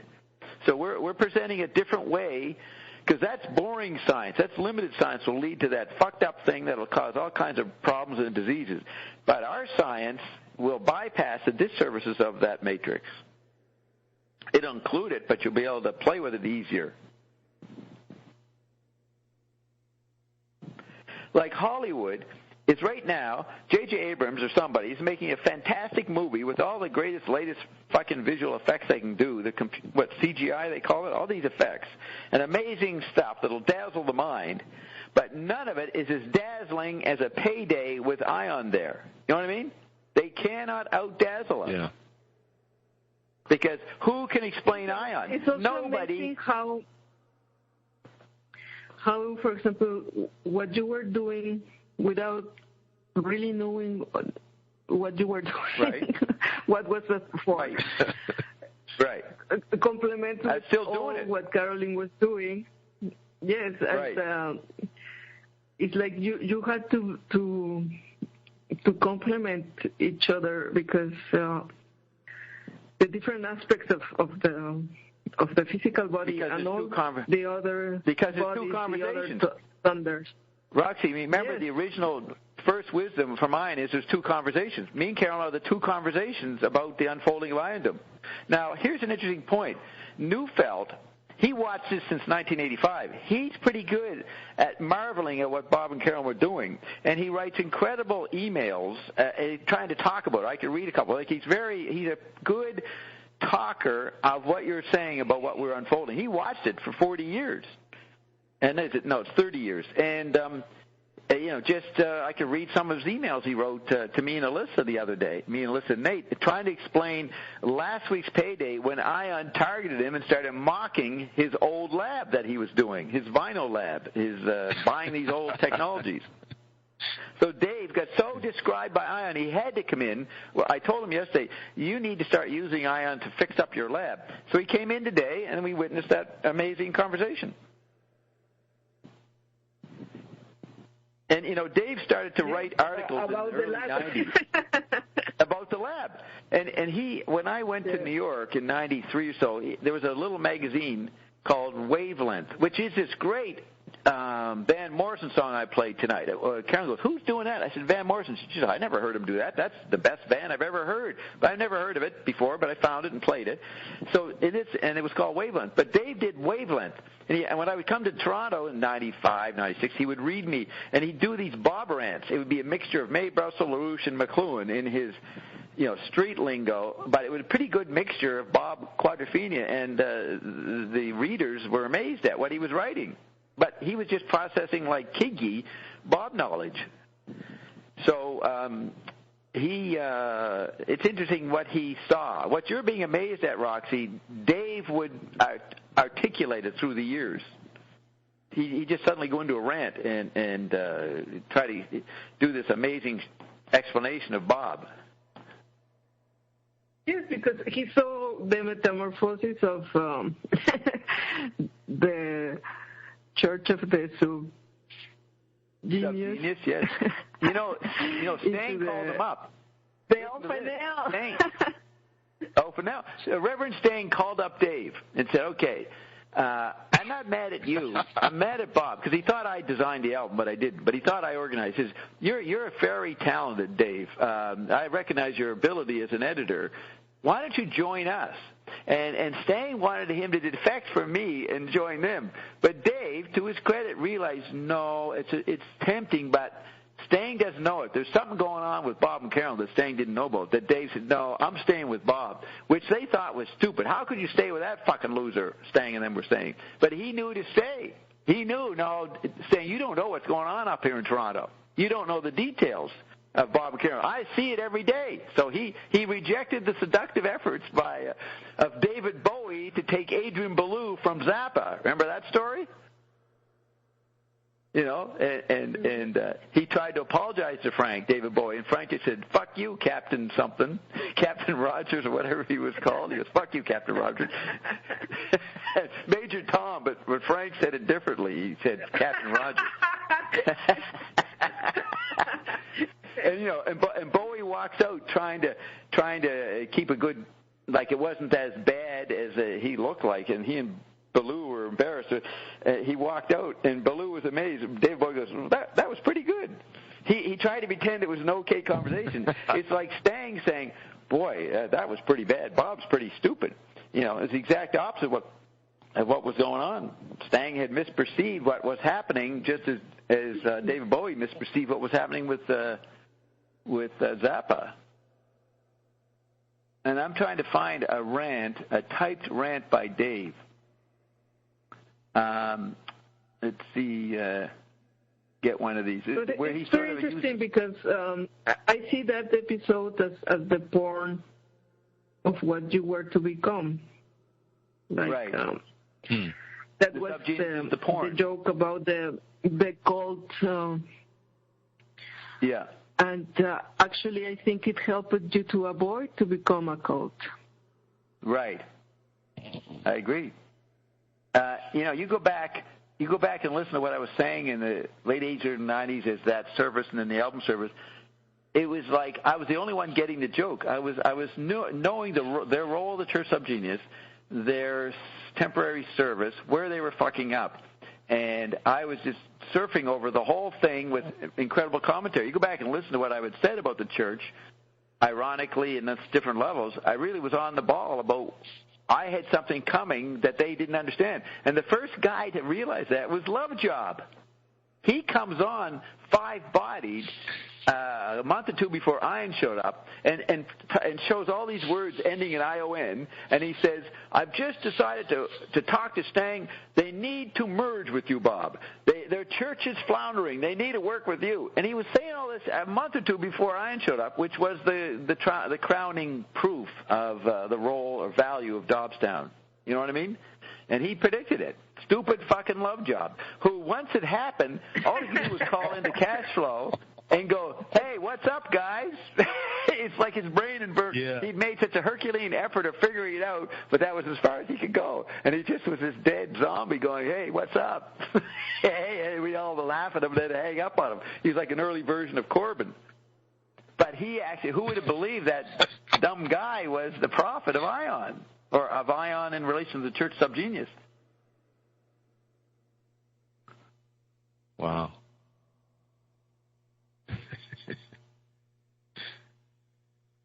I'm trying to find a Dave rant. That is nothing compared to the dimension of the environment becoming.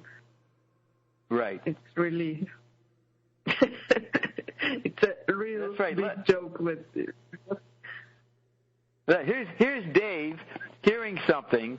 I don't know, listening to What Youth, and he writes to me. He writes to everybody: Derek DeKirkhoff, Eric McLuhan, Dominique Dunant, all these big McLuhan people in the academic world. They're all on the list. And the topic is, I announced to everybody my 94th birthday party, which ends up in a bar in Minneapolis with the Nyanot reunion. So that's about Gene and Alyssa and Nate. And we all had that on the phone on What Youth. It's a 7-8 hour thing. So Dave responds by going, I'm one of the vampires listening to the what you. Okay, so Eric McLuhan opens this, and here's somebody saying, I'm one of the vampires in quotes, listening to the What You show archives of last Tuesday's show while you, Bob, provide content and engagement for me. Praise Bob. It's cool considering Bob's expertise on hidden environments and effects. He's also the hottest content generator provider. I'm loving it. Bob forever. Now, Eric, what the fuck is Dave going on about?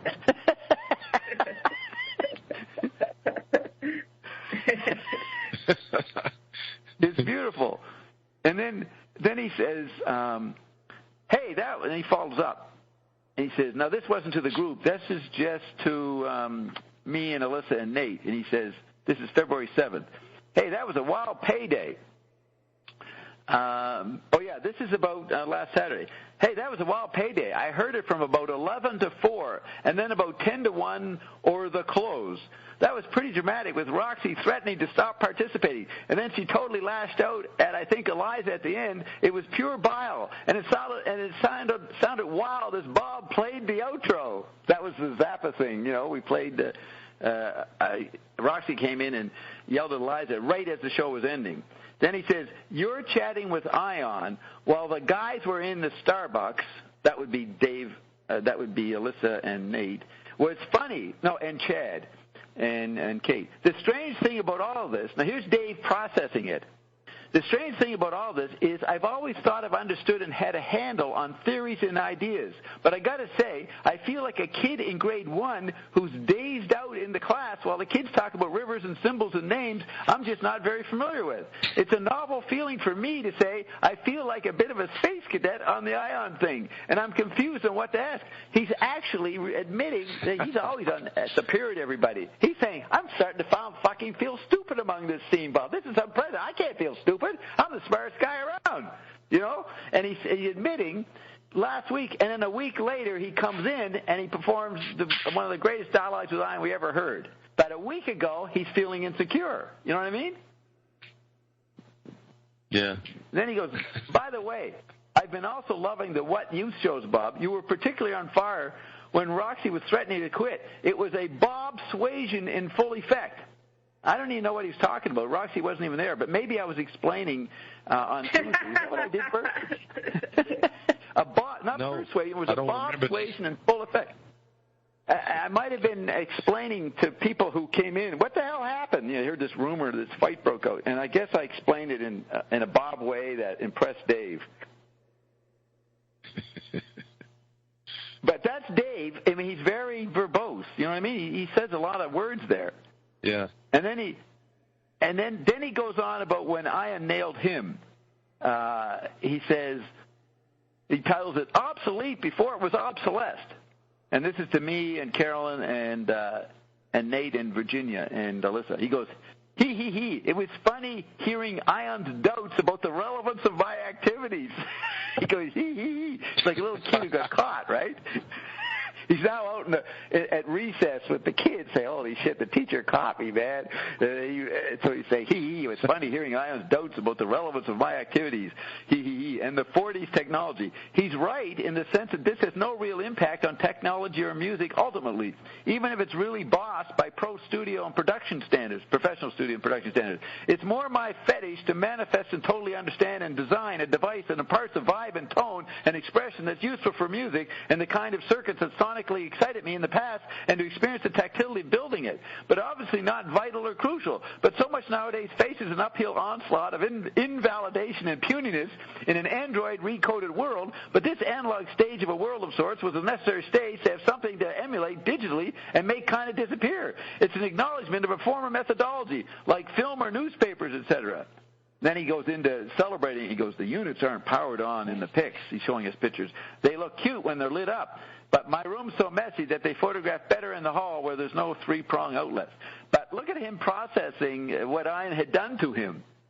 He's trying to defend his interest in 40s technology. And then he comes on, and that's all a rehearsal for what he did today. But he didn't know it, but he was rehearsing it, working out his mind. You know what I mean? Yeah.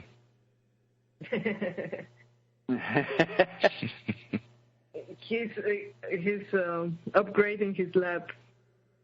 Right. And now Paul Lafley is an interesting guy who Alyssa got fascinated with lately. So Dave finds out something about Paul Lafley, so he writes to Alyssa and he says, that Alyssa had that Lafley guy, Paul Lafley, he had some resonance with Ion and other things. I'll have to hear it again to really soak it up. I think he looked at a documentary or something on Paul Lafley that Alyssa sent us, but I haven't looked at it. I'll have to hear it again to really soak it up. But the guy's a cool dude, and I like his paintings and work.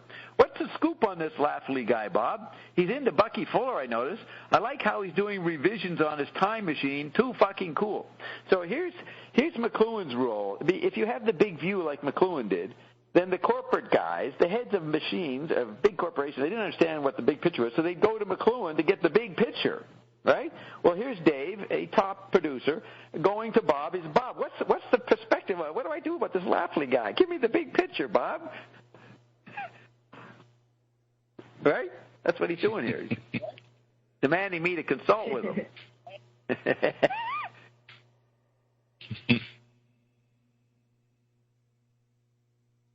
Yes, because so we play a Zappa song? That's why I wanted to talk about this thing, because people have to understand that it's not about the person. It's an environment becoming. Yes. And language and movies and songs are part of the code of the environment that's being communicated. And a painting doesn't contain it. That's why McLuhan starts saying, well, TV is the new art, or radio. These environments are the new art form, and you have to start connecting with among them, not the contents of a puny little book or a puny little painting. That's obsolesced by the 30s. And then Joyce knows that, so he tries to make a book that includes the coding from all kinds of post-book environments.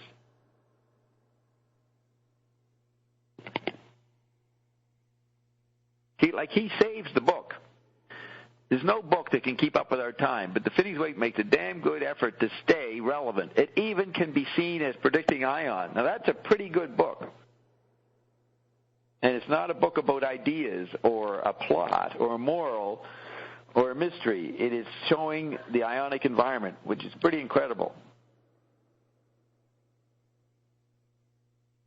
Yes, I think it's a very good. You're talking about the War and Peace, or what? No, I'm talking about Finnegan's Wake. Finnegan's Wake is the last book, and it's the Noah's Ark. He preserved the book so it can be forever. He said to me through the Evereens, I don't want anybody to figure out what it means, so people will keep looking at it and searching in it. Once you know what a book's about, you put it on a shelf and never read it again. He said, I made sure that the book basically had no ultimate meaning that you could figure out, because then it would be figured out and that'd be it. Now, McLuhan and Eric used to brag that they figured it out and basically, one-up Joyce by actually figuring it out. And even Stephen Joyce, James Joyce's grandson, agreed that Eric's book explains it. He's satisfied with it. So eventually Joyce does get obsolesced. And then Bob comes along and obsolesces the McLuhan. And then Nine comes along and obsolesces Bob and Carolyn. But they survive the fucking onslaught, and they're still here to maintain continuity. Right. Let's go see what the Peanut Gallery is saying. Go ahead. I'm going to get something to drink. So I'm going to get something to drink. Okay, just before you go, let's see what Turkey Palat says. Turkey Palat says, merci, French for thank you, and he says it's James Pusty. Now, James knows his stuff. He's there from the beginning. He was the first guy to attempt to interview us. He's in Australia, and he's a Zappa fan, so it does make sense. James knows my stuff, and James would phone in if he could, and he was part of the rewrite. So that explains it. James is probably one of the few people who could write what he's writing. So then he writes, mwahaha, right. So he's laughing at me explaining him, an hour or so ago. And then Sue Bone comes in, who is sort of like Dave Neufeld. She's not as sophisticated intellectually as Dave Neufeld, but she saw what was unfolding too. So she says, superb salon creating tonight, Bob, Roxy, and Bert. Bravo! See, Sue can only cheer. She recognizes something's going on, but she can't go into the details like Dave can. You know what I mean? And spell out the or what James is doing. So, Sue, learn a little more left hemisphere details so that you can say a few more words than just bravo. We're not impressed with bravo. That's just cop-out. That's just applauding. But she recognizes it's a superb salon. And then she says, okay, now she attempts to name what's going on. And she says, Rumpelstiltskin. When you name it, you have power over it. You own it. Now, I've said that a million times, and she knows that. She's learned that much. But you need to update your image of what Rumpelstiltskin is, Sue. But, she's showing a little bit there. And then James Pusey comes back in and says, check out Zappa's many bandmates. And it's sort of like a list in Wiki of all the people that played on Zappa records. Then Alyssa comes in, a musician, saying, loving the milk, nominalism, ionized Zappa talk. We'll be back in the morning. It's good that there is an archive of all this. Thanks, guys. So there it is, Roxy. You can go to the bathroom or the kitchen or wherever you're going. Compliments. I do both. We've read the telegrams. We've read the telegrams. Well, that was Van Morrison. Awesome song. I never heard it before. Discovered it last night. Really good. Carolyn came over and said, who's that? I said, Van Morrison. She said, I thought that was him, but I've never heard him be so good. Yep, the new song, new discovery. I don't know what album it is. Maybe it's known. Maybe it's popular. But what a marvelous set we just heard. We heard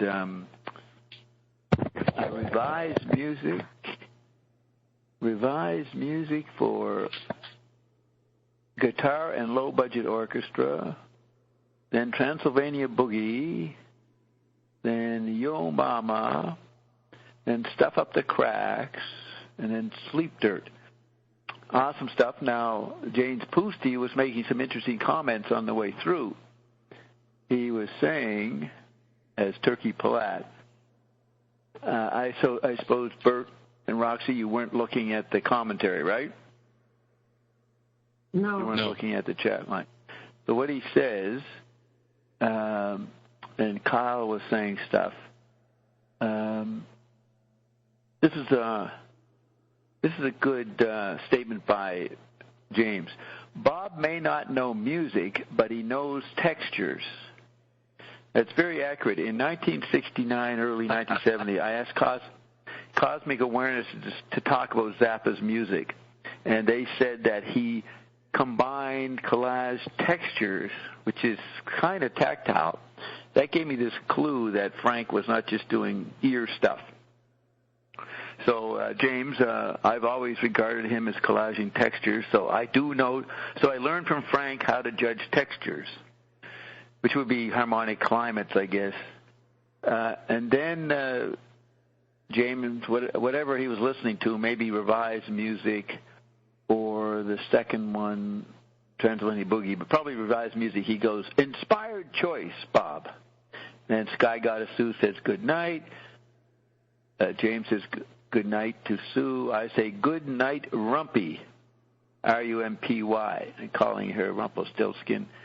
And then James says, indeed. Listen to this. He says, indeed, you seem to have a new vista of clarity tonight, Bob. Of course, as Ian said, I played it earlier today. People were saying, Ian's a lot forthcoming or something.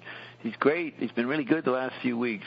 And I asked Ian about that. He says, no, we haven't changed. The people have changed. They have learned. They are learning now, Bob. They're paying attention, taking it seriously. So I will claim, James, that I have no new vista of clarity tonight other than what I did say to James, which was, yes, James, I agree. I have new clarity. When you hear my private session later tonight, the one I did yesterday, I think it was, with Ian, you'll see why, James.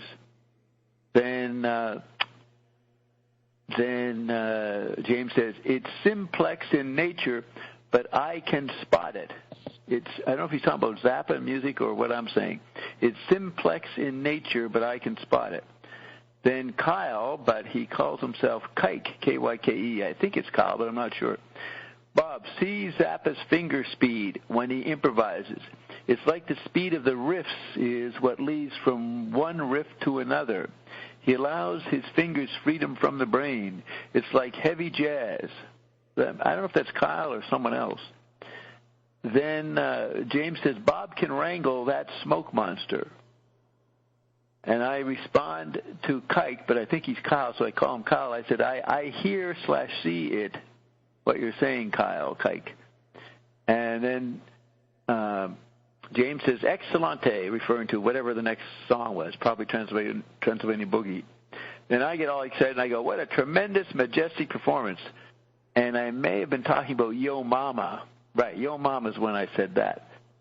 Then James said, oh, my, one of my favorite Zappa compositions. And that might have been Yo Mama. Or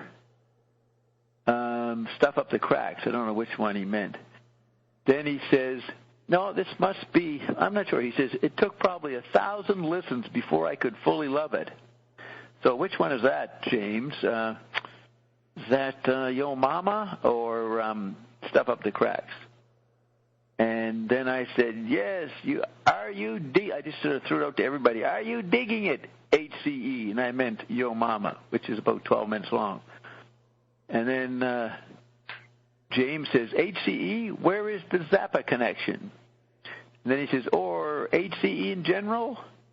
And I said, yes, I meant it in general. Then Kyke says, he also seems to avoid patterns and repeat ions. I don't think that's something that Kyle would say. And repeat ions. He also seems to avoid patterns and repeat ions, or repeat repetitions, or repeat ions. Then James says, everybody is coming, I guess at the ending of Yo Mama. Then James says he uses the tonal mode of... Right. He uses the tonal mode of patterns and note clusters. Now, Roxy, is that a technical phrase? Tonal mode of patterns. What's the tonal mode? Such a term in music? Yes. There are modes and tonalities, and they refer to, like the Greeks have a system of different types of scales, and each scale, a little like the Indians, they thought each scale had like a mood or a function for like ritual or dancing or this and that, and each had a name like Dorico, Jonico, Misophrenic, all these, and it was according to the note with which the scale started, like C, R, E. Right. The scale changes, and the mood of the tone changes. And that's what. But I didn't hear the phrase. You haven't heard tonal mode of patterns before. There is a lot of people that have studied that, and there is a person who did a lot of study of Frank, and he says he prefers the Lydian. Yes.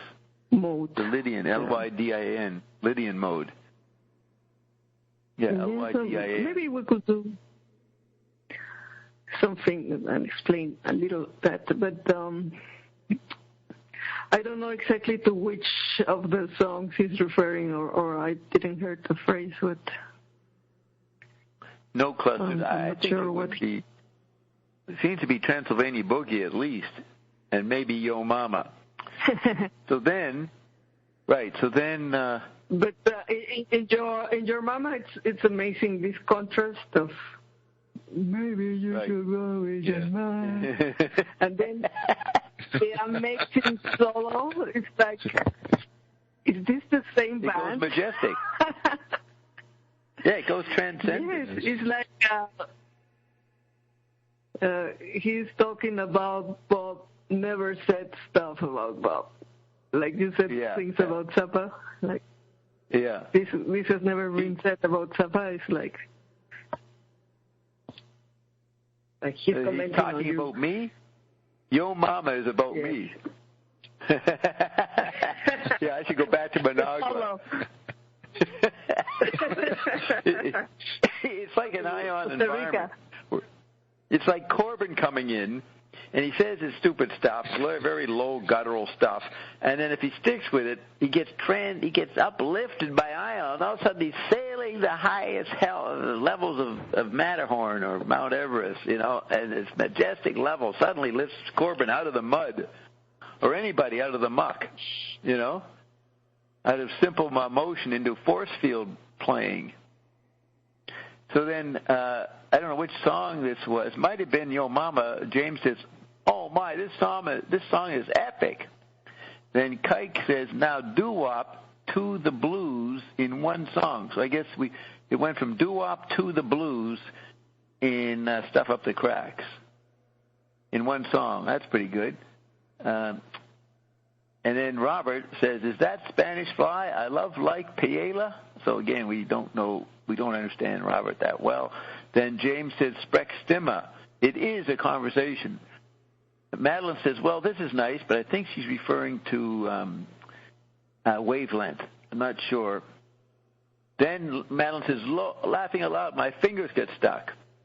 Did you guys hear the beep? Someone, either Roxy or Bert, blicked the phone, right? Beep, happened a couple of times where you're accidentally hitting the phone.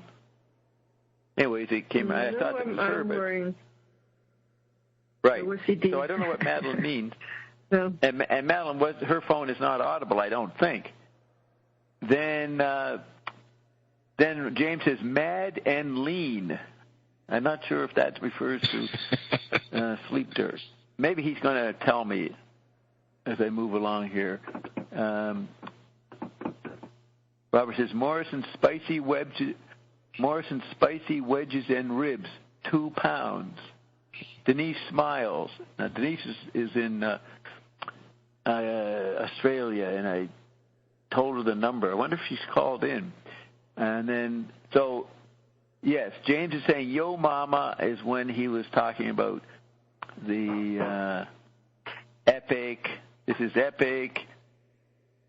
Took him a dozen times, 1,000 times before he got it, before he could appreciate it. I guess that's all Yo Mama. Now I can't see how anybody could not get it, but, you know, I've listened to it every now and then, and it gets better and better.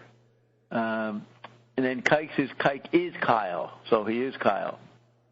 Then Robert says skull and ankle clusters, just ignore the pain. And that's the last message. So let's go over and see if anybody's phoned in. Sean, or just Sean.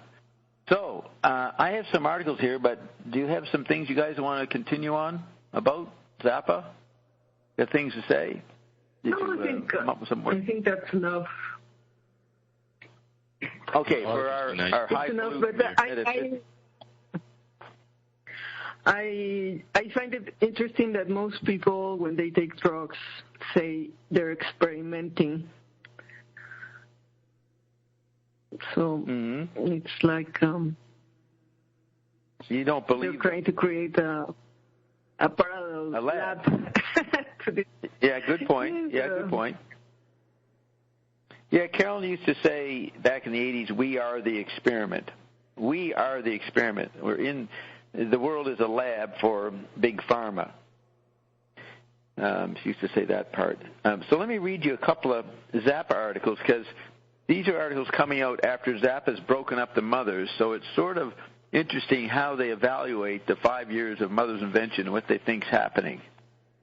So this guy, Jonathan Green, Zappa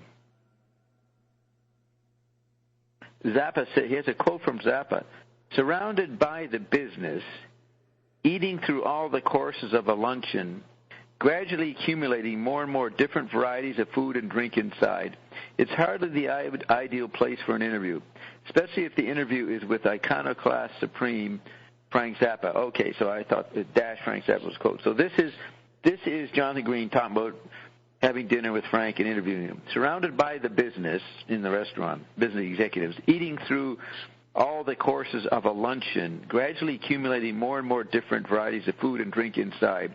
It's hardly the ideal place for an interview, especially if the interview is with iconoclast supreme Frank Zappa. So then he starts the article. Zappa has earned, or perhaps had foisted on him, the reputation as the king of freaks.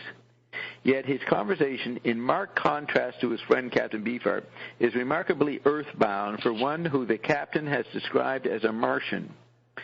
For a start, Zappa is an amazing businessman. He doesn't disdain the non-musical side of pop, in the way that many rock artists do.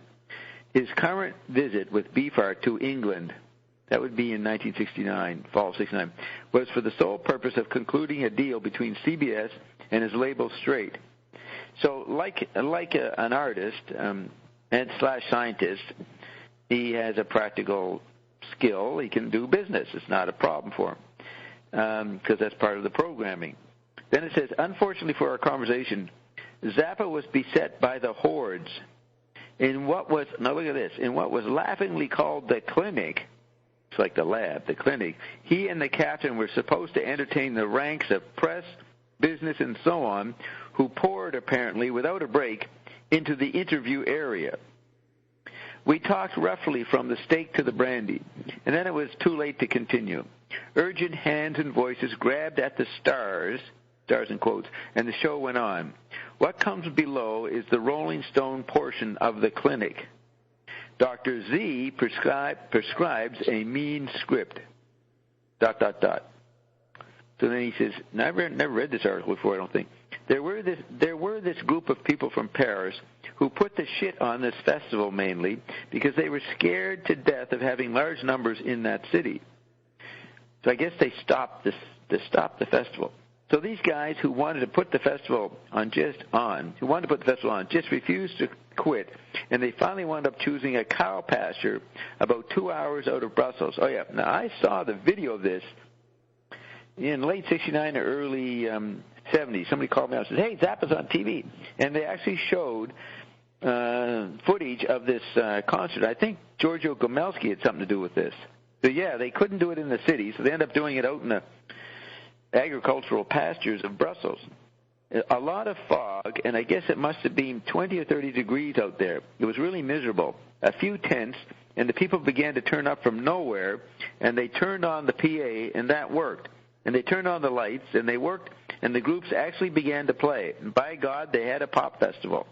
Now, this is where Zappa is the manager for Beefheart. Beefheart's being featured at the festival, but Zappa ends up being in the festival, jamming with Archie Shepp and Roland Kirk and interesting other kinds of musicians, and probably even playing with Beefheart.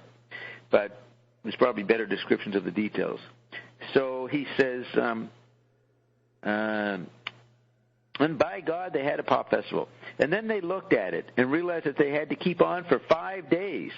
I was asked to join the festival. They first of all asked for the mothers to play, but there weren't any mothers at the time. So Pierre Lotez, who I had known for some time, asked me to co-host the festival.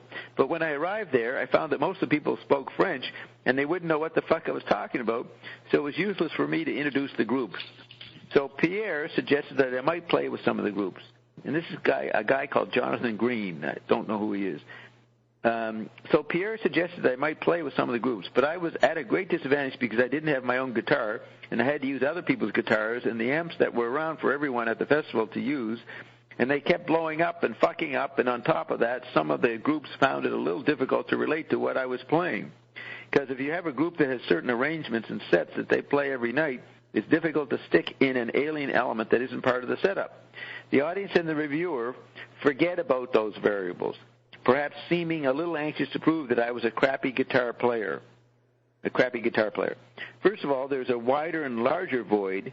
Void is exactly the word, between what I play on the guitar and what I write on paper. The intent is basically different. When I get a guitar in my hands, what I want to express is what I'm thinking right at that moment, the chord progression that happens to be going by. And 80% of the time, I can manage to project what is happening. I'm a composer who plays the guitar, not a guitar player who is out there. I think he's quoting Zappa. Shit, that was all Zappa talking. Yes, okay. So let's just. Wow. So there were a group of people from Paris, he says, who put the shit on this festival and stopped it. So these guys end up going out in the country. So and they turned on the lights, and by God, we had a festival. So they're asking Zappa to host it, but he speaks English. Everybody's French, so fuck that. So then they want him to play, but he doesn't have his equipment, and everything's fucking up. So then he's saying, because if you have it now, remember Zappa says he can't play jazz. Because if you have a group that has certain arrangements and sets that they play every night, it's difficult to stick in an alien element, which is him, that isn't part of the setup. The audience and the reviewer forget about those variables, perhaps seeming a little anxious to prove that I was a crappy guitar player. Anxious to prove that. First of all, there's a wider and larger void. Void is exactly the word between what I play on the guitar and what I write on paper. The intent is basically different. When I was reading this and I'm saying, this Jonathan Green does the same thing as Zappa. But it's the way he leads into it. You don't know it's Zappa. He says, Dr. Z prescribed a mean script. And it's a blurry Xerox, so maybe there's quotation marks, but I don't see it. The intent is basically different. When I get a guitar in my hands, what I want to express is what I'm thinking right at the moment. We've heard him talk about that. Right at that moment. The chord progression that happens to be going by. And 80% of the time, I can manage to project what is happening. I'm a composer who plays the guitar, not a guitar player who's out there doing his who is out there doing his reputation on the thing, and my intent to what I'm trying to do on the instrument involve not just the individual notes, but the overall sound. I guess that would be the harmonic climate, the overall sound of what I'm doing. So wide with so much inside and narrowing down so wide with so much inside and narrowing down and it's like drawing pictures with it. I try to keep it as spontaneous as possible. I'm really limited when I'm handed a guitar with strings an inch off the fingerboard. So he's limited when the guitar has strings an inch off the fingerboard, designed that way to suit another guitar player's hands. And being plugged into an amplifier that decided not to work the minute you turn your switch on, that gives you a bit of a problem. The rest of the music, the written stuff, romantic, rhythmic, exploring, not just weird time signatures, but polyrhythmic combinations where you can take a bar of 3/4, and ordinarily in that bar of 3/4 you have 6/8 notes, and I jam things like 5/8 notes in the space of 4 and 5/16 notes in the remaining part of the bar. I think he just fucking doesn't know what he's doing, and he's claiming he's doing all these 3, 4, 5, 6. He's just fucking wrangling, but he's probably, I just don't know. And then he goes, that's for one instrument. For another instrument, you have 5/8 notes in the space of 6/8 notes overlapping the whole thing. This causes some problems, sometimes because a lot of musicians don't play those fives convincingly. I found that even among some of the best studio players in L.A., they see a group of notes with a 5 over the top, and they freak off. And they guess at where they fall and don't really count it out. Here's Frank saying they're not. They say Frank's no good. He's saying they're not any good. Then there's this phrase, the classical heads concert. I don't know if he's saying that. Maybe, okay, so this is Frank, I assume. How cute. The pop classical gap should definitely be bridged, but it should be done honestly. So that's what he does, the pop classical bridge. Not like slapping a few stringed instruments behind an electric band and having them play a few unison riffs together and following that by some low-grade rock and roll, bouncing the two back and forth and call it bridging the gap. Well, this is interesting, him describing what he's doing. He should be paying more attention to the works of the modern composers. I see my music as moving towards modern serious music. There were some things on the Freakout album, primitive as that was, that were quite contemporary, could stand on their own, packaged in a way that would reach a young audience. The most important part of the progression of the Mothers of Invention was the development of the technical skills of the members. The things we perform among even on our most recent albums were written years ago, and the only reason they weren't performed before is they had to wait till the musicians could actually perform them. The big trend, turning the page, the big trend today is toward instrumental music. Finding out all the players that all they were strumming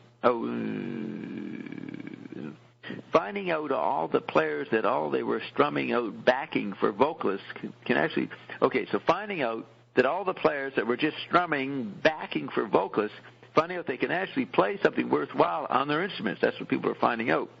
Most of the new orchestra scores are written in pencil in planes. I guess he's talking about his own stuff. Most of his orchestra scores are written in pencil in airplanes, airports, and holiday inns. I carry in my briefcase all the things I need to write. I haven't heard most of the music, and I really would like to hear what it sounds like and get on and write some more. Right now, we are in the process of trying to figure out who will perform it. If it goes well, our little plan would be to get an existing London orchestra to play it. If that doesn't work, then I have to put together an orchestra of studio players, which might not be as tight as an existing orchestra. My business interests are self-defense. Nothing reprehensible about being paid for doing something you like. I don't like the idea of being a musician because you love music. He says, I don't like the idea of being a musician because you love music and then having to support yourself by working on a gas station in the daytime. I would as soon be paid for the work I like to do. If I'm conscientious enough about the work I like to do, I hope I don't have to go out and get a job. Refusal to deal with business. Can you imagine if Zappa became a gas station attendant? Can't imagine it. Like he was going to make it. He's too important not to fucking do it. I mean, be successful. I hope I don't have to go out and get a job. Refusal to deal with business is taking it awfully seriously. So if you refuse to deal with business, that means you are taking it too seriously. To say that I'm such an artist is stupid. The thing that pisses me off most about the public reception of the mother's invention was the complete stupidity with which they viewed things that I thought were most obvious. That's like what I had to put up, what McLuhan put up with. We all, us great artists that put up with what we thought was obvious is viewed as stupid. Like this Ion thing. There should be millions of people wanting to hear Ion, but the majority of the 35 people who heard him think he's stupid. All right. So, not anymore, though. That's the way it was. Not anymore. Let's see. The thing that pisses me off most about the public reception of the mother's invention was the complete stupidity with which they viewed things that I thought were most obvious. The gags that we put on for the groups. People actually thought we were, quote, only in it for the money, unquote. He says, you see these guys on the cover of that album looking like a bunch of ragamuffins, and the mere thought of that could possibly be trying to earn a living was an absurd joke. So nobody interpreted the cover properly. They're wearing these silly women's dresses, looking ridiculous, and they're only in it for the money, as if they're packaging themselves properly. But everyone started to think, these guys are not artistic. They're only in it for the money. He says, I went, what? Or what Roxy would say, why? Why? I went, why? When I saw the reaction. In other words, he was amazed that nobody got the joke. I had a conversation on the phone with Paul McCartney about the time of that album. And, you know, it's a satire on Sgt. Pepper's Lonely Hearts Club Band. I had a conversation on the phone with Paul McCartney about the time of that album and asked to do a parody of that cover. He was shocked and appalled that I would even talk business with him on the phone. I've actually heard him talk about this, but I didn't see it written out like this. And so then he quotes Paul McCartney, we have these managers. You mean you talk business? Unquote. And Zappa says the final outcome to the conversation was, quote, I can't say I'll ask the other members of the group. Or I can't say, wait till I ask the other members of the group. And blah, blah, blah. And after about 6 months holding it up, it was finally settled with lawyers. Their attorney eventually called MGM and said it. So the way Frank talks about it, he says, you got talking to Paul McCartney, and he wanted to talk to Paul McCartney about, well, hey, let us do this satire. And Paul said, well, that's up to the manager. And Frank says, he said to Paul, well, why should I talk to the manager? He works for you. You tell me what you want. And McCartney wouldn't do it. So that's what he's saying here, that McCartney was shocked that Frank wanted to talk business. That's for the managers and the lawyers, says Paul. So then Frank says, I watched the politics in the States go by. I watch the politics in the United States go by and gag over it once in a while. I get involved in it as much as I am an artist, and I say what I like about the environment in which I produce my work. So he says he comments about the environment. That's like McLuhan would say, commenting on the environment in which I'm a teacher. So Frank says, to get out in the street and wave a flag is a waste of time, definitely a non-functional gesture. We've heard him say that before. It doesn't alter any condition, and if you want to be a hippie on the weekends and you want to be involved and don't have anything much to do, go to a demonstration. A lot of people misconstrued the early albums because they didn't see that I was criticizing both sides of the fence. Tetrad manager, criticizing both sides.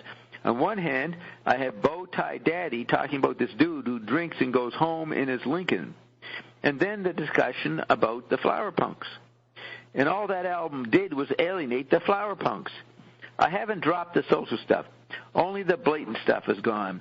Political, social stuff can exist on a non-vocal level. In a more subtle way, I don't want to carry on doing the same thing forever. So that was a pretty good article. Anybody have anything to say about it? The flower punks are these hippies with the flowers, or what he's calling the flowers? Yes. Flower punks. the hippies never called themselves punks, so it's flower hippies. But Frank is calling them flower punks, which was, I guess, kind of a put down of the hippies who didn't think themselves as punks. So the flower punks, it's like an insult. These hippies were flower guys, but they were punks. And he thought what they did was stupid. Anything else you want to say? Here's what he says in the Rolling Stone, which is always sort of sniping at Frank. They go, the Thank You, Thank You, Thank You Award. It goes to Frank Zappa on folding his mother's invention. Then they have a quote from Frank. I got tired of playing for people who clap for all the wrong reasons. I thought it was time to give the people a chance to figure out what we've done already before we do any more. Okay. I guess he wanted for them to figure out how he had programmed them. And they didn't know that they'd been programmed by Frank. So here's a review. Now, at the time of this concert in Belgium, Zappa released Hot Rats, which was a surprising album. People were shocked because it's the beginning of fusion jazz rock. It's an awesome album. It stood out above everything else. It's amazing. And you get to hear Frank being more of an instrumentalist. And not many people knew Captain Beefheart, and he was singing on it. There's a lot of people who don't know much about Frank or don't explore his music, but they all have heard Hot Rats, and they're all saying, that's my favorite album. What an amazing album. So here's a review of it. It says, they're talking about Jefferson Airplane or the Youngbloods and that part of pop culture, like maybe the Laurel Canyon and San Francisco scene. So they go, another side of the revolution is to be found in the pure Laurel Canyon music of Frank Zappa. His new album, his second album under his own name, the first one was Lumpy Gravy, is the very life beat. This new album is the very life beat of Hollywood music. Every pore of Hot Rats echoes with the vibrations of those few freaky square miles. An album of his own music, an album where Frank reveals all the goodies he has been saving up since Lumpy Gravy, carefully mixed and back together to sound just as Frank wanted them to. So that's right. The album surprises people. Like, he just pulls out a level of his talent that no one had noticed. He says, they're saying it, so it's the environment of Laurel Canyon. It is the sound of the hot L.A. summer when Frank would get up around 3 in the afternoon and sit by the pool for a while with Moon Unit Zappa, his daughter. Then around about 8 or 9 in the evening, he would get into the Buick, and Gail would drive him down the canyon to the studios on McFadden Avenue or Street. Kansas, that would be the roadie, Kansas would have already left with the panel truck containing the equipment. So he'd go into TT&G Studios. TT&G is the home of some beautiful 16-track equipment, and as Frank inched his way along the 2-inch tape, using only a few minutes at a time, then returning to the top and filling in the information sheets to each tape, box piled up like the manuscript for a novel. So Frank inched his way along the 2-foot tape or 2-inch tape or something. No, it can't be 2-inch. 2-something tape, using only a few minutes at a time, then returning to the top and filling in as the information sheets to each tape box piled up like the manuscript for a novel. The studio musicians were conducted by Johnny Otis of the Johnny Otis Show. He was a famous black musician. Resplendent in black silk socks, snakeskin shoes. Johnny Otis, resplendent in black silk socks, snakeskin shoes, and Esquire jacket. Elegantly casual, finger-popping, and getting in real close on the drummer, hoping to get that little bit more energy into the sound by frenzied clapping. Hoping to get that little bit more energy into the sound by frenzied clapping. I guess he was clapping. At the end of the session, Johnny still had every hair carefully in place. It didn't move an inch. So I guess they're describing the recording of Hot Rats. Frank would stomp his feet and nod his head in the control booth through each number. Then, as the red lights went off, announce, "Not bad." In his head, he could hear the perfect version. telling Ian Underwood, quote, play facing the wall, and we'll mic the sound as it bounces back over his shoulder. That's how they got that really greasy sound back in the 50s. And then again, Frank interrupting Ian in the middle of a tenor solo with a revision of several lines of notes. Frank wouldn't bother to write them down, just to say them out of his head. And Ian remembers perfectly. Beefheart stalking the studio waiting to sing Willie the Pimp, declaring Frank a genius and everyone else motherfuckers. Now, when I was with Don Van Vliet, Captain Beefheart, in the summer of 71, he was very mad at Frank. Now, this is the period where the great album Trout Mask Replica, Beefheart's classic, is coming out. So he seems to like Frank at that point. But he's really pissed off 2 years later at Frank. He says, I don't want to be lumped in with all those other weirdos like Alice Cooper and Wildman Fisher. But here, he's declaring Frank a genius and everyone else is a motherfucker. Late in the night, but that could be a compliment, motherfucker. Late in the night, Gail would arrive with the Buick after Frank had made some trial mixes to listen to later that night. By 8 or 9 a.m. in the morning, Frank would at last go to bed. The house air conditioning would be barely coping with the 90-degree sunshine outside of L.A., August and September 1969. And it's right when Carol and I are heading out to Seattle to live with Dave Worster. Now it's ready for you. I guess the album is ready for you. A summer condensed into the limited space of one album called Hot Rats, and on reprise, number RS6356. Watch for Frank's amazing rock-out guitar solos and also Jean-Luc Ponty's violin on, quote, It Must Be a Camel, and also the Gumbo variation. Beefheart sings Willie the Pimp in his usual inimitable style. Miss Christine of the GTOs peers at you outrageously from the sleeve. You can't miss her. So she's a GTO that makes the cover of Hot Rats and is dead a few years later. Jean-Luc Ponty has gone on to record a whole album of Frank Zappa compositions for World Pacific. That's a really good album. I don't think it's digitized, or I don't have the digital version. There'd be stuff to play there. Frank arranged the numbers for him, and when I saw him in L.A. in November, he was cutting the master tape to ribbons and trying out new endings and insertions. The results were amazing. The furthest out violin playing I've ever heard, that's Jean-Luc Ponty, and of course with that characteristic Zappa sound coming from the key changes and multi-time signatures.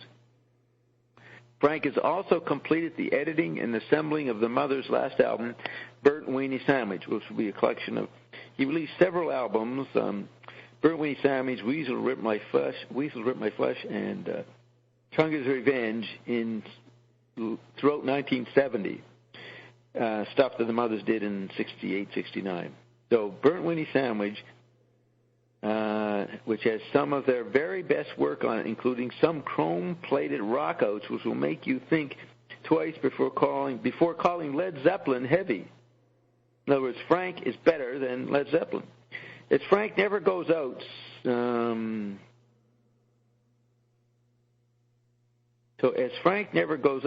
sometimes for months on end, he never goes out for months on end, unless on tour or going to recording studios, you can be sure that at this moment, more music is being written or mixed in his basement studio high in the Santa Monica Hills, insulated from all outside influences and interruptions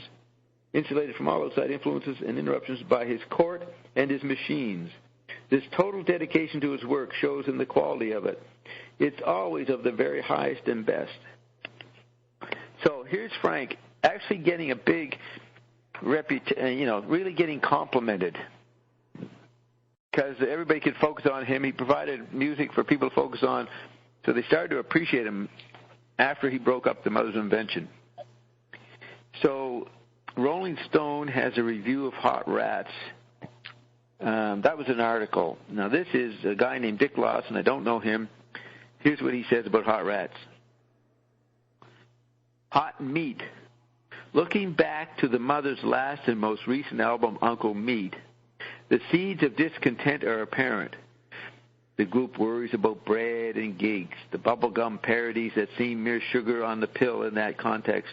They really meant something in terms of Freak Out or Reuben and the Jets. Okay, so these bubblegum parodies meant something on Freak Out and the album Reuben the Jets.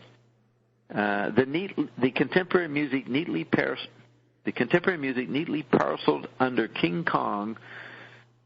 There's sections of King Kong on that fourth side of Uncle Meat. The contemporary music neatly parceled under King Kong on side 4. Yes, looking back on that great record, it was too long and too irrelevant. Moreover, it was recorded over 2 years ago, and in the ever-changing world of modern music, that's a long time.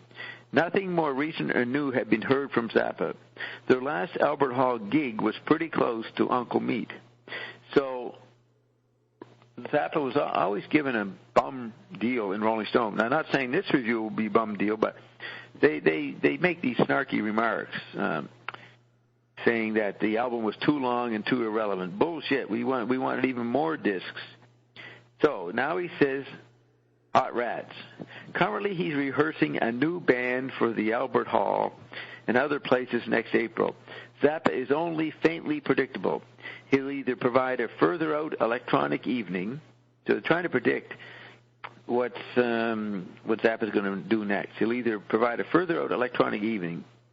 Look at this. Although the failure of previous attempts led to the breakup of the Mothers. Don't think that's very accurate. So it'll either provide a further out electronic evening or a tight rock and roll band. He's capable of either in his head, on stage, and on record. Hot Rats sees it on record. It's like elastic rock. He stretched out the structures of rock, all its basic riffs, and pulled them in every direction to make it a three-dimensional music that really only has its base in rock. And he says, it's a showcase for Zappa's guitar and Ian Underwood's keyboards and sax. Then in brackets, now listen to the King Kong variations and compare them to side 2, King Kong variations on Uncle Meat, and compare them to side 2 of Hot Rats and see what 2 years of playing with Zappa has done to Ian Underwood. The strangest news is that he's working full-time with Beefheart as a guitarist. I guess Underwood is somehow. I don't know. Working with Beefheart is Zappa. I don't know what that means. The strangest news is that he's working full-time with Beefheart as a guitarist. That's the end of the bracketed part. The compositions are all by the lovable Frank and all instrumental except Willie the Pimp.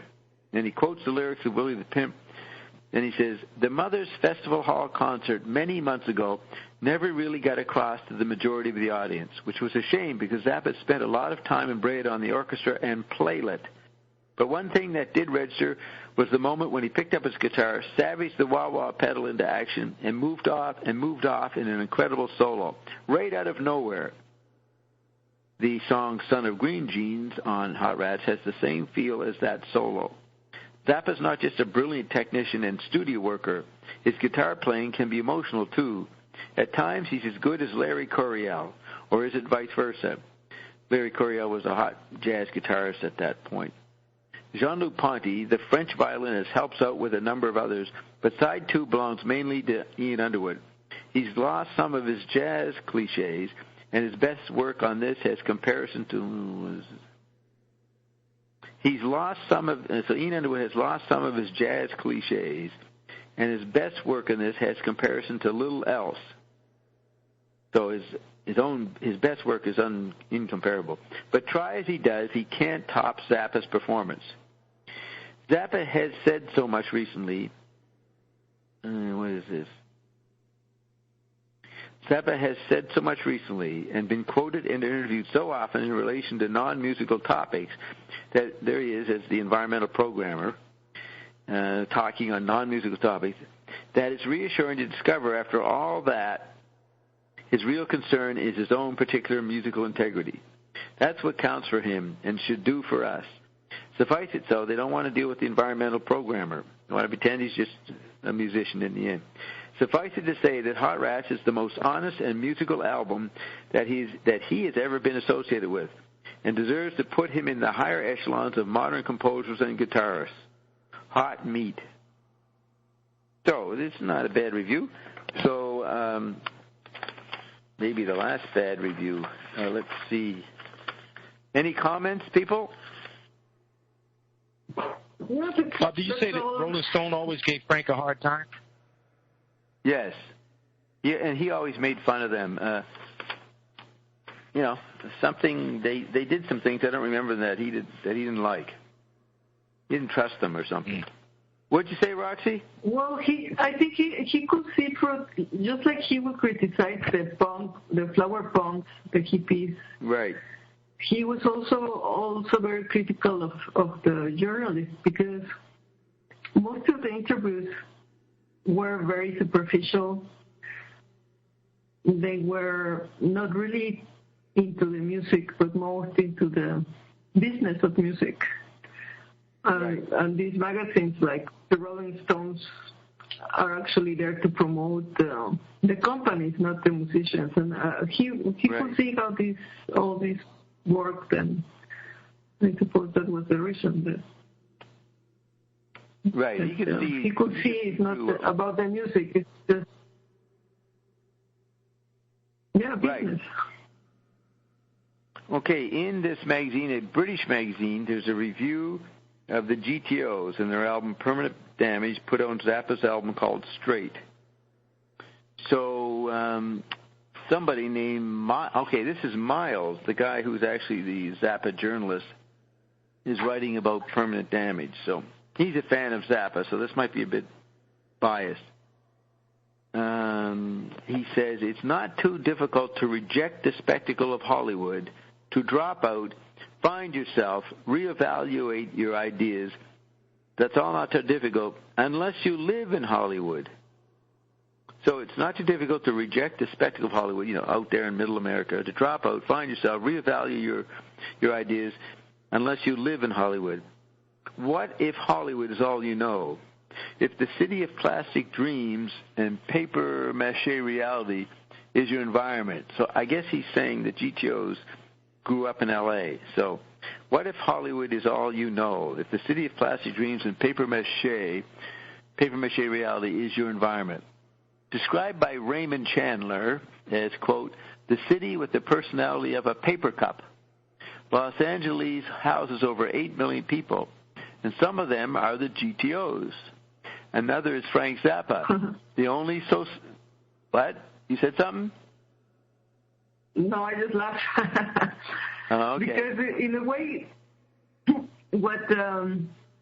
what he's talking about is what McLuhan is saying about Siddhartha, that at the time there were a lot of people dropping out, trying to find themselves.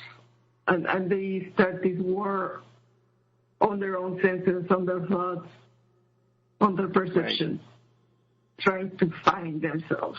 They felt alienated from themselves, no identity, because they were in the new software communism of the global theater, which the individualist American would be find hard to take, and would be find hard to retrieve the old American image or to forge a new one. But they are forced to forge a new one or retrieve an old one. So he says 8 million people, and some of them are the GTOs. Another person is Frank Zappa, the only sociologist cataloging the condition of American society. Now, that's what people thought McLuhan was, the sociologist cataloging the condition of American society. So Zappa gets the same category.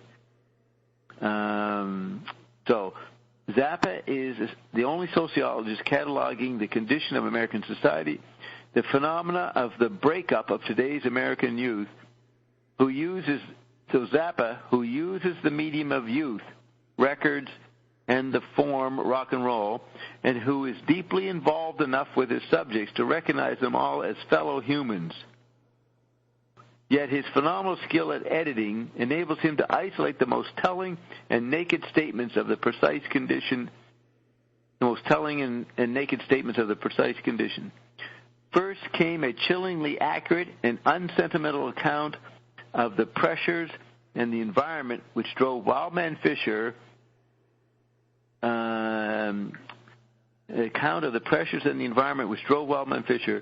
And I guess environment of the cruelty of his contemporaries towards him now.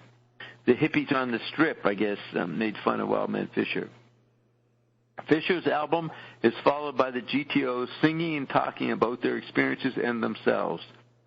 And then it lists the experiences: the soft cars, Moki monsters, cones, the high school. These are topics in the song lyrics. And the high school gym, and most important, socializing with pop stars. They talk to the plaster casters of Chicago on the telephone. I guess that's part of the album. You were looking into plaster casters, Roxy. They talk to the plaster casters of Chicago on the... What? What's funny? No, I find it very interesting. Yes, that you say Rocky, whatever. Oh, yes. But, I think that the really interesting of Frank Zappa producing the GTOs was to document that phenomenon. He saw they were not really musicians or artists, but he was documenting these people looking for an identity and a role, and the confusion of dropping out of the mainstream and looking for new ways of being and expressing themselves, and that was the value of doing the GTOs. Yeah, he was documenting people responding to the new arts. The new arts were the global theater media environments. And the little chemical body is struggling to figure out a way to respond. And one angle is to make an album. But he's documenting the effects of the new environment, not so much the effects of records. Even though that has fads, there's... no one had ever experienced the globe as it was happening in the 60s, so it's different. He's not trying to make artists. Like, they can be unaccomplished, unskilled, but they represent so many people trying to find their identity and looking at the old role of artist and seeing if that would work. And, of course, you can't do that unless you have some amazing talent that some advertising agency can use or something. So they talk. So the GTOs talk to the plaster casters of Chicago on the telephone, and the men who pick them up hitchhiking across Los Angeles. I'm not sure. And he cites the album "Permanent Damage." The album refers to the girls themselves, trying to make sense of the plastic electronic city. With its permanent summer, its unnaturally large flowers blooming throughout the year, its palm trees and its major industry, the creation and marketing of dreams and fantasies of love and fulfillment as made by the record and movie industries. L.A. as a city buys more records than the whole of Britain. Continuous pop radio, TV, and billboards provide the scenery. They are much more present and real than the buildings. And around Laurel Canyon, hitchhiking and sometimes even walking, go the GTOs. And so around Laurel Canyon, hitchhiking and sometimes even walking, go the GTOs, endlessly circulating, socializing, looking for the promised dream, and finding little more than mokes. Only the optimism of their youth keeping them going. Now remember, a lot of them die in a few years. There is a great sadness in this album and a great truth. It is more truthful than 90% of the albums in your local record store. It's produced by Frank Zappa, and it tells it like it really is. And for most people, that's incredibly hard to take. It's a wonderful album. So there's Miles still sucking up to Frank. He hasn't got mad at Frank yet, so he has to compliment the album. But he's right. And we can only say he's sucking up in retrospect, since he ends up, 30 years later or more, 30 or more years, writing a kind of very critical biography of Zappa. So he certainly doesn't talk to about Frank like the way we talk about him. So it's interesting, though. It's called Permanent Damage. So they're in the extreme environment of Los Angeles. And Frank's documenting what happens to young people, young chemical bodies in that world. So Miles gets that. It's an important document. these are pretty girls who can get access to the stars, but they have to deal with the regular all-American environment that everybody has to grow up in. So we enjoyed reading that. Let's see. It was a great experience reading that, wasn't it, Bert? Yes. He was really a sociologist. I mean, it was Frank did with the GTOs. Like Frank, he's a sociologist, a journalist, and creative. See, since being creative, having original ideas in the old Gutenberg arts is a specialist role. You can't be a specialist in the global theater. You've got so much material around you, you can just start documenting them, and then you have a useful production. So, Picasso was not going around documenting the effects of the environment on his generations and painting it or recording it, making a movie of it. He stayed with the craft. Zappa is not limited to the craft. Yes, but Warhol did that. He was into documenting the environment becoming the art form. Yes. He's showing these people as effects of something else that's going on that requires a new kind of art. And he could see that there is no more point in painting like artists used to do. And he goes into serigraphy and serial production and other types of experiments. Another type of lab, or like the Renaissance artists that had their workstations. Yeah. He's retrieving that type of environmental creation is not only the work of art, but also the documentation of the environment is the art. Well, and he's being like Andy Warhol. He's managing an environment of conventional artists.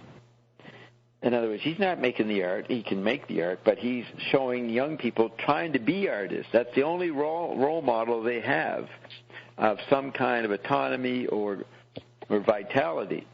And Frank, these girls couldn't be businessmen, but Frank can do that, make art, and also be a businessman and a politician, surreptitiously preparing to run for president. Exactly what McLuhan was doing. So it's the fact that he is in a producer position like Andy Warhol. It's like McLuhan says, the pop artist turns his environment into an art form. So Zappa didn't have to just make art. He could turn his environment, the young women who hung around his home and what they did with their friends, that was an environment that Zappa could make a figure, make it archetypal, just by recording them.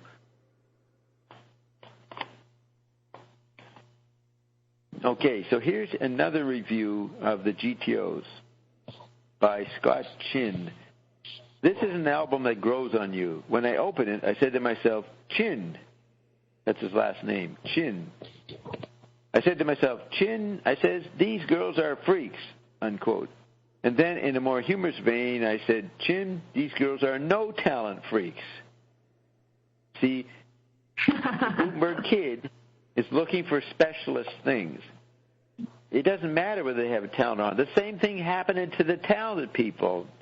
James Taylor, Neil Young, they all fucked up. They all had crack-ups. It doesn't matter whether you have a talent or not.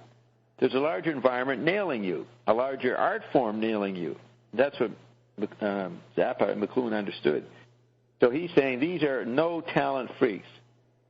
And he says, well, I was correct in my dubious attitude toward their musical skills, but their music is only a small part of the album, which is another thing. Altogether, I might add, which is another thing in another sentence. Altogether, I might add. So he double-checks his put-down.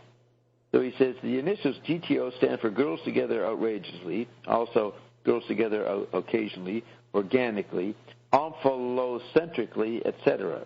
The outrageously together girls are groupies of the Laurel Canyon variety.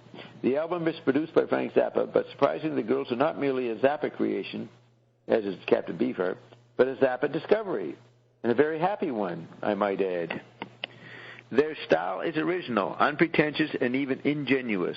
Ingenuous groupies.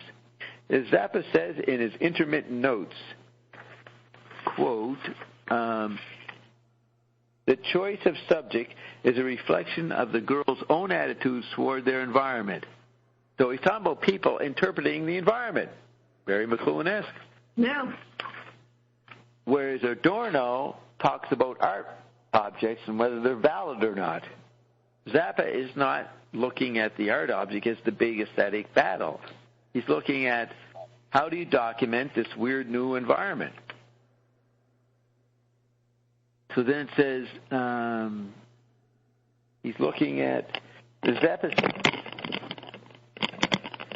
says in his intermittent notes, quote, the choice of subject is a reflection of the girl's own attitudes toward their environment, and the GTO's uniqueness lies, now this is what the reviewer says, and the GTO's uniqueness lies in the refreshing candor of their reflection. The personnel are as follows. Miss Pamela, now she goes on to become the most famous groupie in history, Pamela Des Barres. Miss Pamela, a blithe blonde whose love is all-embracing. So she's the ultimate perfect hippie girl. Somebody named Tra-La, and then there's Miss Sandra, whose personality clashes. Miss Cinderella, a redhead menace to American maidenhood. That means she's tries to de-virginize people or something. That was Miss Cinderella. Then there's Miss Christine. She'd be one on the cover of Hot Rats, who is poetic beyond rude. And then Miss Mercy, whose philosophy is mostly terse. All self-descriptions, I might add. So I guess he's quoting what they said about themselves. So then the reviewer says, of the 17 cuts on the album, only 7 are set to music. And of these, the girls have had a hand in writing only 2. All the lyrics are theirs, however, as are the choral readings that make up the rest of the material. Musical assists are rendered by such guest talents as Jeff Beck, Nicky Hopkins, and Rod Stewart, and by several of the Mothers of Invention, including Zappa, on lewd, pulsating tambourine. So they get top stars to be on their album because they're the top groupies at that point. They all play well, of course, meaning the rock stars. They all play well, of course, but seem intentionally subdued in order to highlight the utter artlessness of the girls singing. None of the music is remarkable. None of the girls has a voice. Now, when I listened to the album, I loved the album, and I did not worry about whether they were fucking playing or not or had a voice. It was just good, fun. So the critic has to prop up the role of being a critic. He's supposed to have a socially functional role of saying, look, this is socially redeeming, and I'm telling you what's good and what will help you be educated or something. And he has to review utter non-instructive. What? At the time, it was the time of the happening and performance art, and it was not only about the music, and maybe they were not seeing that they were trying to do something else, not to be rock singers, or they wanted to perform to make this type of happenings. They wanted to have an entrance. Art. They wanted to have an entrance into the world of being interviewed, get into the mainstream entertainment shows or talk shows. That was the goal. You get attention if you get on Johnny Carson. So they were trying to come up with a way of getting attention, like Zappa got on Steve Allen's show, which had a big audience, by playing the bicycle.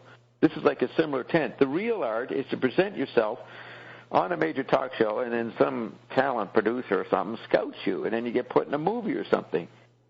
And this reviewer is not noticing that. He's just trying to figure out whether this is a valid cultural artifact.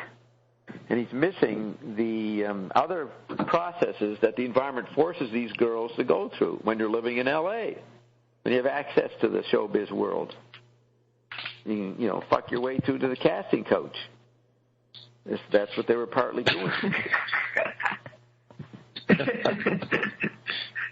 But what was different, because there's so much media to engage in, who wants a job? Who wants to actually become a movie star or something where you have to work at it? They just were fucking, a side effect is get to the casting coach, but not the main thing.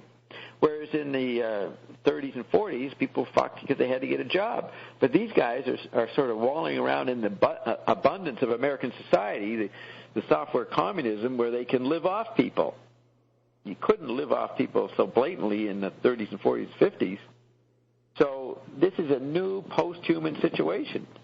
And the reviewers, because they don't know McLuhan, are looking in, pre-1945 value judgments. They don't know how to read it. Like, you don't see McLuhan evaluating the cultural values of the hippie counterculture. He's explaining what they are responding to, why it's a natural knee-jerk reaction by the hippies. They're robots of the new effects. So he's there. This guy's in a quandary. I don't know if I should be reviewing this. None of the music is remarkable. None of the girls has a voice. Utter artlessness of the singing. Most of the compositions are facile, but eminently forgettable little items on the order of many mothers. Oh, Jesus Christ, he's putting down Zappa, saying Zappa's that is unbelievable. But here's the point. People don't have a clue of how much Frank is going to produce, how much he had produced and hadn't been released. They haven't heard the concerts. I was going to say this hours ago. You hear on the bootleg Zappa doing songs that you never hear him do again. He does them once or twice, and they're never done, and they're really good, and they don't get it on albums or anything. He has huge inventory stuff to play. So if you're just going by the albums, you end up saying there's no art, there's no product there, because Zappa was editing Lumpy Gravy, We're Only for the Money, and Absolutely Free for a different sociological Manipian purpose. He wasn't there trying to have 8 songs and have a hit. He was showing the seamless web of the global theater. So yeah, there'd be tunes that would be cut short or interrupted or satirized.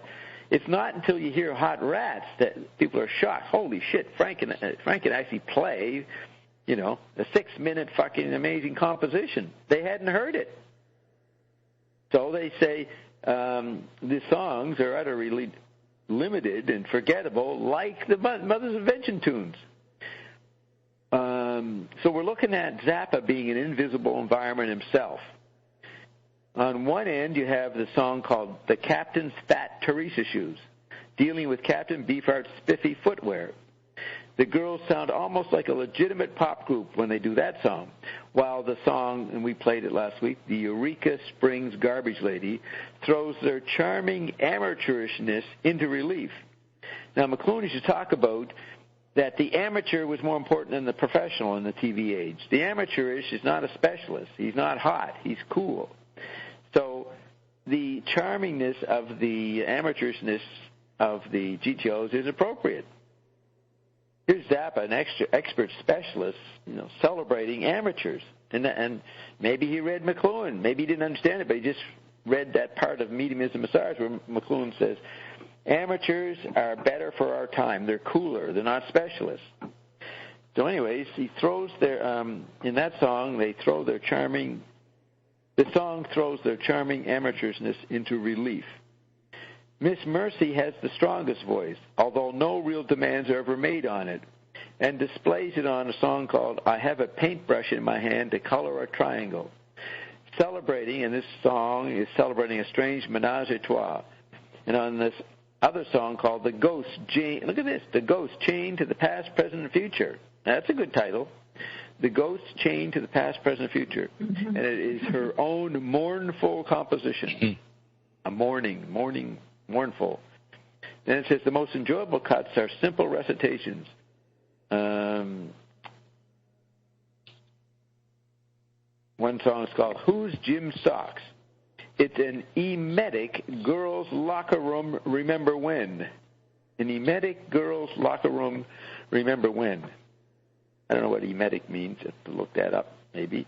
Another song, Wouldn't It Be Sad If There Were No Cones?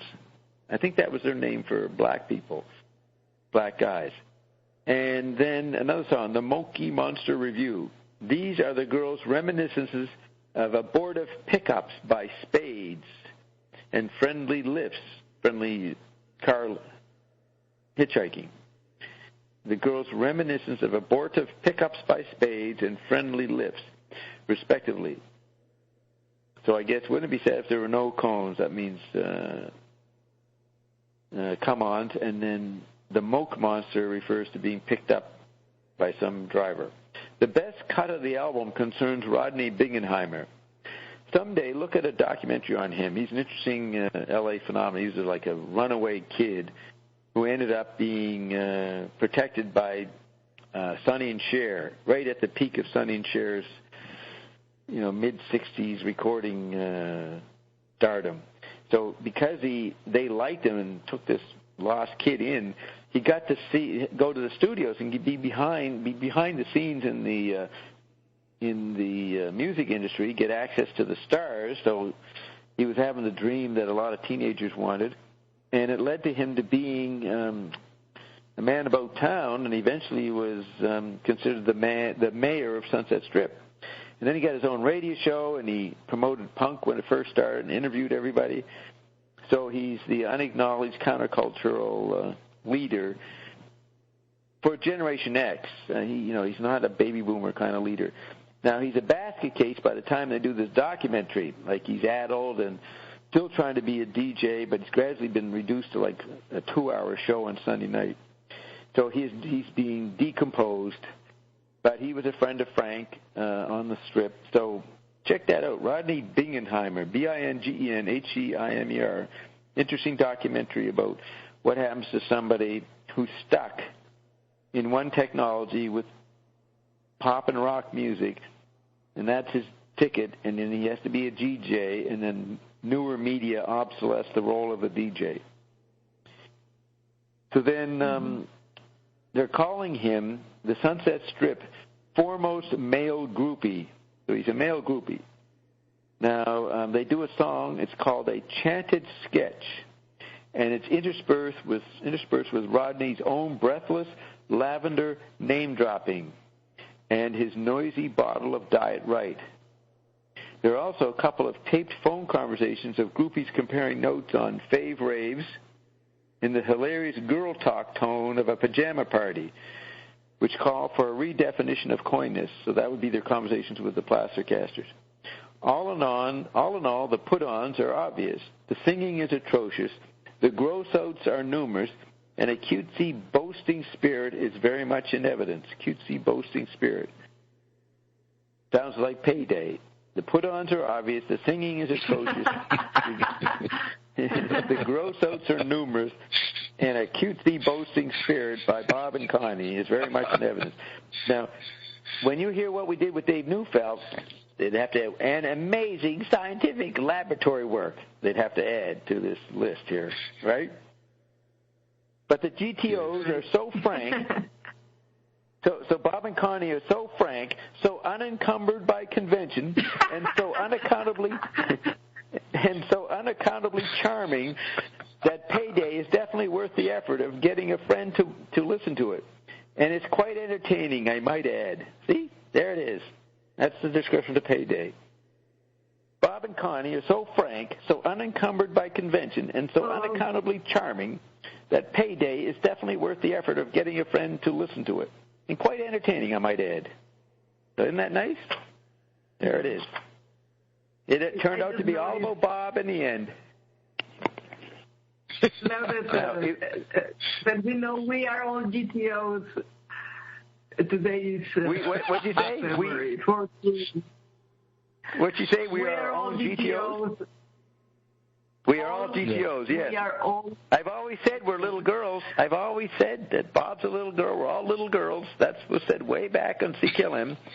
We're all little girls, and we're little girls together outrageously. And we got our daddy, Ion, is our uncle and daddy is mixing it in with us. He's a perverted daddy who hangs out with the kids.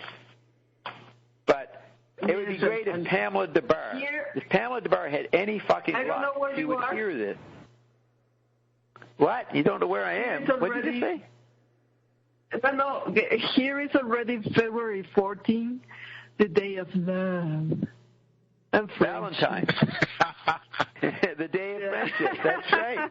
Yeah. The day of friendship. The day of the force field. The force field day, right. But what would Pamela DeBar, if she heard this, what we've been saying, would she be smart enough, cool enough to realize this is the most amazing thing that she'd ever heard said about Frank Zappa and about herself? Would she have the guts to call up and engage? Well, she's kind of a neat girl. Maybe she would, but we have to invite her for an interview, or an interaction. I don't know. Reunion. Maybe. Why don't you do that? If you could email them, I mean, you're a charismatic person. If I ask them, their manager fucking Googles me, and within 5 minutes the manager says, you will not go near this guy. I don't know what the fuck he is, but he's fucking dangerous. You know, the manager will not let them go near me. So you do it. I'm going to ask her if she's still damaged. Yes. Now, you know what she does? She travels around. She travels around, let's say, North America, putting on writers' workshops, and only women are allowed to go to it. So you could go to one of her workshops and astound her, and then she'll want to be your friend, and you'll say, well, you ought to see what I do on Saturday night. You ought to come out and hang out with me on Saturday night. Aha. Here's what's neat. So Zappa formed a band from the Hot Rats album called Hot Rats. So the album comes out in October. He's not doing Mother's Invention, and he breaks up the Mothers, and people say, well, I guess Frank's finished. He's leaving the business. He then becomes so fucking busy, he gets an amazing, innovative album out. He's touring as Beefheart's manager. He's over in Europe. He's making albums with Jean-Luc Ponty. He's doing all this stuff. And then he also forms another band called Hot Rats. And that was March 7th, 1970. Now, Carol and I were up in Seattle taking development courses from Cosmic Awareness and Dave Worcester, and we go down to L.A. to see Krishnamurti, to see Frank. I've been in touch with Frank for years, and to meet Jodan Sloan, the guy making the D-Cell. So we have an incredible number of good weeks there, and but I get to see Zappa's new group. Now, this is where, I'd seen some of the early Mother's Invention. I never saw their first gigs in 65, 66, but I did see the Garrick Theater in New York in 67. But now he's starting a new cycle, and I get to see their first, the new Frank, the new band, the next cycle. I saw him there at the beginning. So here's a LA Times review of that concert. So it says, Old Time Spirit Revived. Frank Zappa and his new ensemble called Hot Rats, also the name of his latest album, took the stage at the immense Olympic Auditorium Saturday night, following long, throbbing blues and rock-filled sets by a band called Bigfoot, Mountain, and the dynamic Johnny Winter. So 3 bands played before Frank. I remember seeing Mountain and maybe Johnny Winter. I don't know if I saw Bigfoot. So following long, throbbing blues and rock-filled sets by those bands. It says Mountain and the dynamic Johnny Winter. I guess those are 2 different bands. Now I remember Zappa came on, and that song, The Spirit in the Sky, was very popular on the AM radio. Zappa comes on, so he's commenting on the top song immediately. He goes, and this is a guy who doesn't listen to pop music, but I assume this is what he's doing. He comes out, and the first words he says, "The monster in the sky." reflecting the spirit in the sky. And, this monster theme, Return of the Son of Monster Magnet. So this journalist says, Zappa's opening remarks included a reference to the El Monte Legion Stadium, which in the 50s and early 60s saw weekend stands of several tousled groups competing in battles of the bands for prizes and more valued public notice. Saturday Night at the Olympic revived the spirit of those times. Bigfoot, a blues rock quintet from L.A., turned out over an hour's worth of full-bodied sounds. They proved stronger and more professional than their low billing would have implied. Then followed Big Mountain. It took 3 songs for them to get their sloppy set together, and they often seemed close to coming undone again. The drums were unspectacular, the bass guitar often weak, and the electric organ largely innocuous. Now, the Big Mountain is like referring to Leslie West. He was this huge guy. So only Leslie West on lead guitar and vocals, playing effortlessly and often brilliantly, anchored the group. But when they blended, they were powerful, pulling riffs from a bag of musical tricks, reaching back to rock and roll and running up through Hendrix. Johnny Winter, rain dancing across the stage, exceeded his growing reputation. His brand of Delta blues is almost unconscious. His brother, backing him up on organ, sax, drums, and vocals, was unbelievable. When, after several long warm-up songs, they launched into the rock classic Johnny B. Good, they underscored the evening. A jamming, piercing 20-minute rendition of Tobacco Road worked over the mesmerized crowd like a bomb, B-A-L-M. Then, over 4 hours after the concert began, Zappa and Hot Rats. Now, I was only there to see Frank, so I'm waiting for Frank, and I don't remember paying too much attention to these bands. I figured Zappa would be way beyond them, no comparison, so put up with this crap until Frank shows up. So, what's your bet that Frank does lousy in this review? So they say, then over 4 hours after the concert began, Zappa and Hot Rats.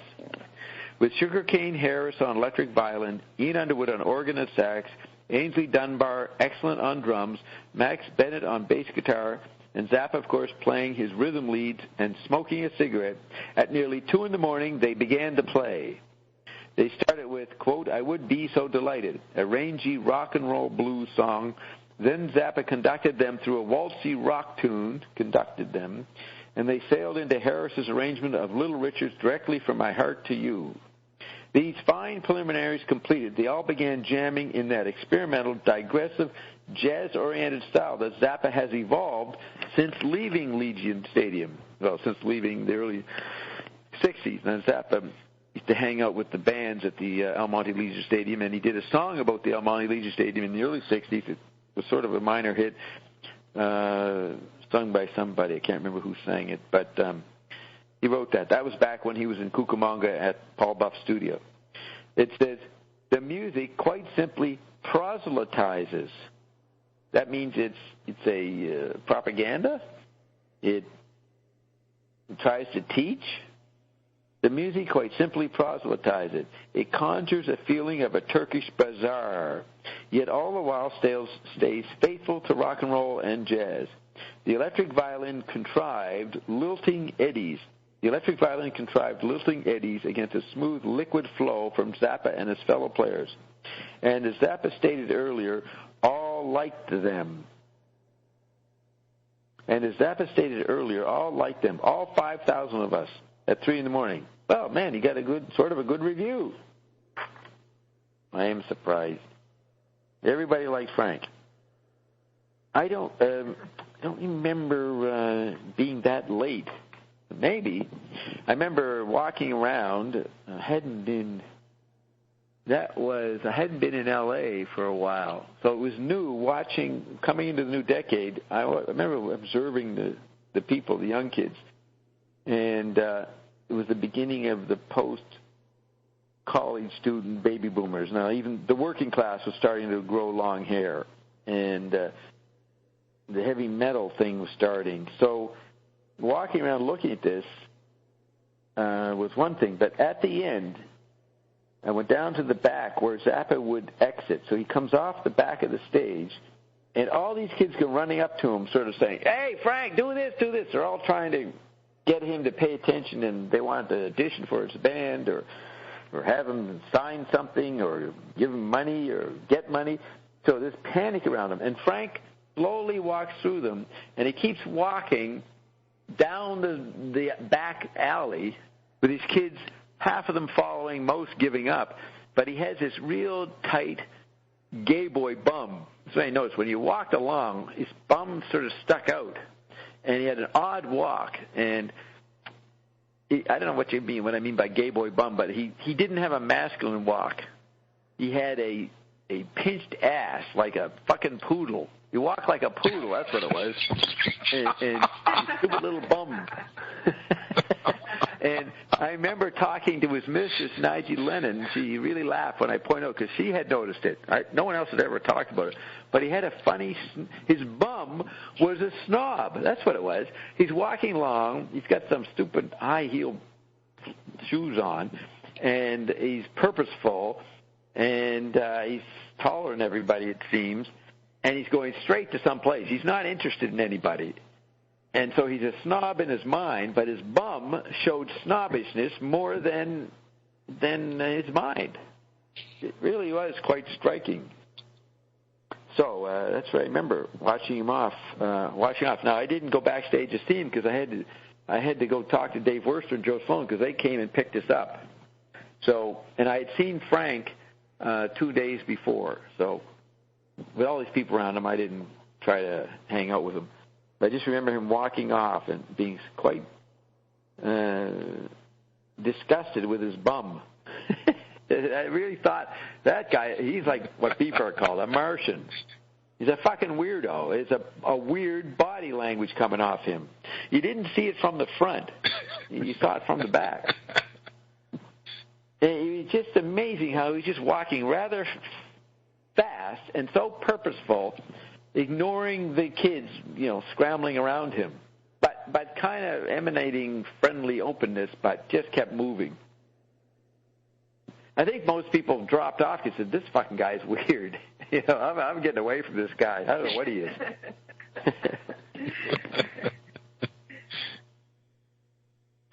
And Bert called him Martian, Bob. Did you say that? Yes, Bert called him Frank as a Martian. Yeah. Which I had forgotten about. And Bert, in 1971, a year and a half later, he's telling me up near Palo Alto and Stanford University that Zappa is a no-talent asshole and a good engineer, but that's all. And when he heard that Dave Wally was writing a book about him, he said, let me call that guy and disabuse him of that project. Tell him he's making a fucking mistake writing a book about Zappa. He was very pissed off. And he also was starting to get a lot of attention, so he was starting to become... He's on the way to becoming more significant than Frank, but he wasn't a good enough businessman and a practical enough guy to pull it off, so he just collapsed. He didn't make it. He was too crazy or something, too eccentric. But I was there right in the middle, and among Bert fans, like Matt Groening, the creator of the Simpsons. When he said, you knew Don in 71, 72 when he was really rising?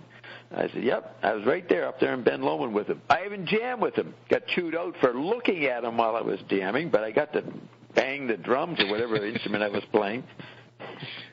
And then we talked for a while with the band, and the band, I could tell they were like quiet and subdued. And years later, it came out that Bert ran it like a cult. He intimidated all of them, scared the shit out of these guys, and they were all frozen in this tough situation of learning this complex music, but being really mad at Don, and he was a tantrum guy, and really bullied them. This all came out in books later.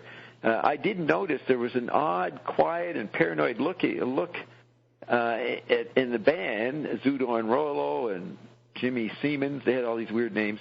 And they were just sitting there sullenly listening to Bert go on about whenever he played football, he couldn't stand it because it reminded him of his father's shoes. Whenever he held the football, the leather, for some reason, bugged him because he didn't like his father's shoes. And he was making these eccentric, sensory eccentric statements. I was enjoying it, and I had been with him before, but it was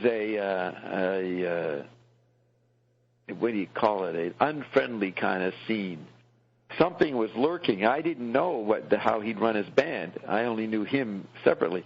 So when we get out we're getting ready to leave, and he's there with Janet, his wife, and he's saying, "You guys are going to hitchhike that back to L.A.?" And we said, "Yep." He said, "That is fucking nuts. You're going to get killed." And he was really worried about us. Now, this is in July 71. This is a year after Manson, and the scene has changed in California. People are afraid to hitchhike because of the murders of 69, 70, and we didn't even think about that. You know, California was a good place to hitchhike in. We didn't know that people were scared, having been back in Europe and the East Coast. We didn't know this California change, and so we got picked up by this guy, this beefy guy who drove us a great distance, and he didn't say anything. And eventually we found out that he was a football player for the L.A., is it the L.A. Rams? Does that sound like that, the football team? I think it's the L.A. Rams, right? And after a while I started wondering, I said, uh-oh, we got picked up by a psychopath. He wasn't friendly. Just didn't say a word, just sullen, big guy, and just sitting there driving.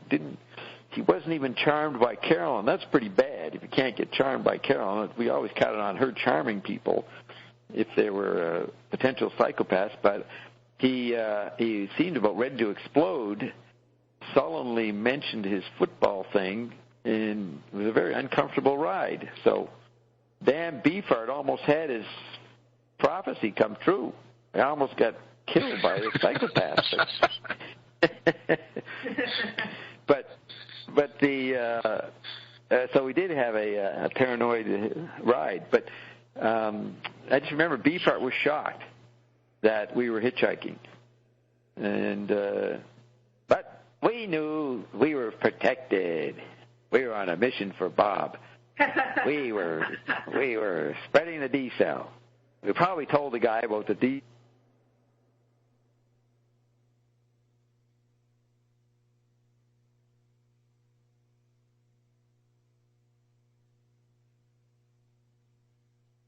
So,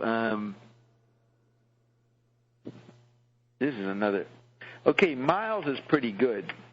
There's another article by Miles. It might be worth listening to what he says. There is this press release where Frank explains what happened to the mothers, what different people are doing. We won't read that, but the framing statements by Miles might be interesting. He says, many people say they don't like the mothers, but when pressed, usually it turns out that they haven't listened to them for 3 years or so. Those people should read this totally biased review with an open mind. So he's admitting he's biased. When Zappa disbanded the mothers, he issued the following press release. The bits in italics are my annotations and not part of Zappa's text. So you get this talking about the history of the mothers. Then Miles says, Zappa has not only written the arrangements, he's cut the master tapes to pieces and backed bits of tape from one number against bits from another number to create new tunes and themes. The results are fantastic. Then next thing he says, the Beatles were certainly aware of the Mother's Freakout album when they were planning Sgt. Pepper. Then the next thing he says,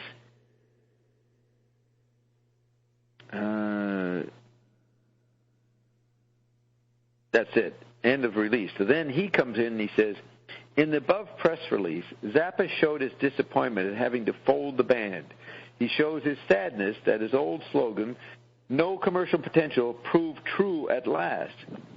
And that no commercial potential was said by Don, whatever his name was. The guy went on to be a mainstream super producer, very wealthy guy. Don something. No commercial potential, he said, you guys have no commercial potential, proved true at last. And it shows, the press release shows his anger at the total lack of public support for experimentation in music. Now, you know, this is Zappa going through the grind of doing this, but we as consumers thought he was a fucking big success. He had the best albums. It was an awesome amount of stuff. Good concert. And we didn't think he was a failure. But he had to fucking do it. He had to make it. He had to make money, but we were just consuming him, and he was awesome. So his anger at the total lack of public support for experimentation in music. Then Miles has in brackets, the term underground music now being just a sales hype for trivia produced by trashy groups who can do a 12-bar blues. Total lack of public support for experimentation in music. I guess that means for underground music, but it's been co-opted. Support and... Okay, Zappa showed his disappointment. He shows his sadness. And his anger at the total lack, Zappa's right. I don't get that. Then it says, no, really underground group. So you have superficial underground music. Then he says, Zappa's right. No, really underground group has yet made it big, has had public support and encouragement on anywhere near large scale, or had a sympathetic record company. So he's saying that Zappa was a really underground group. And even though you got underground music being pushed by the record companies, nowhere near the underground and the environment that Frank is. Then he says, witness the Fugs, the Vanilla Fudge, the United States of America, Captain Beefheart, the Soft Machine, etc. Even the Jefferson Airplane have reportedly terrible troubles with RCA Victor. So I guess he's saying that the Fugs, the Vanilla Fudge, the United States of America, Captain Beefheart, the Soft Machine are the more real underground groups. Then he says, the Mothers have gone. It is extremely unlikely that they will reform, and Frank knows it. Now, they did reform with Hot Rats, and he went on, just continued making bands, making new bands. So people didn't understand that Zappa, that the Mothers, though legendary, weren't that important to Frank. He could drop them and then keep forming new anti-environmental according to the public requirements. So for him, it wasn't as dramatic. Miles is fooled by this, and he says, they're not going to reform, and Frank knows it. Even if they did reform, the rigors of rehearsal and the amount of time needed to get them back into shape would make it impossible to reach the old standard of craftsmanship. People just grow apart, and now they are apart. The financial burden of an 8-piece group plus equipment handlers being far too great for their income. That means from gigs and record sales. However, the tapes exist, and they are wonderful tapes. Now, he used to visit Frank and get to hear some of these tapes. Miles, at that time, wrote the best articles on Zappa. He had access to Frank's scene. Stored in his basement studio, Frank has tapes of himself with Captain Beefheart recorded in 1964, singing dirty songs and doing Rolling Stones-esque numbers, but weird. Now, people didn't know that. I knew it, but in general, it was new knowledge to know that Frank had taped so much stuff. Then he says, and Miles, I guess, heard some of it. Zappa has amazing live tapes from the Whiskey A Go-Go, including the one of the night they were discovered by Herbie Cohen. And he goes, that's something. Miles said, that's amazing. Tapes from concerts in Florida where a groupie got on stage with them and had a dancing contest with Motorhead for a $20 prize. Tapes from all over Europe, not only in concert but dialogues in changing rooms. Not only in concert but dialogues in changing rooms. Recording on the road, in coaches or buses, airport waiting rooms, rehearsals, etc., etc. Some really fantastic stuff. So Frank would use Barry Miles to let this information out. He let Miles hang out and hang out, which for real Zappa fans was the ideal position. You would have loved to be with Frank and him playing, his stuff to you. It would have been the ultimate art experience of that day. Much of it, in fact, Zappa can't use unless Warner Brothers and MGM did a deal or joint release, because the Mothers' contract with MGM specified exclusivity of material, meaning that Zappa can't release other versions of songs which are on MGM albums, on Warner Brothers albums, on MGM albums or on Warner Brothers albums. Thus, some of the amazing live versions of, say, no, you haven't. We've been through that before. It doesn't last. Something tremendous will happen, and you'll want to be part of it. So, Zappa says how dumb they are, and Don Preston says, but they do scream for more when we do a good show.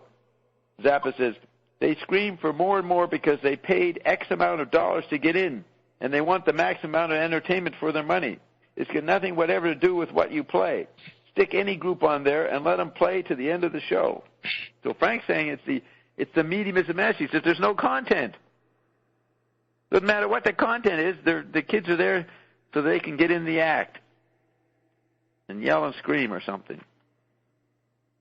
The journalist says, do you have a solution to this situation? Zappa says, yeah. Holy shit, he says it right here. Yeah, I'm not going to tour anymore. Holy shit. He announced it. He doesn't say he's breaking up the band, but I'm not going to tour anymore. Then, and this was published, 2 months later after he announced it. Then the journalist says, then I asked some questions which amounted to, quote, will rock survive? Zappa says, rock, so the jazz guy, will rock survive? Zappa says, rock won't die. It will go through some changes, but it ain't going to die. They predicted too many times in the past. Remember, quote, the limbo is coming in. Rock and roll is dead, unquote. There have even been some concerted efforts to kill it. But it will survive because there will always be several very smart producers and record companies who are interested in giving people what they want instead of what they need. Ooh, he says they need something.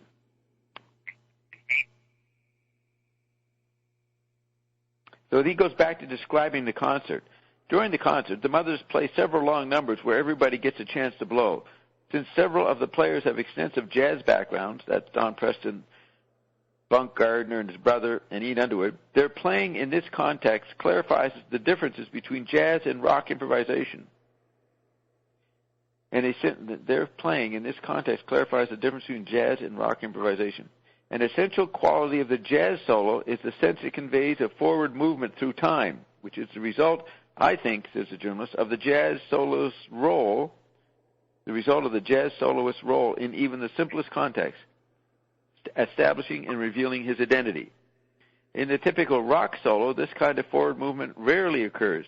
Instead, there is an amount of space to be decorated, with the emotional curve, in brackets, excitement to ecstasy, a foregone conclusion. That's why many jazz listeners find rock solos boring, no matter how well played. They're like someone brought up on Beethoven who listens to a raga and says, quote, I dig the rhythm, but we're going around in circles. Where's the development? Is that what a Westerner thinks of the Indian music, Roxy? We're going around in circles?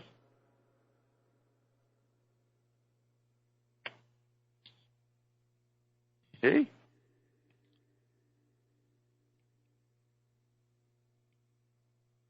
No comment? In many rock solos, guitar solos especially, there's a theatrical relation between the player and what he's playing. And we'll do that again. In many rock solos, guitar solos especially, there's a theatrical relation between the player and what he's playing. And the most exciting parts occur when it sounds as if what he's playing has got the upper hand. The drama is that he's conjured up a screaming musical monster, supposedly, and now the beast threatens to overcome him. The excitement comes from watching him master the beast, surrender to it, or get even altogether and smash or burn the instrument. When someone like Jimi Hendrix presents this sexual fantasy, it can be Wagnerian. This is what the journalist writes. And he says, the mothers undercut this setup quite neatly. The soloists go through the outward motions of getting hot, but the precision of accent and the care they give to motivic development prevent any loss of control effect. The reaction of the audience to this was curious. Zappa would stomp off a number that had, watch out, explosion ahead, written all over it, and the people around me would murmur, yeah, and a blank look of anticipated ecstasy would settle on their faces. By the end of the piece, no explosion had occurred, and they looked vaguely bewildered, although they applauded, of course. What do you think of that, guys?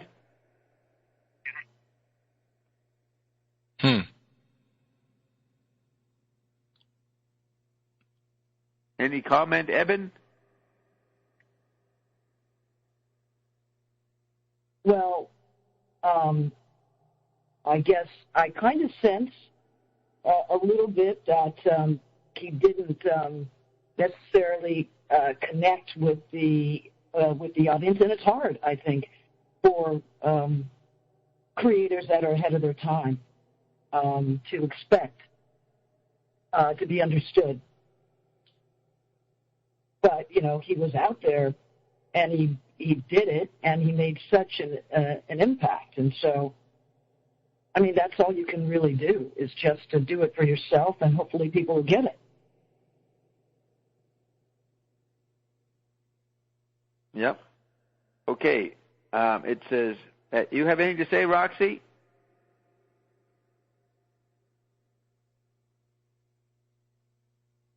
Maybe Roxy's not there anymore. Seems her number is still there. Okay. The Mothers have made 6 albums, and Absolutely Free, We're Only in It for the Money, and Uncle Meat are worthy of anyone's attention. Their first album, Freak Out, is interesting, but unformed compared to the others. Mother Mania is an anthology, and Reuben and the Jets an extreme parody of 50s rock and roll. It doesn't mean much to me, since I never got to that music the first time around. So he thinks it's a parody, and not limited to that. Listening to all the albums in one sitting reveals an interesting facet of Zappa's musical procedure.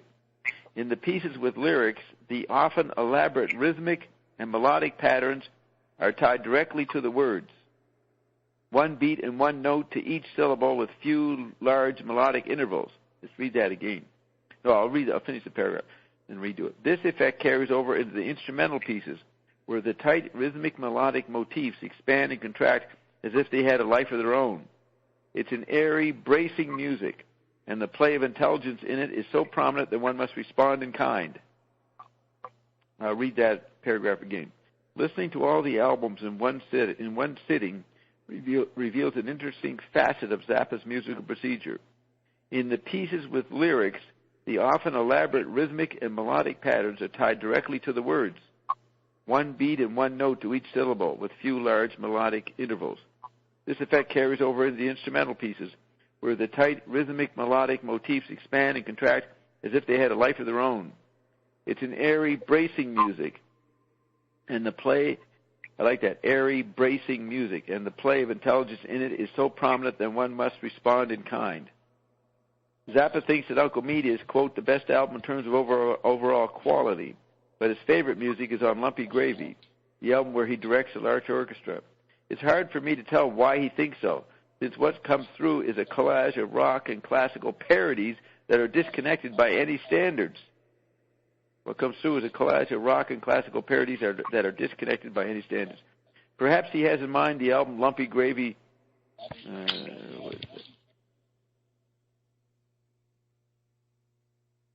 Perhaps he has in mind the album Lumpy Gravy might have been. Perhaps he has in mind, since he says his favorite music, what it might have been, since both he and Bunk Gardner mentioned that the Los Angeles studio men on the date were unable to cope with some of the music and played without much spirit and what they did manage to record. Then it says, Frank Zappa might be described as a cultural guerrilla. He sees that the popular arts are propagandistic in the broad sense. Even when they masquerade as rebellion, they lull us into fantasy and homogenize our responses. So he infiltrates the machine and attempts to make the popular forms defeat their traditional ends. His music doesn't lull, it tries to make you think. Obviously, he's balanced on a narrow edge. On the one hand, he's faced with an audience whose need for homogeneous response is so great that they can make his creations fit their desires. On the other hand, he must in some way reach a mass audience or his efforts are useless. And of course, there's money too. He's only human. But now listen to this.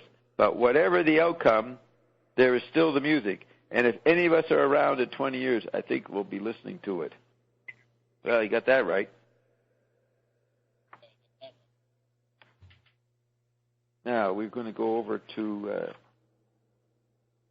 an article by David Wally. David Wally, he wrote one of the first rock biographies. It was a biography of Zappa, and I knew him at the time. And there's from November 10th, 1969. What's that? Somebody say something? From November 10th, 1969, David Wally writes an article. It says he's a music critic for the East Village Other. That means he worked for Walter Boert. and Jazz and Pop magazine. This guy goes on in the 70s to have a semi-career as a Zappa expert. What did he say in 1969? Has he decided to write the book yet? I don't think so. So he's thinking. Now, he's a graduate of Yale University, someplace like that. He's a cultural historian, and he's got the guts of looking at Frank and saying, what are we going to do with this guy? So, and now he's saying this after the breakup. So David Wallace says, the mothers are dead.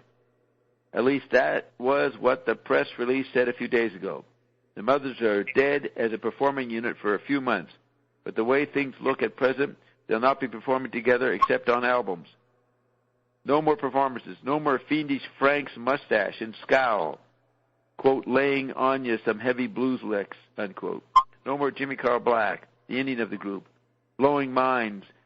No more Ian Underwood sax solos. To me, the idea of the mothers not gigging is an unmitigated disaster, not only for the musicians, but more importantly for the audiences who will be deprived of good music. Frank's music strained one's senses. It was music that made one think beyond British blues, beyond B.B. King guitar riffs, or superstar ego-tripping and publicity-hyped games. Music that made one think beyond British blues, B.B. King guitar riffs, or superstar ego-tripping and publicity-hyped games. Admittedly, Frank himself had much to do with killing the group.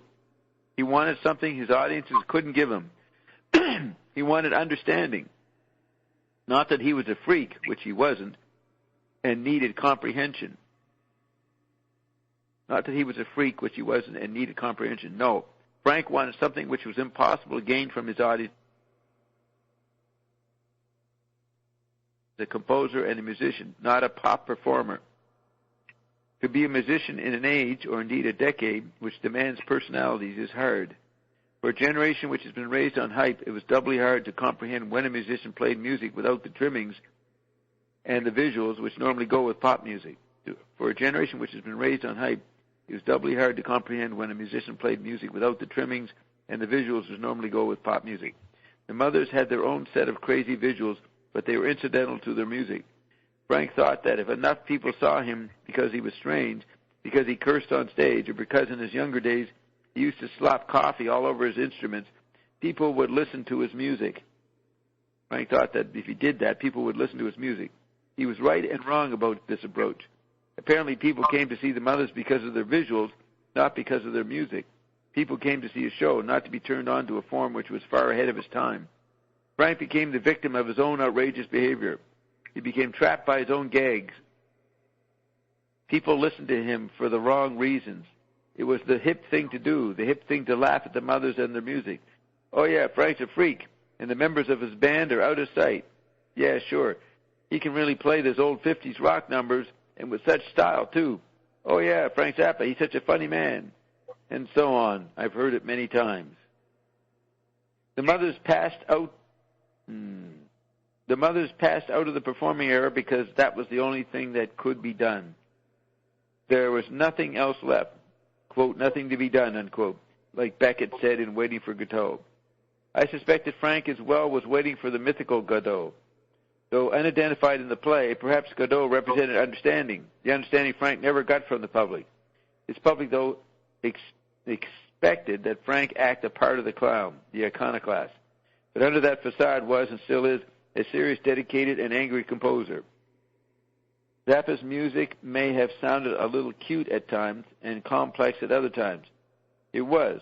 Frank was committed, as were the mothers, not to turning people onto drugs, not to blowing people's minds with dynamite, fiery blues riffs.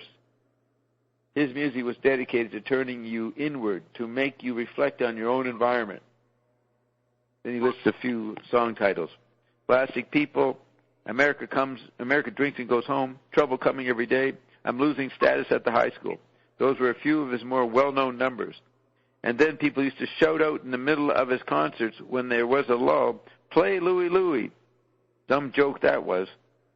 Frank wanted to do something more than entertain people. He wanted to educate people's ears by not giving them what they wanted. Perhaps Frank wanted too much, by wanting people to listen instead of consuming his music. Perhaps Frank wanted too much by wanting people to listen instead of consuming his music. People, because they didn't want to be bothered, saw Frank for a freak, and all they expected from him was freakiness. What they didn't get, when they didn't get that, they booed or taunted him. Frank reacted by disdaining his audiences. Continue over here. All right. Frank, where are we at?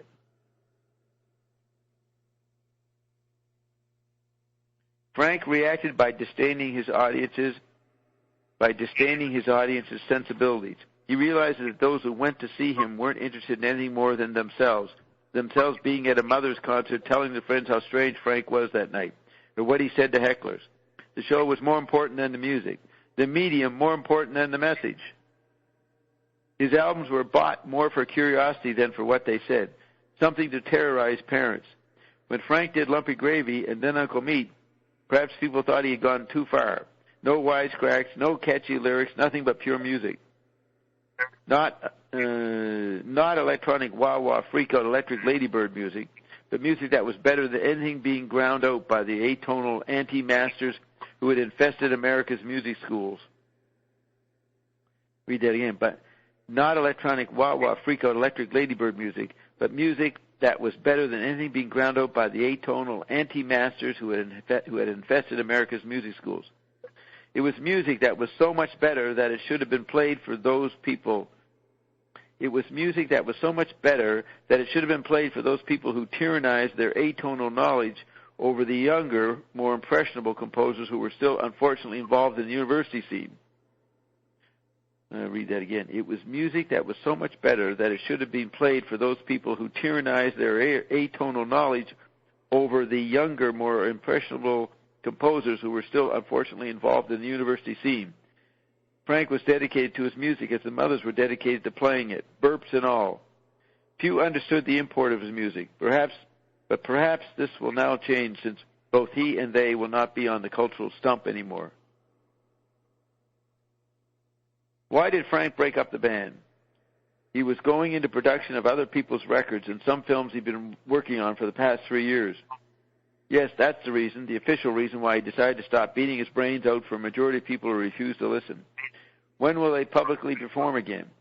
The master said, quote, "It is possible that at a later date, when audiences have properly assimilated the recorded work of the group, a reformation might take place," unquote. Maybe Frank is too far ahead of his time. Maybe he should go into retirement. Then again, all great artists are way ahead of the general public. For the sake of the musical form in which Frank was working, it is hoped that he will again meet his public. Maybe then he won't be forced to play Louie Louie for 16 hours at a time to satisfy the popular notion of pop culture or pop entertainment. It is a consummation devotedly to be wished, and time will tell. So that's the author. Oop. Is that you coming back, Roxy? Have you come back to speak?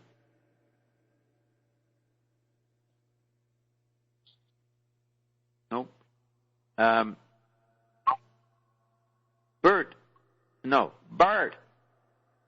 Are you yearning to say something? Thanks for unmuting me.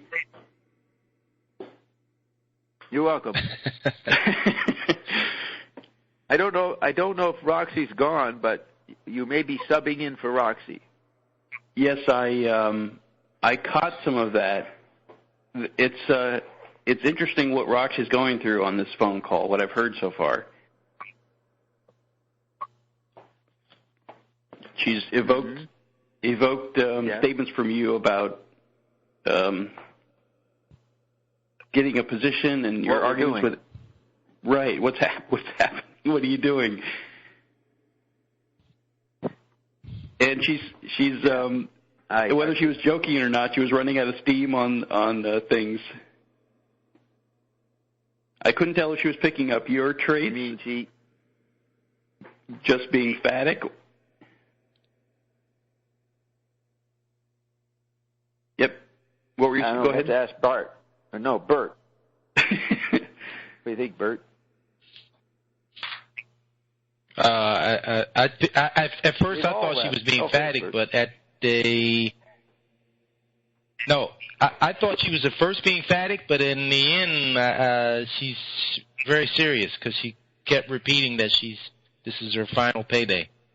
Yeah, I've noted you and Roxy Bert have basically kept up with Bob for hours and hours and hours.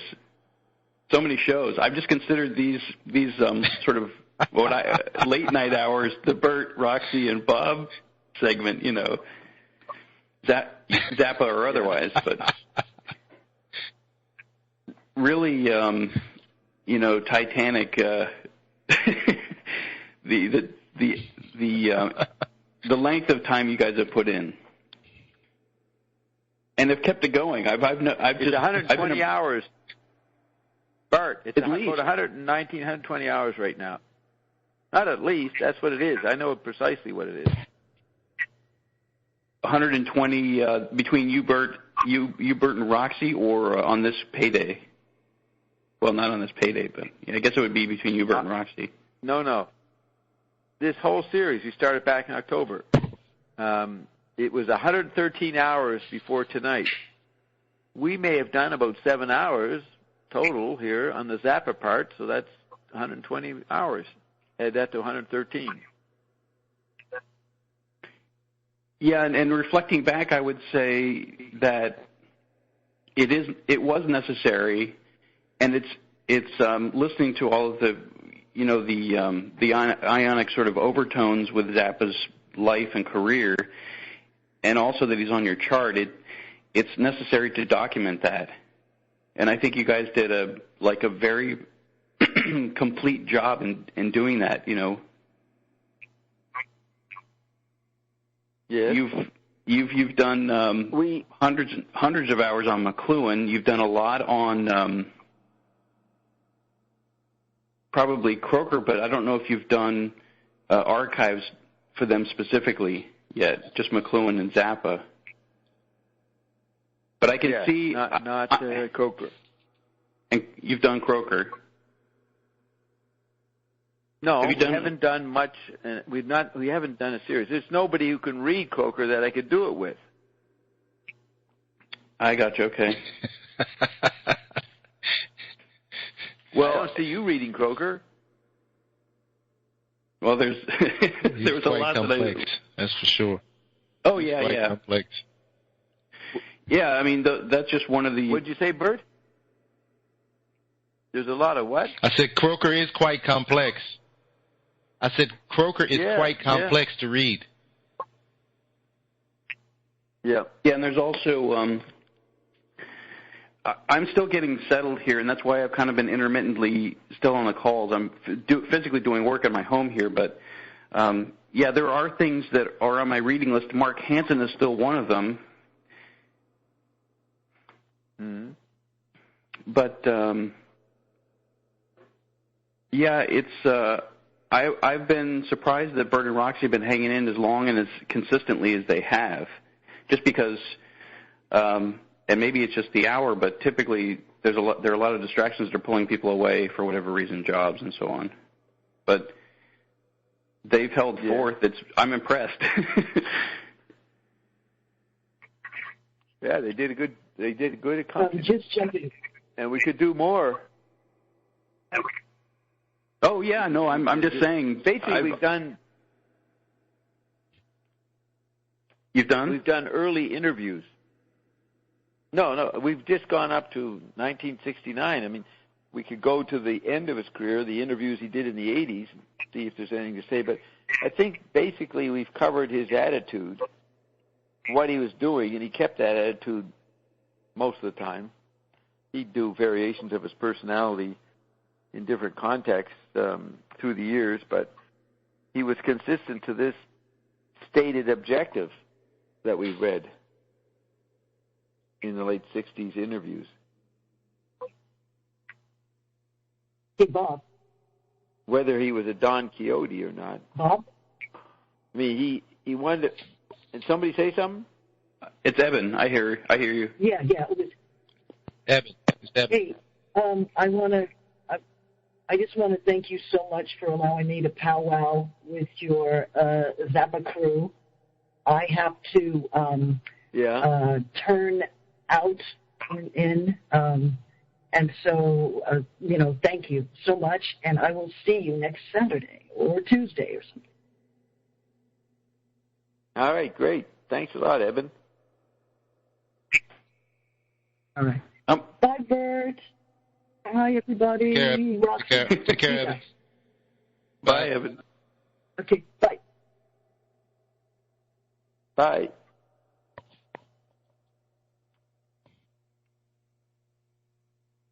Yeah, the Don Quixote of Frank. He somehow, like he says, I'm not interested in entertainment, I'm into music. Well, he seems to have an expanded idea of what music is. He's into using environments to create altered perspectives. And it was seen as him doing music, but maybe his idea about what he was doing is the deeper part. Yeah, no, I liked it. He would bother people. People wouldn't know what to make of what he's doing. Okay, he's talking about this and that, do that for 18 months, and then suddenly he's doing something completely different.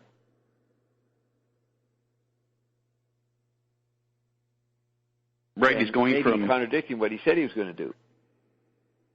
Yeah, which is a very McLuhan-esque. It's very Dobbsian. It's very ionic. Yeah, that's right. And also, the Black Caucus. The Black Caucus. Bob is the figurehead. If there are any caucuses here, I guess you're still the figurehead, whatever it is. So if there's the ET caucus, you're going to be the figurehead of that too. So. Yeah. He's also president of the student council. He's also that's great. In the global high school. The what's that?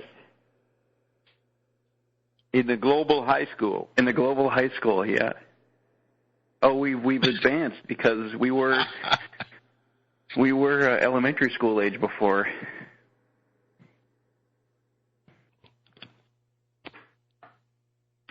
Well, I always liked Zappa's statement about that he did something serious that he didn't take seriously or something to that effect. Was that his statement?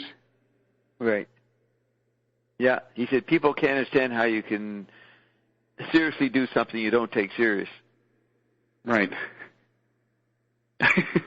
which is a great sort of ionic phrase in and of itself. Yeah. But you... I think I have it right in this file folder. Might have the exact statement in this file folder here. Did we finish? So David Wally, he's upset that Zappa has stopped playing, and Wally's going to go on and write a book about Zappa. Wally passed away a few years ago. He had a falling out with Frank, which really upset him. I was in the middle of that. I read the manuscript before it was published in New York. That was at the time 200 Motels came out in November 1971. And I was a confidant to Dave Wally while he commiserated about his falling out with Frank. And then I would talk to Frank about it. So I was go-between. I didn't try to ameliorate it. I just heard their different views.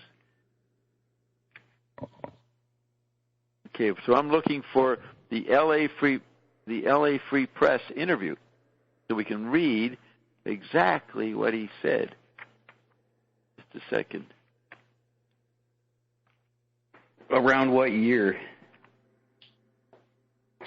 Oh, this is August 69. I know the exact date of the interview. August 69 in the Los Angeles Free Press, I think it was called. Unfortunately, I'm not seeing it. I've got to July, September. I thought I saw it the other day. that. So you said something that Zappa made a statement. You said it maybe a few minutes ago that he said something about crowds. He didn't like crowds or the masses, something to that effect. No, the journalist said that, and that's not necessarily true. I mean, Frank enjoyed doing what he was doing. Can't say he didn't like the masses. Right, he was entertaining them. I'm trying to parse out what he's saying and what's being attributed to him.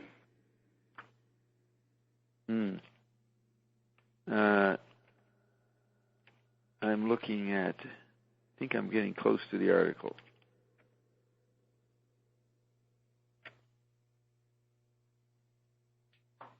Dave Wally had some interesting observations of Frank in that article you just read. Yes. He was starting to think it through about what he would say. Look at this. And, Roxy went and saw Pauline Oliveros yesterday. So the Zappa, it's date Los Angeles Free Press.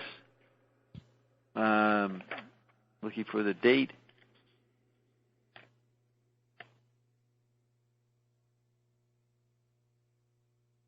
Pauline was born in Houston, Texas. Is that where you are right now? Yes. Well, I'm in Spring, which is just in a suburb. Right. I'm looking for the date. Doesn't show the date. What?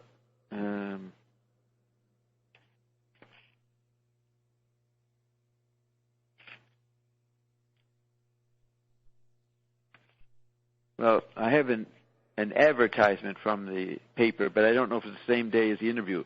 The advertisement says June 20th, 69. So here's how the interview starts. Paul Eberle is the journalist. So Zappa goes, "What do you want to talk about?" Paul, "I'd like to confine it strictly to music and just talk about that. I'm not particularly interested in your high school basketball coach and all that crap." Zappa says, "Good." Paul, "I just heard your new album, Uncle Meat, and some of it sounds like some of the new Polish music. And some of it sounds like Zap Comics," that's R. Crumb's Zap Comics, "set to music." Frank says, "I can dig it. I can dig it." Paul says, "And in a lot of it, there's obviously serious intent, despite sounding like Zap Comics or Polish music." And Zappa says, "It's all serious intent. I seriously intended to make that album sound exactly the way it sounds. And some people can't understand that you can seriously want to do something that's not serious." So I always say it's seriously do something. He says that you can seriously want to do something that's not serious. And some people can't understand that you can seriously want to do something that's not serious. So Paul says, they think the two have to be done separately, like Spike Jones made some funny records and others that were just chiffon music. Zappa says, what we do and have from the very beginning is concept art, Like the real artistic merit of what we do does not necessarily exist on the disc itself. It's like different tones. I tried to explain this concept in a lecture I gave to a group of radio broadcasters. Do you know Pauline Oliveros' piece on the Argosy label? She's made a piece of music on which the sounds are generated this way. Two sounds, one below the audible range of hearing and one above the audible range of hearing. And from them are produced, quote, difference tones. Paul says, are they audible? Zappa says, yeah, they're quite audible, but they happen in between the two real things. So if you vary those two tones slightly, all this mass in between shifts. And so if you create a piece where the tones are very slightly, what? I'm just laughing at that. I like that statement. I like that statement. So if it's you above vary and those below. This one? Go ahead. Yeah. So if you vary those two tones slightly, all this mass in between shifts. Is that the sentence? Yeah, you're playing outside of the range of human hearing, but if you distort those tones, then it becomes what was the last sentence? The last. Two sounds, one below the audible range of hearing and one above. Oh, here's Roxy. How you doing, Roxy? Hey.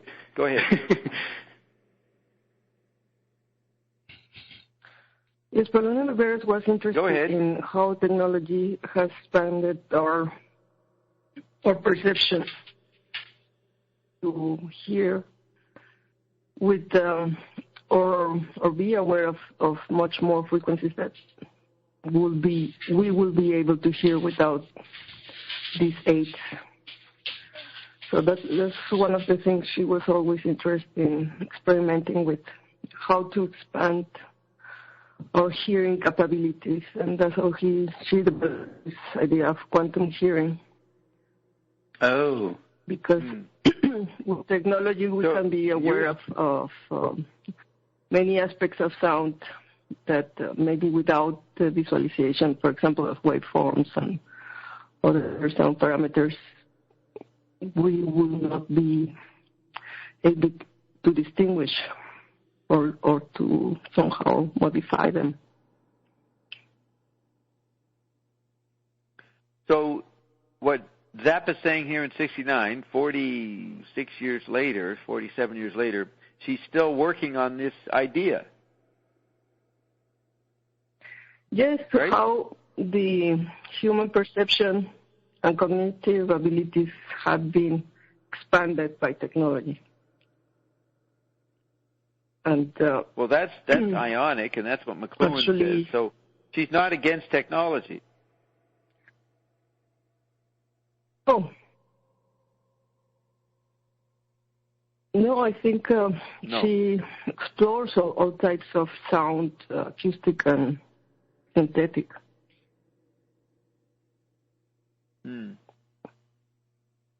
Now, did she say any of this when you saw her yesterday, or she just got you into the meditation and talked about how to do that?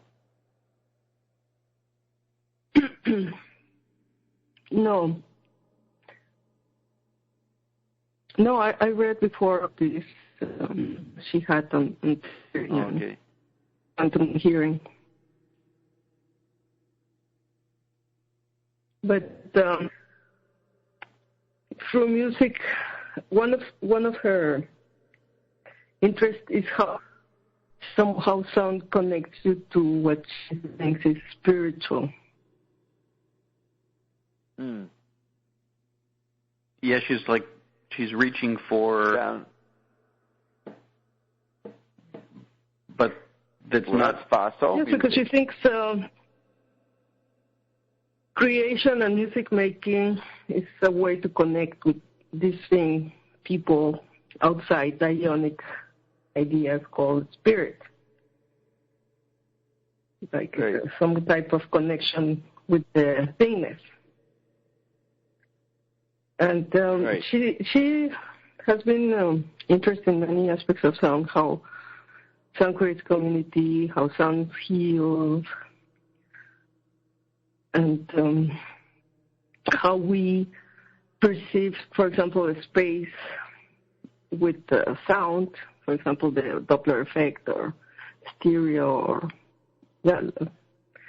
how we locate sounds. Help us understand our environment. It's part of not only the acoustic space, but also the visual space in her view. So that statement about her taking sounds above and below the human range of hearing and then distorting them and the effects that are created by that, there's something like there's something in the, like a pattern that could be there, like something in the gap, or there's something interesting. There's something interesting about that notion, but it seems like it could be a pattern that's applied to something here.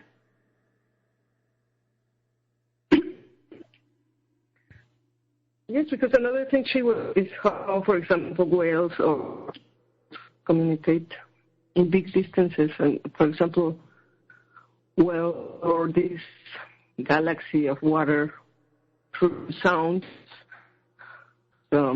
like the bats, they emit this wonderful sound thing, and they feel reflections of food, some types of fishes or things that are in the water. The singing is not only aesthetic, but has other functions in how they interact with the environment. She somehow thought a bit. Roxy, your phone's sort of breaking up there.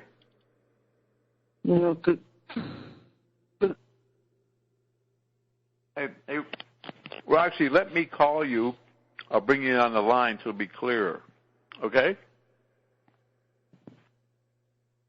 So you can get off the computer or whatever you're on, and I'll just flash you in, okay?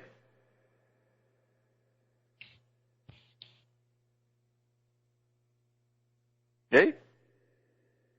Oh, yes, she went off. Okay. I'll be back in a minute, guys. Okay. All right. Hey, Entertain them, Bart yes. or Bert. We'll entertain each other. Bart, did you get to hear? Did you get to hear it? Yeah. Did you hear Brian's engagement with Ion last week with the planet and the sun? Oh yeah, I heard all of it. Yeah. Yeah. So Brian went through that whole struggle about. Oh, go ahead. No, go ahead. No, it's just interesting what Ion told him about, because he admitted that we can look at it, our existence, as it's a flat plane with a sphere over us, like a dome, but then the sun is not within or without. And that made me think that all the space pictures you ever see, it's always dark. You never see the sun when they have pictures from outer space. Have you ever noticed that? Or have you ever seen the sun, like from the space station or any type of... They never show the sun when they're in outer space. And when Ion said that made me think of that last week when he was speaking with Brian. They've got the NASA telescopes pointed at it, but I guess maybe if you're outside of the atmosphere that you might be in danger of wrecking your equipment if you're shooting it straight at the sun. Who knows? Because they've got I'm sure they have. Well, but you don't see the light. You don't really see the light. I mean, if you look at how the sun illuminates our planet, when they have outer space, flying by, you don't really see the beam of light like what we see. And that just made me think of what Ion told Brian. But it also made me think that Ion told me there were 8 suns. Yes, but, good luck finding those. But I like it. Ion did say that once... Go ahead. Okay, go ahead. They're back. Yeah, Roxy's back, and she was saying, she thought we were on the air, she was saying something about singing. Roxy, knowing what you are going to say. The singing of the whales, that they just don't sing like us for fun or for aesthetic reasons, but to relate to their environment. And they communicate not only between them, but with the waves and the vibration with other things through the water. So I like that idea. And Pauline Oliveros has also studied the brain and hearing. And we know that we use only a part of our brain, very small part of our brain, and she wonders how technology is going to help us expand, evolve in a way that we could use all our cognitive and perceptual capabilities, all of our brain. Yeah. Because there are many techniques, like the overtone technique, that are used by the Siberian and other types of techniques of the use of voice or singing, or this thing they do in the mountains. Like the Tibetans, it's like la la la la. No. Oh, yodeling. Oh, like in the Tyrol. Yes. Okay. Okay. Yep. I mean, if we all could sing, there is a lot of things we can do with our body as an instrument. And she thinks it's something we have to develop to be somehow fully evolved. And I think that has to do with what Ian is saying. Did you say to be free of love or full of love? I misheard that? Fully evolved. Fully evolved. Okay. Actually, Bob made a good point. It is, the response to her query is really fa sol la, because that's working on the ascended level. Whatever. Yes, and she has also looked into cymatics and how sound, for example, can interact with particles such as electrons, and of course there is a quantum hearing. There are vibration and frequencies affecting the molecules, the particles, the cells, and we're becoming more aware of those things also with the help of technology. But I wonder. I think Ion is see those things or measure. Has addressed like the solfeggio frequencies. Am I saying that right?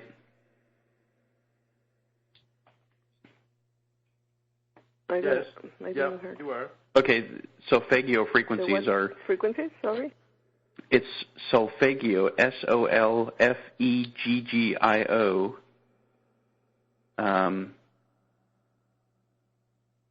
And it says, the description here is the solfeggio frequencies make up the ancient six-tone scale thought to have been used in sacred music, including the beautiful and well-known Gregorian chants. The chants and their special tones were believed to impart spiritual blessings when sung in harmony. Each solfeggio tone is comprised of a frequency required to balance your energy and keep your body, mind, and spirit in perfect harmony. But I think that Ion's sort of discounted these binaural beats, or sort of using, at least up to this point, technology in that way to alter maybe your physiology, or you can help me, Bob or Bert, if you recall that. Talk about chips or like implants that will make you, for example, have perfect pitch or play an instrument or something like that. They think someday we will be able to download this type of things, and like a program information. Well, and then like an app. I don't. That's a good question. I would say anything that's possible in. Isn't that what the drops do? Didn't Ion say that fossil law was in the RNA drops? Well, I think. I thought I heard that. I think there are going to be these both things being developed, both the cyborgs and the ionic technologies perfecting. I mean, if we can use our brain as it is supposed to be fully on with the hypothalamus on, that there is a lot of art which has the form of a brain, and the part of the hypothalamus light or is the eye of the providence, and it's really showing that there is this awareness about the brain and this turning the hypothalamus on that is going to change our perception. It's going to enhance, like, I think we're going to be able to hear with the whole skin, for example. Is that something you heard Ion say? Because it sounds like you mean the cells are picking up frequencies or tones, and yes, but you're saying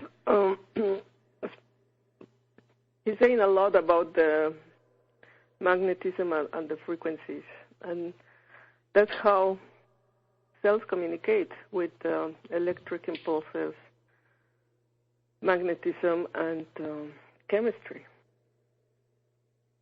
And this, I suppose there have been some frequencies that are going to be somehow amplified so that we can really tune into them. And this is going to morph the perfect cells. I think that's one of the things that is happening besides the chemistry, because Ion is talking so much about the frequency. That maybe I should ask him.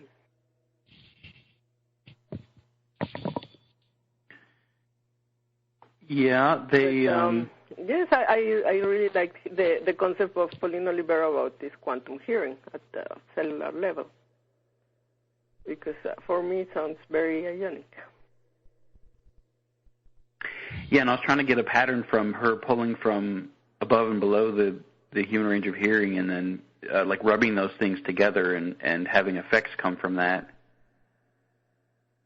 It's almost like the non-physical of Ion rubbing with our own non-physical and creating overtones or tones from that. It's a good pattern. But on one level... Because it's amazing. We don't even really know what the energy is, what matter is, really. There are no real definitions of many things. It's all very blurry. Well, Ion says we don't even know how these things work, but they work. It's a fact that we have the impression things are solid, but all is fata morgana, all is illusion. Yeah, Bert had just mentioned the whole struggle that Brian went through I think it was the last call with Ion, about the Earth being flat. And he was getting fired up about the Earth being flat and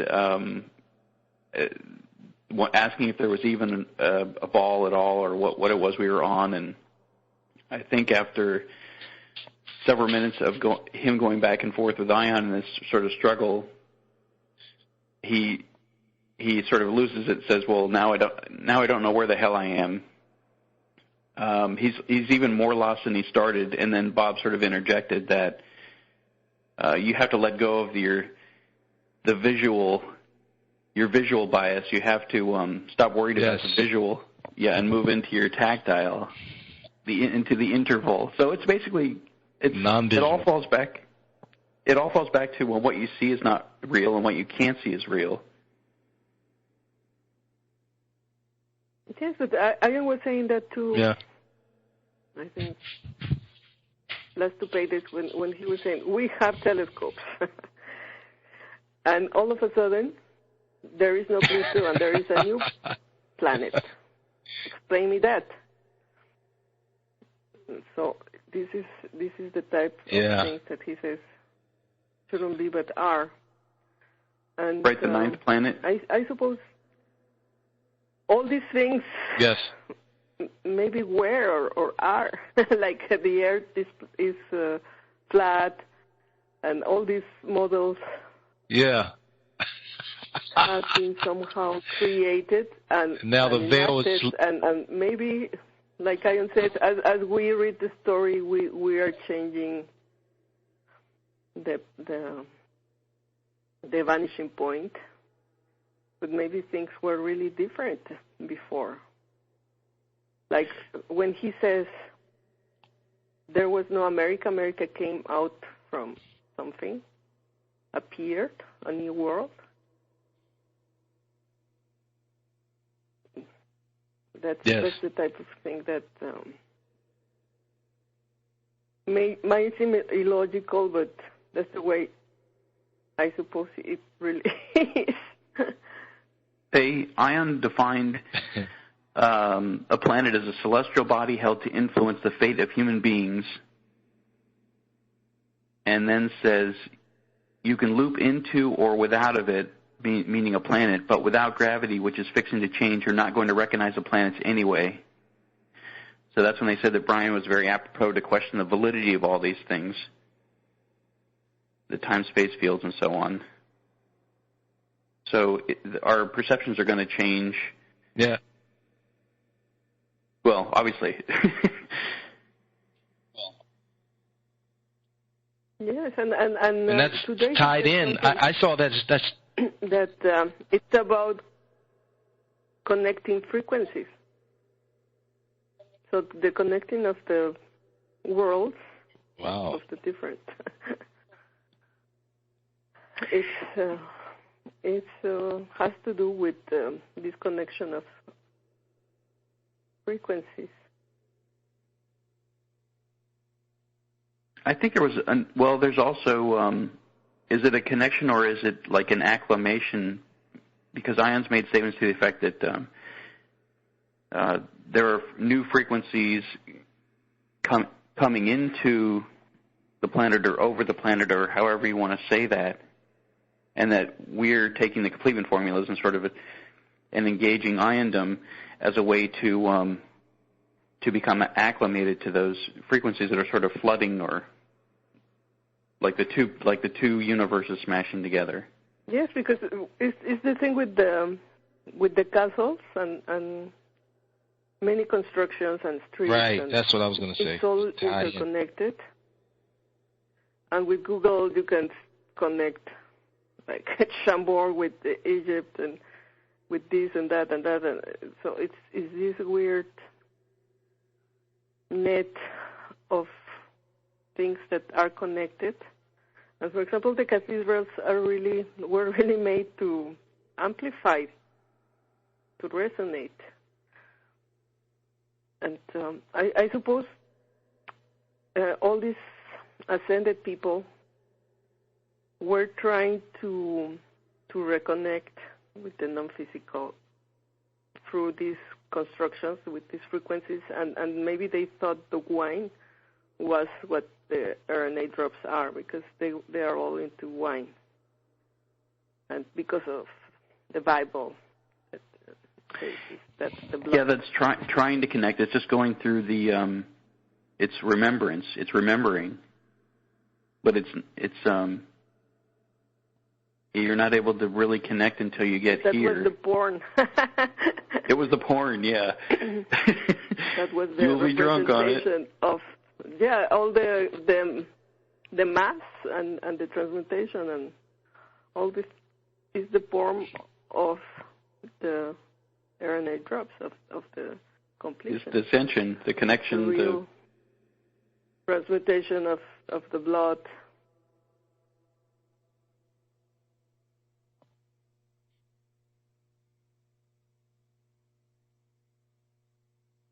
Yes, and for example, for me it was a big epiphany to see that if you see the Nile Delta, it's like a brain, and the Nile is like the spine. What was the first? What was the first? What Ion is saying about the fractals. Nile Delta. Yeah, the Nile. The Nile Delta, Bart. Yeah. The Nile Delta. The Nile. Egypt. The river. You know the cue where to come in, don't you, Zubin? And then it says, Maida got in a few of his own licks, like warning the audience, quote, "You must not think that this is in any way a rock concert. This is music like any other music," which is an erroneous statement. He got in his licks. Hey, people, we're not being a rock concert. For fuck's sake, this is music like any other music. Like, the sentence doesn't even make any sense. He's trying to preserve the acoustic museum level. He says all this crazy stuff that Frank's doing has nothing to do with music. And remember, we're doing music besides Frank's nonsense. That's what his opinion was. So then, 3, Frank subjected the orchestra and audience to him. I've never heard the details, or if it's in the Playboy article, then I haven't written it in 40. It's 40 years ago. Subjected to the, it's 45 years ago, 46 years ago. He subjected the orchestra and audience to a mild dissertation on teenage cum stains that ended with a brutal. Describing cum stains. Dissertation on teenage cum stains that ended with a brutal parody of Jim Morrison's Oedipal walk down the ancient hallway in which the hero discovers his father beating his meat to a Playboy magazine. The famous Doors song, The End. The End. I wonder why he made it put up with this. So they quote how the song ends. Frank saying, "He's got the Playboy magazine rolled into a tube and has inserted his member right into the tube." Then he has the Jim Morrison character going, "Father, I want to kill you." And the father goes, "Not now, son, not now," while he's masturbating. Do you guys know the famous The End, the Doors song, The End? Where Jim Morrison acts out this dramatic, eatable thing. So Frank is making fun of the Doors. And, okay, so he did that. And then the 4th part, 1, 2, 3, 4. He invited members of the Philharmonic to stay for an ad-lib encore of King Kong, during which cellist Kurt Rayer established himself as a master. He just kept playing once the concert was over, invited him to hang around and join in, during which cellist Kurt Rayer established himself as a master freak, and clarinetist Michelle Zurkowski had a stuffed toy giraffe inserted up her dress.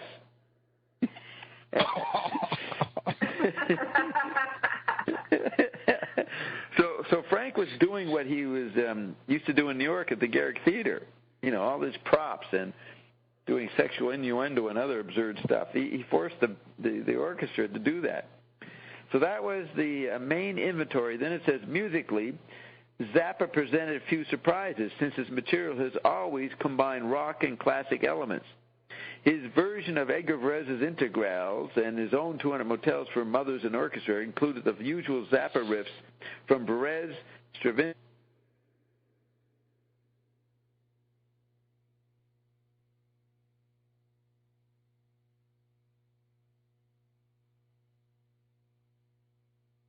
orchestra.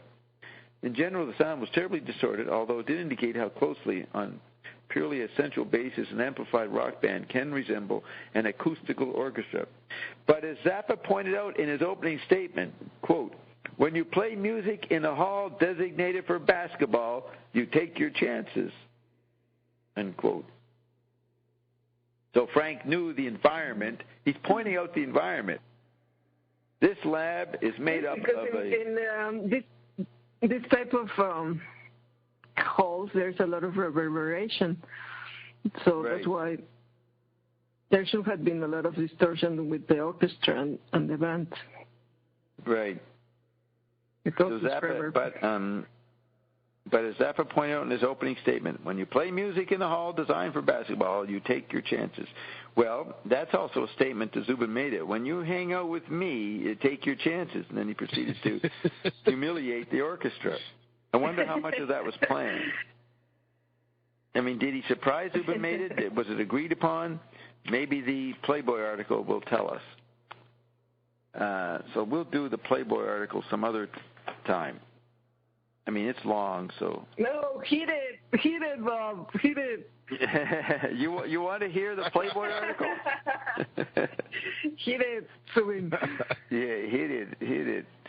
Beat me. I'm going to beat it. I'm going to take this downbeat article and insert my dick inside it, make a nice tube, and fuck the Xerox.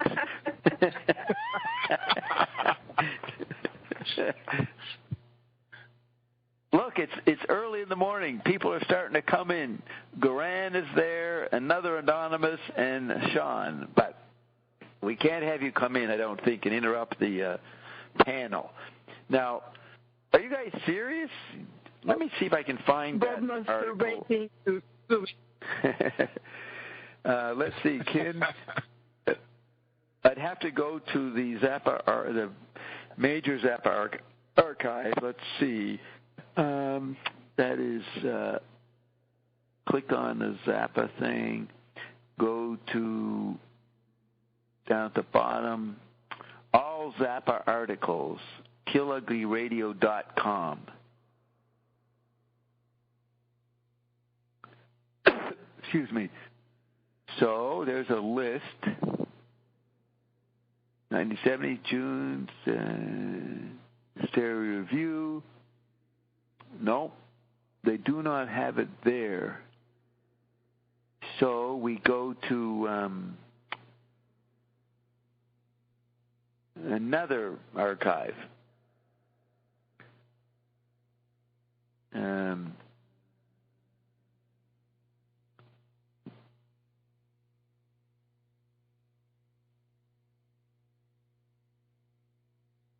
Scrolling up. Zappa Archive. Oh, it says Great Zappa Archive. AFCA.net article. What? Today, because it's Valentine. You have to play. Love songs are for broken heart are for assholes. All right, we will do that. So looking in 1971, they don't list the article. So maybe Playboy wouldn't let them post it because it was in Playboy. So let's see. But I thought I saw it somewhere. So let's see.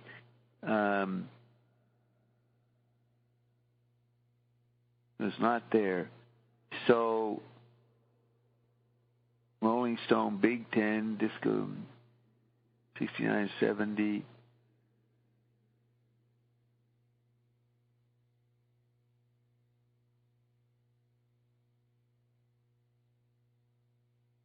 Mr. Zappa. Okay, so I'm just going to Google it. Maybe it shows up somewhere.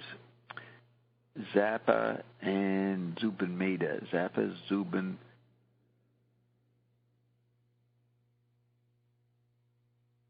Philharmonic.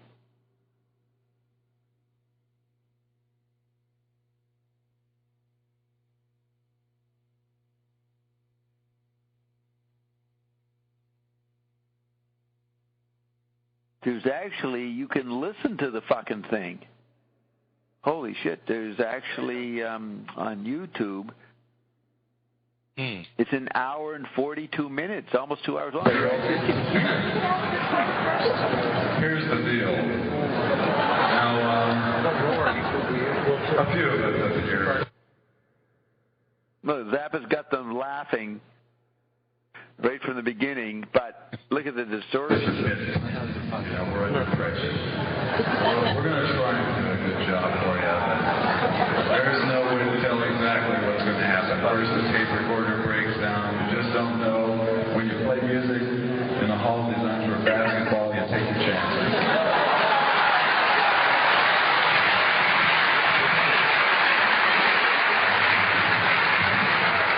If at some time in the future music becomes competitive, aggressive, violent, more involved with physical action, perhaps buildings of this size designed for music will be constructed.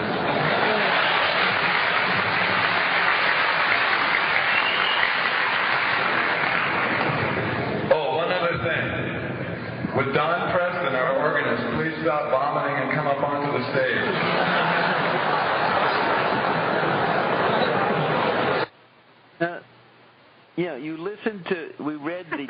magazine review. The Rolling Stone, not Rolling Stone, but the other one, very thin. Look at this. There's fucking raucous fun going on right from the beginning, right? You don't get the fun sense from the reviews. Yeah. I mean, no, but they really people. sound like they're inside a cave. There's a lot of reverberation. Yeah. But, of course, Zubin's not saying anything. Zappa's doing the entertainment. It's his show. And he's making them laugh their butts off. And it says, the guy who posted this says, warning, huge feedback at 1 hour, 7 minutes, and 8 seconds. This is probably the most unique of all Zappa Mother shows and the most unique lineup. The recording is distant but clear. This one is in my top 3 lineups, And then the comments, some kid goes, this was my first Zappa concert. Another kid says, this happened exactly 2 months after I was born. Now I am such a Zappa freak. And somebody somebody goes, cacophonia, sort of like quadrophenia, cacophonia, suitable for nowadays folks situated in an anxiety state of mind, dead life, dead end, ba-pa-ba-ba-ba, in a foreign language like in Greek. They go, hilarious, another guy says, hilarious Doors parody at 9:52. Also, the fact that Zappa wasn't jailed for obscenity for uttering the phrase beating his meat a few minutes later tells you what Morrison's arrest was largely all about. Then they had somebody go, I was at this concert. There were 8 of us or so that went. One of our group was not totally planted on the ground. Can you say hungry freaks, Daddy? The first part of the concert was the L.A. Philharmonic alone. They ended their set by sending random players walking across the basketball court, playing their instruments, a sax player and a violinist, etc. All else was silent except for those 3 or 4 instruments as the players headed across the court to the doors. Our friend thought that the musicians were walking out, that they didn't want to play anymore. So their stoned friend, hungry freak daddy, didn't understand what was going on. So look at this. So their friend interrupted that near silence by shouting at the top of his lungs, "What a bunch of shit!" He got fooled by the walkout. And somewhere across the arena, a voice answered, "What?" Maybe we could hear the parody doing of the Doors. Right. So this guy freaks out. He thinks they're literally walking out, so he wants his money back. He yells out, "What a bunch of shit!" And someone across the arena answers, "Right on!" So like a typical Zappa environment, people were hallucinating. And it said, the orchestra was at ground level and the mothers were on a raised stage above them. For the encore, Zappa invited any orchestra players to come up and jam. Most fun was a cellist who played Louie Louie with the band. Great, memorable concert.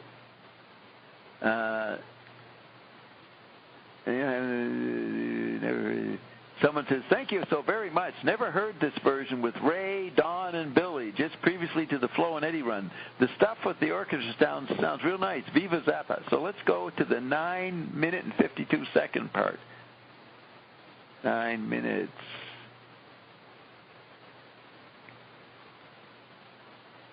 Here it is, 9:50. She's putting it all over the side of her face, and you walk in and you say, "Mother, I want to kill you." She pays no attention to you whatsoever. Completely alienated. She's got no time for things like that. She's seen your poster collection. She smells your incense, and she's washed your sheets, and she knows where you're at. Out the door, down the hall, to your father's room. Your father is sitting on the edge of the bed. And let's be frank about it, ladies and gentlemen. He's feeding his meat to a Playboy magazine. He's got the stinger fold opened up, and this January, with a brown background, huge, voluminous tits, big ones, nipples that look like fried eggs. Or if you prefer, as if a camel had stepped on her chest. And she's been airbrushed to make her look robust and mature. and he's got it rolled into a tube, and he's inserted his member into the tube, and he's throttling it vigorously. And you walk in and you say, "Father, I want to kill you." And he says, "Not now, son, not now."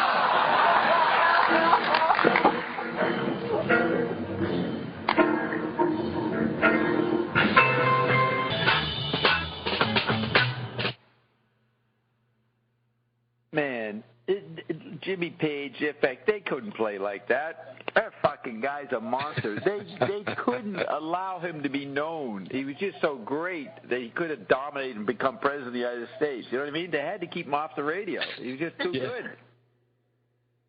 Yeah. Look at that. Did you get that? They just took off like a fucking monster. That's 1971. Right? Yeah. I mean, all of his leads are different, but they really touch you. They're so different. Powerful. He doesn't have a real signature, but there's something that he does with his leads that touch you, but they're not all the same. Like a lot of lead guitars, you can say, okay, yeah, right. That's Hendrix or that's Hendrix. Yeah. Van Halen. Yeah, but that he's really don't know what he's gonna do. Awesome. Yeah. So that was in the auditorium with the bad acoustics a couple months, a year later. So I don't see what we learned there was there's actual recording of that concert. It's a bit crummy, but let's see. It might be I'm listening through my phone. Normally I listen through my headphones, but I can't do this when we're playing my stuff. I can't do my headphones. Maybe it sounded better to you guys. Yeah, it sounded pretty bad to me. You know, the Pauly, the resonating acoustic. But so let's see.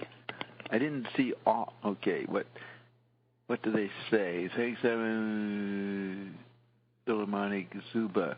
Google search. So Discogs, Billboard.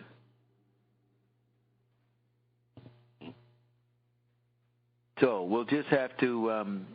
I have the article. So we. What's this? Eat it. What? You want it? Look, let's see how it goes. I mean, I'd have to go find it. I have to go out into the fucking secret vault and pull out the Zappa stuff and find the article because I've got the folders from 65, 66 up till 70. The next folder would have it. So I'm going to, I mean, we've been going for fucking 2 days or something. So let's have a little eye on. Through the long stretch here. Whole waves of Ionauts have come and gone, fallen asleep, gotten pregnant, had babies. We're there. 122 hours. Well, Bob drones on, even forcing you two to fall asleep as he reads obscure reviews. But it worked out with the different variety. No, it's nice. So let's sort of end this. What do you think? Ion's coming back soon, so we better get our homework done. It was very interesting to compare these reviews, and then to listen to the cave, to the content. The cave, right? It's really it's a total different thing from what they're reviewing or reporting. Yeah, different media. Yeah. You got this huge acoustic electrified environment where everybody's having a great time, and then you read some dinky little point of view description in a flat piece of paper. It's an example of different media, our very point. Yes. Yes, of the distortion of the broadcast, because from what they're reporting, one may think it was sort of dull or something, and then it's very dull. Yeah, it's actually not like that at all. Like, it's just like Rolling Stone, the major media, they're going to put down Frank. They emphasize this supposed division between Zubin and Frank, and the fucking audience is having a great time. You know, Frank is being a great entertainer. And they don't say that, dare say it in Time Magazine's article. Yeah, so it's clear that they're partial to the classical music. What did you say, Roxy? Yeah, it was great that you did this comparison of the different reviews, and then we heard the actual thing. Yeah, very good illustration of the puniness of literate media. This stupid little. I mean, if you got a little mind, you want to read a description, and you don't like Frank, they do a nice snarky put down, and then we have the Electric World, which is totally different, which shows a whole different thing. So it sounded like Zappa was. It was like a Zappa concert. I mean, where's Zubin? What did they do? Can't hear them.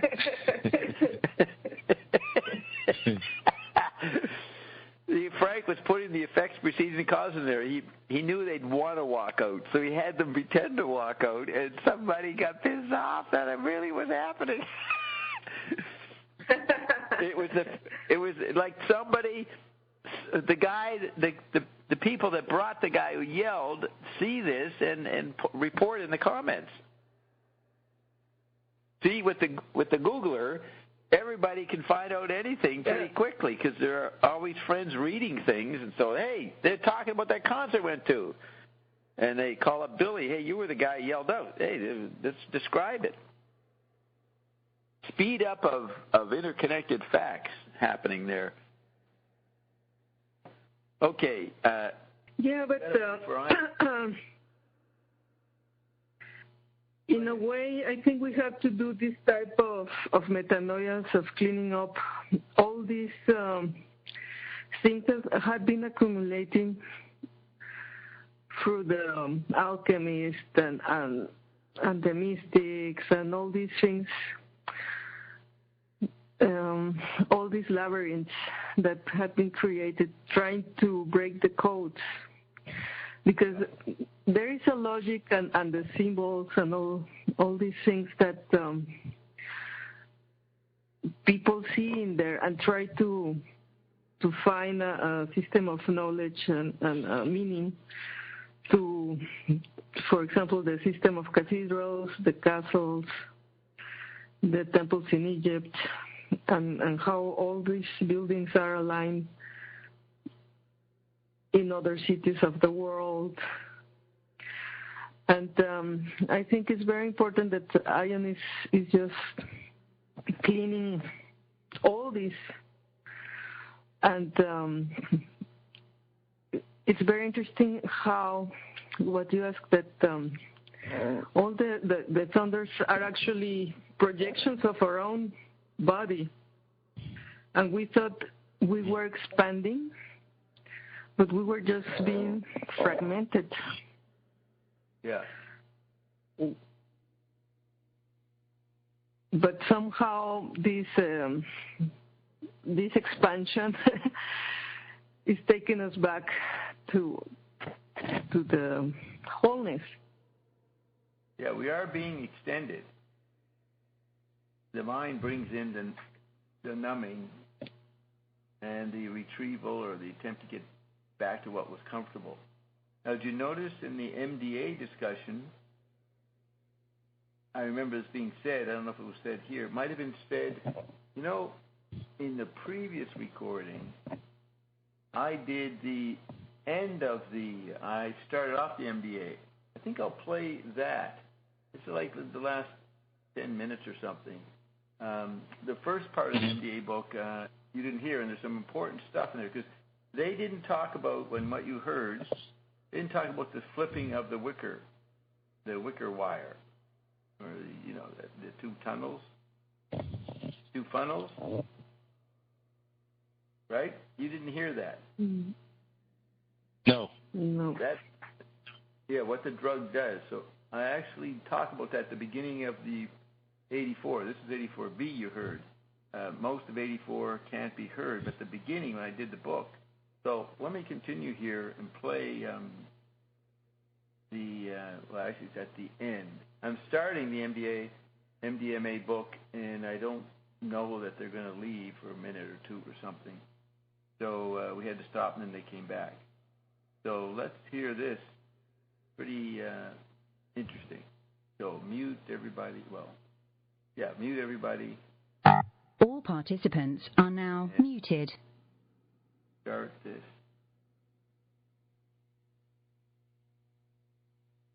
$49.02, and it goes. Oh, okay, so it's only 3 minutes, but this is good. I don't know if I announced that this is February 11th, 2016. So this is part 1, and I begin the review of what the acid test book said about MTMA. So this should have the interesting point. So now I'm going to go to page 307 of a book called Acid Test, subtitled LSD, Ecstasy, that's the drug, LSD, Ecstasy, and the Power to Heal by Tom Schroeder, came out in 2014. So I go to page 307, and I have they are describing what MDMA does to the body. So here's what it says. Sight, sound, sense, and sensations from the sensory organs input into an egg-shaped region at the center of the brain called the thalamus. Question. That's not the hypothalamus. That's another part of the brain, correct? That is correct. The hypothalamus is connected to the thalamus, but the thalamus is in the chest bone. In the chest bone. No, it's not. That's the thymus. Behind it. That's the thymus. The thalamus. That's what he said. No, he said. I'm saying thalamus. Thalamus. Look it up, Bob, and read it out. Right. Sight, sounds. So here we go, Carol. Sight, sound, sense, and sensations from the sensory organs input into an egg-shaped region at the center of the brain called the thalamus. Thalamus. Is that thalamus near the hypothalamus? The hypothalamus is in the base of the brain. Right, and Carolyn, Ion said something was in the chest. He meant here? That's the thymus. Okay, no, we're not talking about the thymus. So the Thalamus works with the hypothalamus in some special way, or just another interrelation of a body part? It is a knee bone connected to the leg bone thing. Right. So it has a very different role from the hypothalamus. Okay, correct? The thalamus. Yes. Yeah. So the thalamus, Thalamus, then distributes that sensory data back up to be processed by the more sophisticated and evolutionarily recent brain regions involved with conscious thought. Do you agree that that's going on? The thalamus then distributes that sensory data back up to be processed by the more sophisticated and evolutionary. You may not agree with evolutionary recent or sophisticated. But it cycles it. Right. And it goes through the part. Cycles it, and it goes through the part that's involved with conscious thought. Isn't that called the cortex? Cerebral cortex. Okay. The process material, sorted for context and assessed for significance, returns to the thalamus, which then deposits into a tuber-shaped portion of the brain just above the brainstem called the hippocampus, where it is stored as memory. You agree with that? No, it's not stored as memory. It's where memories are kept, but it's not a storage unit. Because it's divided between the different. Well, storage sounds like memory. One divides. One divides it between short-term and long-term memory, which the long-term memory is in the back, short-term memory is in the front. Yeah, I've heard that distinction. So, and neither gotta go, Bob. Oh, okay.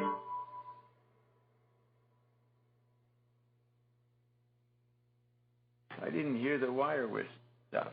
Ion's even on the chat line mentioning the wireless, so we might have you might not have noticed it.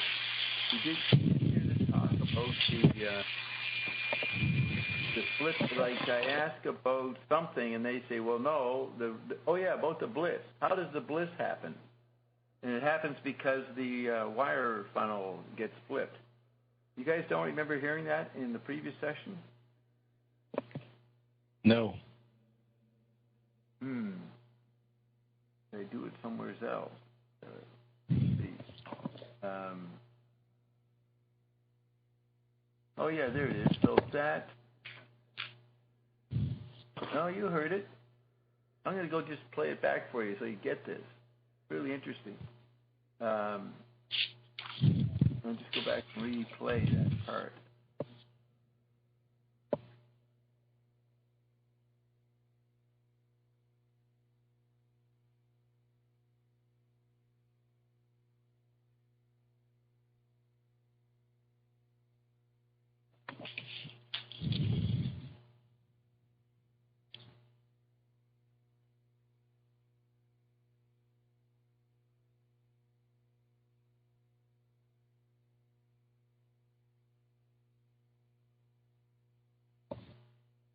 $26.35.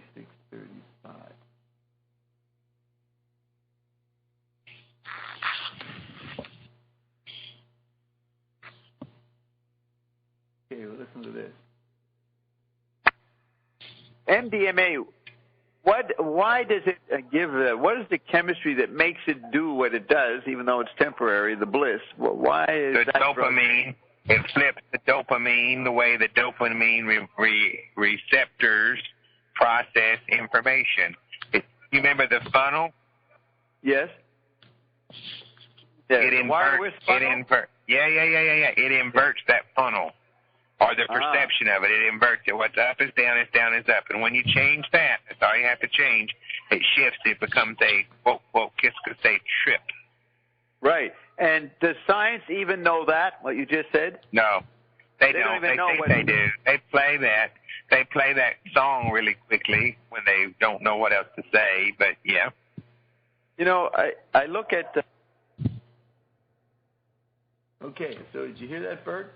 The flipping of your perceptual ion has here inverts the perception of wire width. That's what causes bliss, just by flipping maybe your perspective. Isn't that interesting? Yes. And that's in the thalamus? Is that taking place in the thalamus? I don't know. It doesn't say. I didn't ask where it took place. Okay. But he said dopamine receptors. Yeah. Yeah. Now, where is... are you there, Roxy? Yes. Okay. Do you have any commentary on the whole stuff we said? Well, I was always fascinated by the brain, and I felt this frustration when I learned that we just used a minimal part of the brain. And I remember on my first session with Diane, I asked him how to use the whole brain. And he said, we will. So for me, all this talk about the hypothalamus and all these substances are like very important. And it's like you said, these things getting very interesting, getting better. Now that we're starting to understand how to use all our body, all the technology we have there, and we don't need an expansion outside because we just have to use what we have. Yeah, don't think that's inside yourself. It's in the autonomic system. It's not inside yourself. That's a incorrect. Yes. Yes, I am a pop. You are a what? A print-oriented bastard. A print-oriented bastard. Right. That's in there. Gene points out that I've been low the last few minutes. That's because my mic was up by my head. So, unfortunately, my brilliant commentary was limited over the past. You guys could hear it, but it was low, right? But you could hear it. Yes. Yes. We don't have to go over read. You sounded like you were far away. Right, and that's because I had the mic up, which was up while we were hearing the recording. Now, there's all kinds of commentary. Ion's commenting, but he hasn't come in as a telephone registration. Now, Sarah says, that's crazy, that song. That song was crazy. The song you just played is crazy. Are you talking about Sleep Dirt or Stuff Up the Crack? Which song was crazy? Oh, no, it was Call Any Vegetable. I think that's what she was talking about. So, Sarah, is that Call Any Vegetable, that amazing guitar? Is that what you're referring to? So please spell that out. Jean's very fast typist. I can't do anything, but Jean immediately types it out. She's got here MDMA flips the way the dopamine processes info. Very fast typer. So yes, Sarah says the vegetable song, Call Any Vegetable. What's wild about that, Sarah? It's good. You mean the lyrics? Lyrics are wild?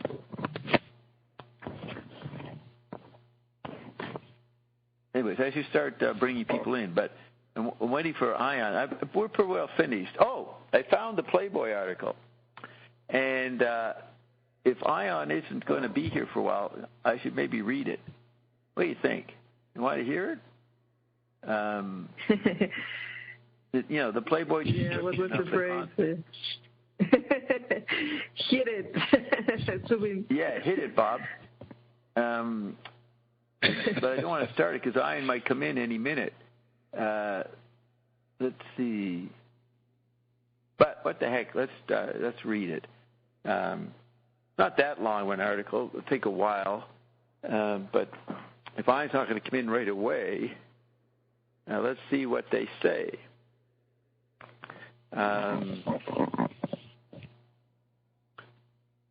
Okay, so it's called Zubin and the Mothers.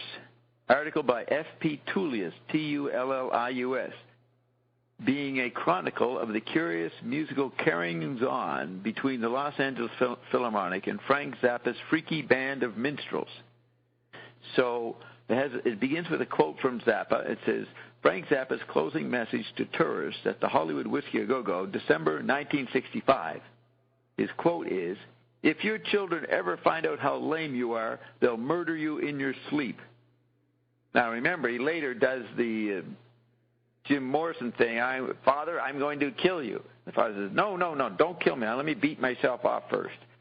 Not yet, son, not yet. So it's interesting. Zappa was saying at 65, don't know when Jim Morrison wrote The End and Father, I want to kill you, but he could have heard Frank, oh, they'll murder you in your sleep. Then Zappa, to a reporter in May 1970, says, Zubin Mehta knows his group. He says they're really good, that they can really pick things up fast, and that he's good at conducting and rehearsing and all that stuff. I should say he's full of it? It's a question. Now, this is May 1970, so this could have been after the concert. He's questioning whether Mehta is that good. So when we had that interview, when Zappa first was talking to Mehta and the other establishment classical musicians in L.A. on that radio show, Zappa was being respectful and this and that, but that doesn't sound very respectable. Mehta knows his group. He says they're really good, that they can really pick things up fast, and that he's good at conducting and rehearsing and all that stuff. I should say he's full of it? Is the question. I should say he's full of it? So that's Zappa to a reporter.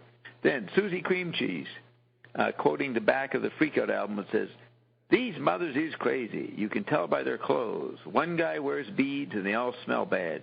We were going to get them for a dance after the basketball game, but my best pal warned me you can never tell how many will show up. None of the kids at my school like these mothers, especially since my teacher told us what the words to their songs meant. So those are the introductory quotes for the article. So it begins by saying, it was a nice California daylight evening, and outside UCLA's Poly Pavilion, the house they built for Alcindor, Alcindor, dude, I think he was a basketball player, right? Bert Alcindor, Lou Alcindor or something? Yes. That's a basketball player. Poly Pavilion. Yes. What? House they built for UCLA. That's what he was Kareem Abdul-Jabbar now, but he was Lou Alcindor when he played at UCLA. Oh, okay. So it was a nice California daylight evening, and outside UCLA's Pauley Pavilion, the crowd milling about and queuing at the wickets looked to be about the size of any good sellout crowd for the championship Bruin 5. So the UCLA college team basketball were called the Bruins, right? Yes. Okay. Except that its constituents of the crowd were different. There were lots of lank-haired chicks with nice barefoot, dirty feet. In brackets, dirty bare feet always look cleaner than clean feet that have just been in shoes. Lots of fringe, buckskin, and denim everywhere, especially denim. Denim cutoffs. Now, this would be May 15, 1970. This is right after Kent State, which I think happened the first week, May 4th, 1970. So this frisson, this chill has gone through the college activist crowd because these students were killed at Kent State. But this is a few days later. Lots of fringe, buckskin, and denim everywhere, especially denim. Denim cutoffs with tailored leather seams, denim jackets with embroidery, with red reflectors, denim Levi's for boys, for girls. Denim must be the one industry that is bullish these days because the latest scream is the poor look. Some of the holes at the knees even look as though they've been premeditatedly abraded with a nail file. And in order to get the washed-out look, dumped into Mum's automatic 5 or 6 times in succession. That's how you get the washed-out look. And to fit like that around the ass, soaked in salt and put on wet. Put on wet. Worn wet. There had been trouble the week before at UCLA, and the school was still in semi-strike. So the screams and scuffling from the multitudes outside Pauley did not come as a surprise, though happily it turned out to be a little sidewalk cabaret by the local guerrilla theater. There were straights here, too, with children, and wearing suits from Silverwoods that probably didn't really cost much more than a Levi bike jacket with leather lining, and maybe a hell of a lot less than a suede frontier job from Hellbent for Leather on Hollywood Boulevard. In brackets, we may need a new definition of who the establishment is and who the people are. The Straight Johns were here because Zubin Mehta was going to conduct the Los Angeles Philharmonic. This was the third concert in a series by the Music Center known as Contempo 70, in brackets, quote, 20th century music, how it was, how it is, unquote. The denim nostalgie de la Bowie crowd was here because Frank Zappa had reassembled his Mothers of Invention, disbanded in late 1969, and was going to play. Some other misfits were here, no doubt, because Frank was going to play in concert with the Philharmonic. The world premiere of a 2.5 hour composition for Mothers and Orchestra cut to about an hour for this performance, entitled 200 Motels. So from that, it looks like Zubin got it cut out before they performed. He made Frank give in. Then in brackets, such morganatic marriages are not entirely new to music. Some others, the Deep Purple and the Royal Philharmonic, the Stones and the London Bach Choir. Remember that drug-saturated masterpiece, You Can't Always Get What You Want? And the switched-on symphony series on TV. Inside, the L.A. Phils could be seen seated at one end of the basketball court, and behind and above them, 2 electric pianos, Hammond organ, drums, amps, and other esoterica of the Mothers who were to come on later. The chairs on the basketball floor seemed to be garrisoned by Dorothy Chandler Pavilion season ticket holders, in brackets hereafter known as Dorothy Chandlers, close bracket, while the many more bleacher seats surrounding the court seemed to belong to the Zappa cheering section.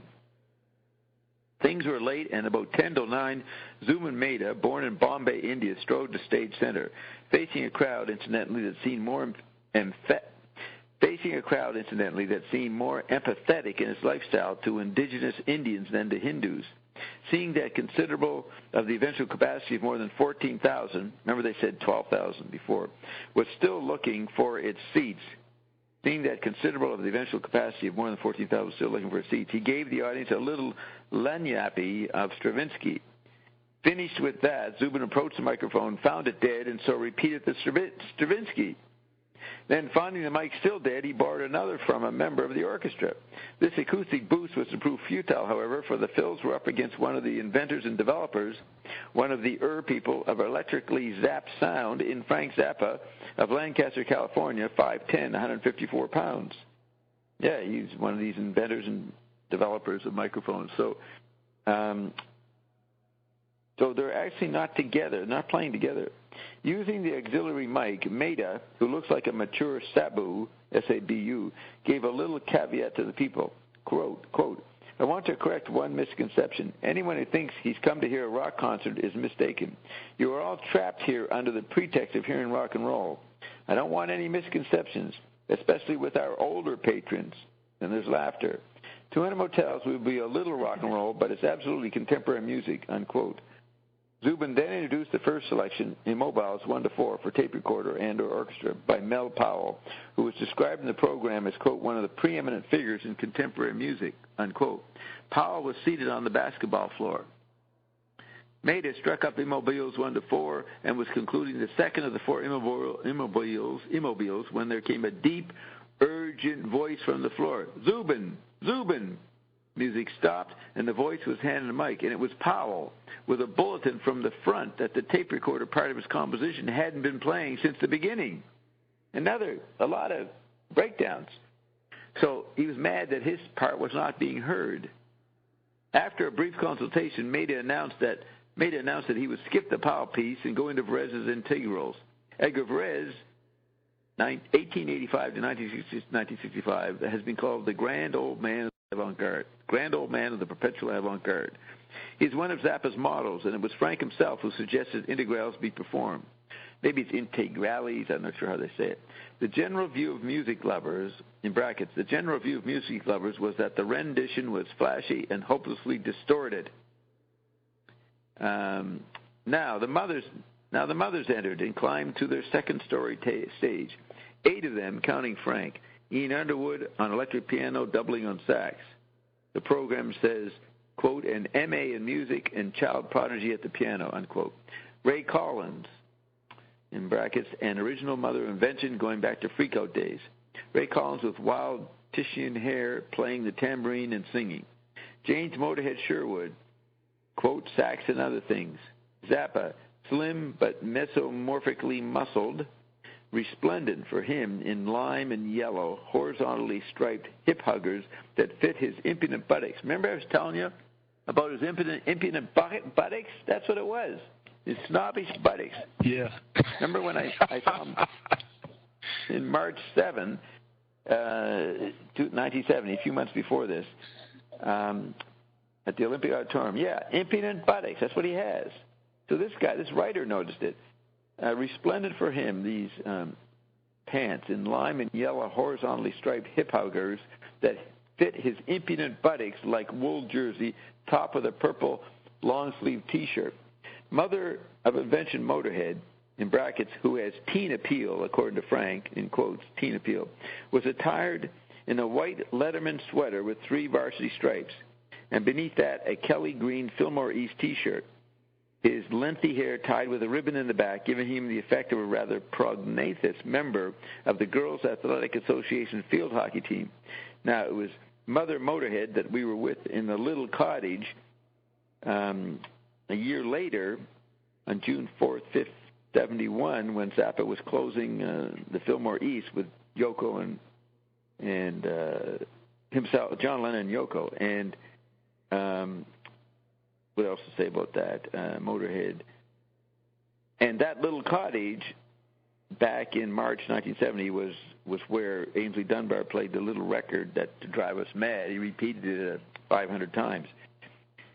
So Zappa's gollywog hair was similarly tied, and he displayed the trademark Zapata facial hair, which somewhat resembled the silhouette of an explosion over Eniwetok beneath that splendid banana nose. Eniwetok, what's that? A volcano somewhere? Anybody know where that is? No. Okay, his facial hair, which somewhat resembles the silhouette of an explosion over Eniwetok beneath that splendid banana nose. So then, a little speech by Zappa, quote, we're kind of tense. The tape recorder breaks down. When you play music in a hall designed for basketball, you take your chances. Maybe someday, if music becomes competitive and violent, they'll have halls this big designed for music. Will Don Preston, our organist, please stop vomiting and come up on the stage? That's what we heard Frank saying that the crowd was laughing at. I couldn't make out any of that, but that's what he said. In the program, it describes Don Preston, Don DeWild Preston, all keyboard instruments and weirdness. Joined the group in the summer of 1966. He plays the monster in the forthcoming Mothers movie, Uncle Meat. He also plays the monster in 200 Motels. The Mothers open with an old Angels nifty, Ooh La Dee Da, My Boyfriend's Back. And then, without intro, segued into their version of Integrales, which, well, sounded like Perez's work in some spots. Then Zappa, putting it to the Dorothy Chandlers directly beneath him, launched into an original recitative, which embroidered on an Oedipal frame, quote, Father, I Want to Kill You, sung by Jim Morrison in The Doors' The End. So, we've done this before, but we'll do it again. This has a few more words. It says, the teenagers, Zappa says, you're uptight, sitting all alone in your teenage bedroom. You're tense. Now, note Zappa tells the audience they're tense. At the beginning, we're kind of tense. Now he says that the little teenager is tense in his bedroom. And you got to go get your cookies. Around the wall are little cutout decals of sailing boats, donkeys, and little Bo Peep. You're lying in your flannel pajamas in your teenage sheets. All you mothers out there know what teenage sheets are. They're the ones with the yellow and brown stains. That was the cum stains they were talking about. You tiptoe through the living room to the kitchen to find the cookie jar, your favorite oral gratification, oatmeal raisin cookies. They're in the Aunt Jemima cookie jar. You rip her head off and stuff your sweaty teenage hand into her body. You grab a cookie, tempting raisins, a fascinating tactile sensation. Look at that, he used the word tactile. Fascinating tactile sensation. Yes. He knows.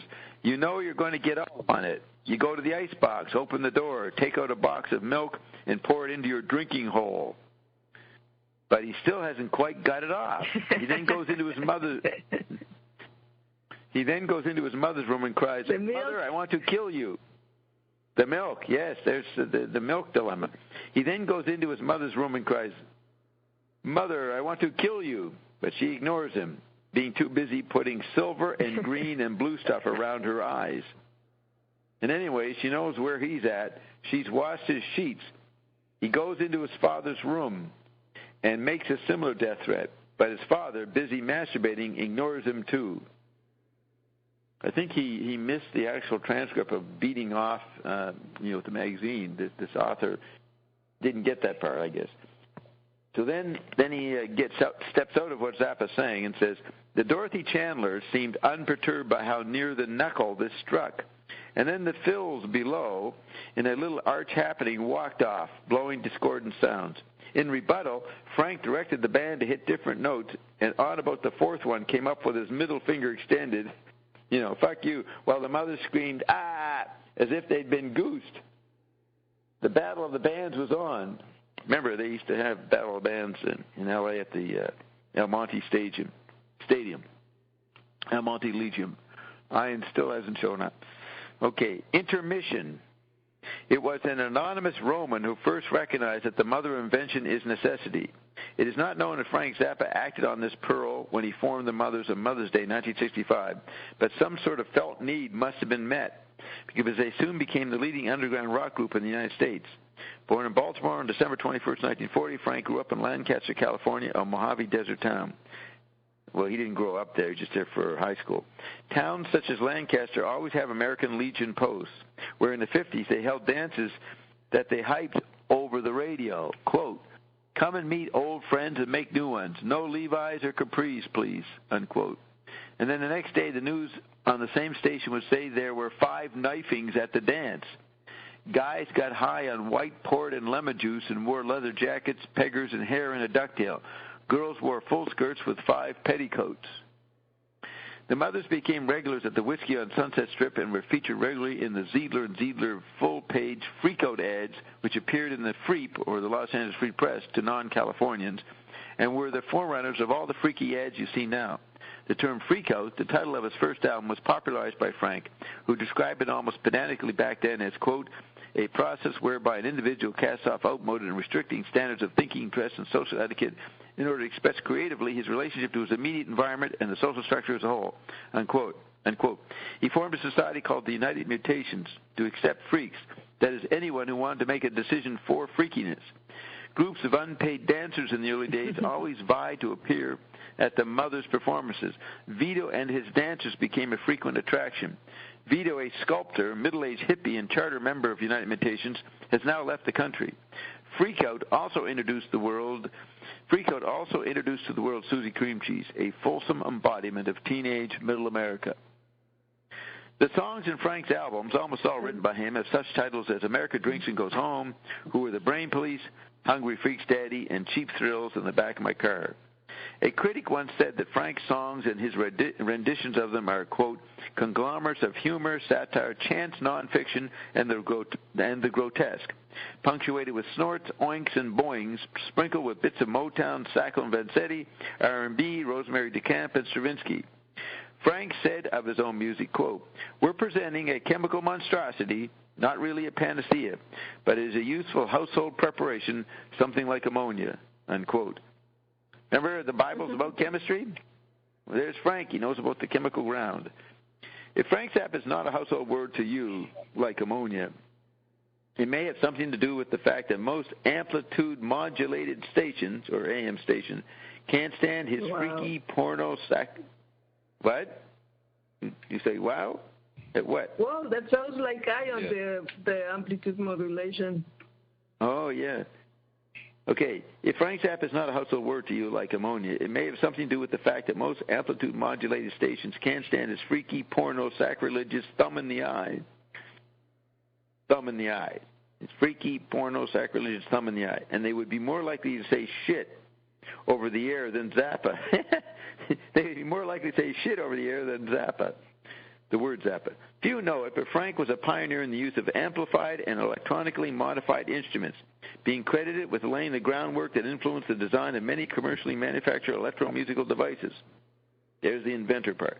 Probably most importantly, Zappa was the first to realize that kids didn't want, quote, pretty notes, that is, amplifiers that play mellow tones. He said, that's for the flabby martini drinking generation. Kids want sound, he said. And if your ears, they want sound. And of course, that was what he called in Life magazines the bone conduction. So he knows that music is... Yeah, but also McLuhan said that yeah. The new music is not about really the melody, but the effect of being turned on, the vibration in your body. And pressing. He said it's like foam rubber pressing against you. That's what they wanted to hear. Kids want sound, Zappa said. And if your ears hear it as a whine, a whistle, fuzz, the feedback scream that NBC pays engineers millions to get rid of, that's music to us today. And the kids love it if you hate it. And the kids love it if you hate it. You go to one of their concerts. You want to find out what your daughter is up to. So you go and you walk in and you say, quote, that damn amp is up so loud I can't make out the words, unquote. The kids love that because they already know the words, and they know you don't. The amplifier is their weapon of destruction, unquote. Remember weapons of destruction during the famous war in the Bush era? So Zappa's calling the amplifier a weapon of destruction. Zappa once suggested giving that name to an amplifier built by a company for which he acted as technical advisor. And then he suggests another name, or maybe just death, he added.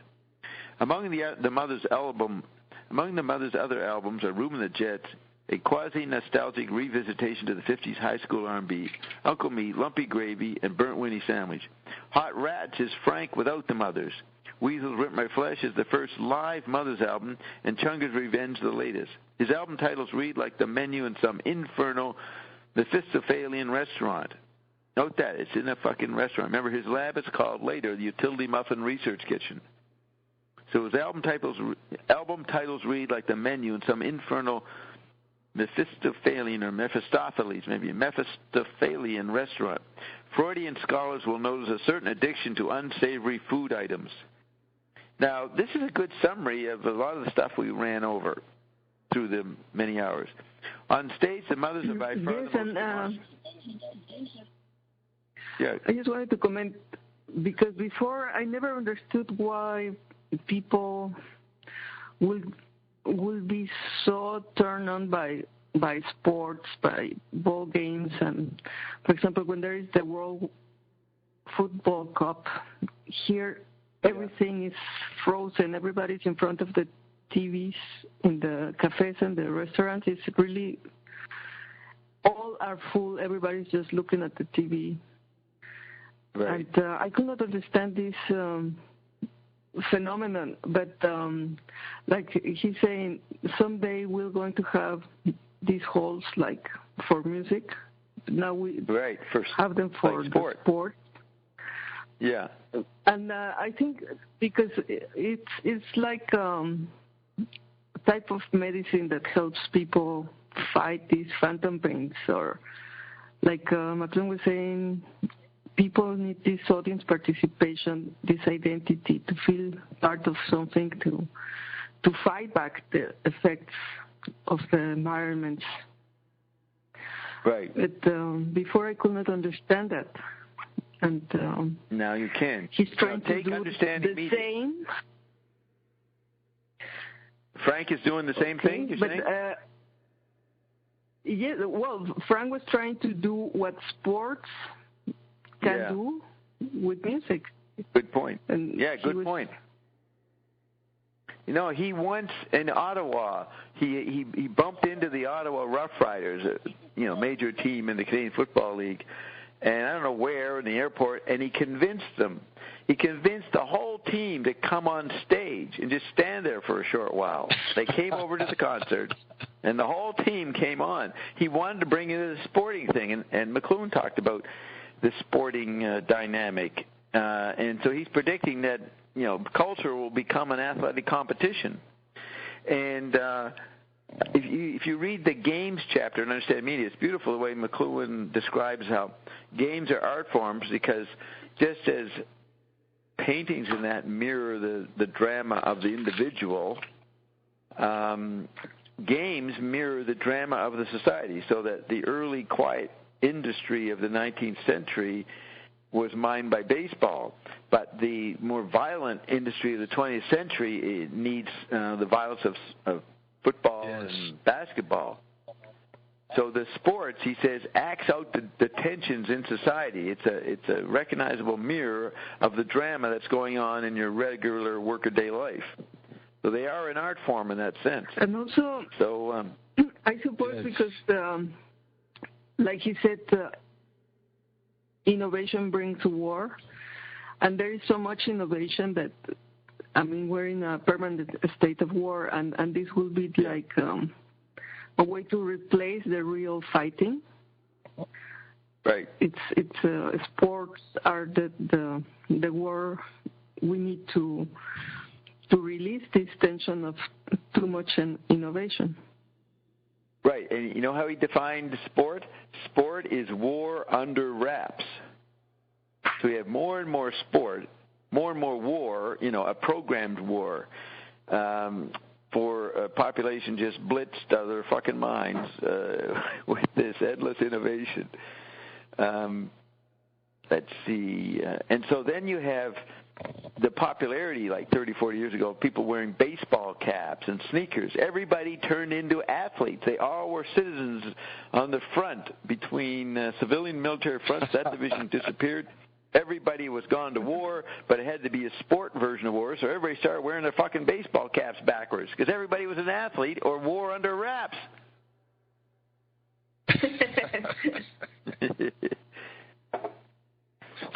And then you have all the casualties of war.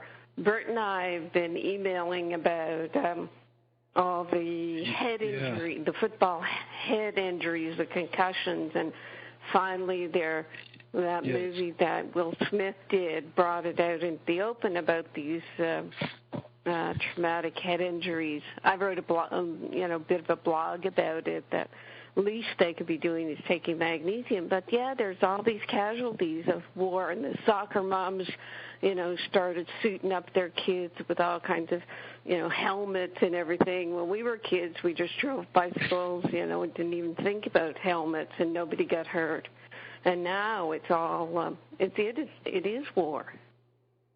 All right. Yes. And McLuhan said it was war under wraps 50 years ago, people. 60 years ago. And you never even heard the ideal till I told you. That's how far behind everybody is. Yes, and I think Friday here in Germany they allowed this type of medicine like Prozac for children from 11 years old. They can take this type of medicament. Before the age was I think higher, but now they lowered the age that children can also take that type of thing. And they give it out for free?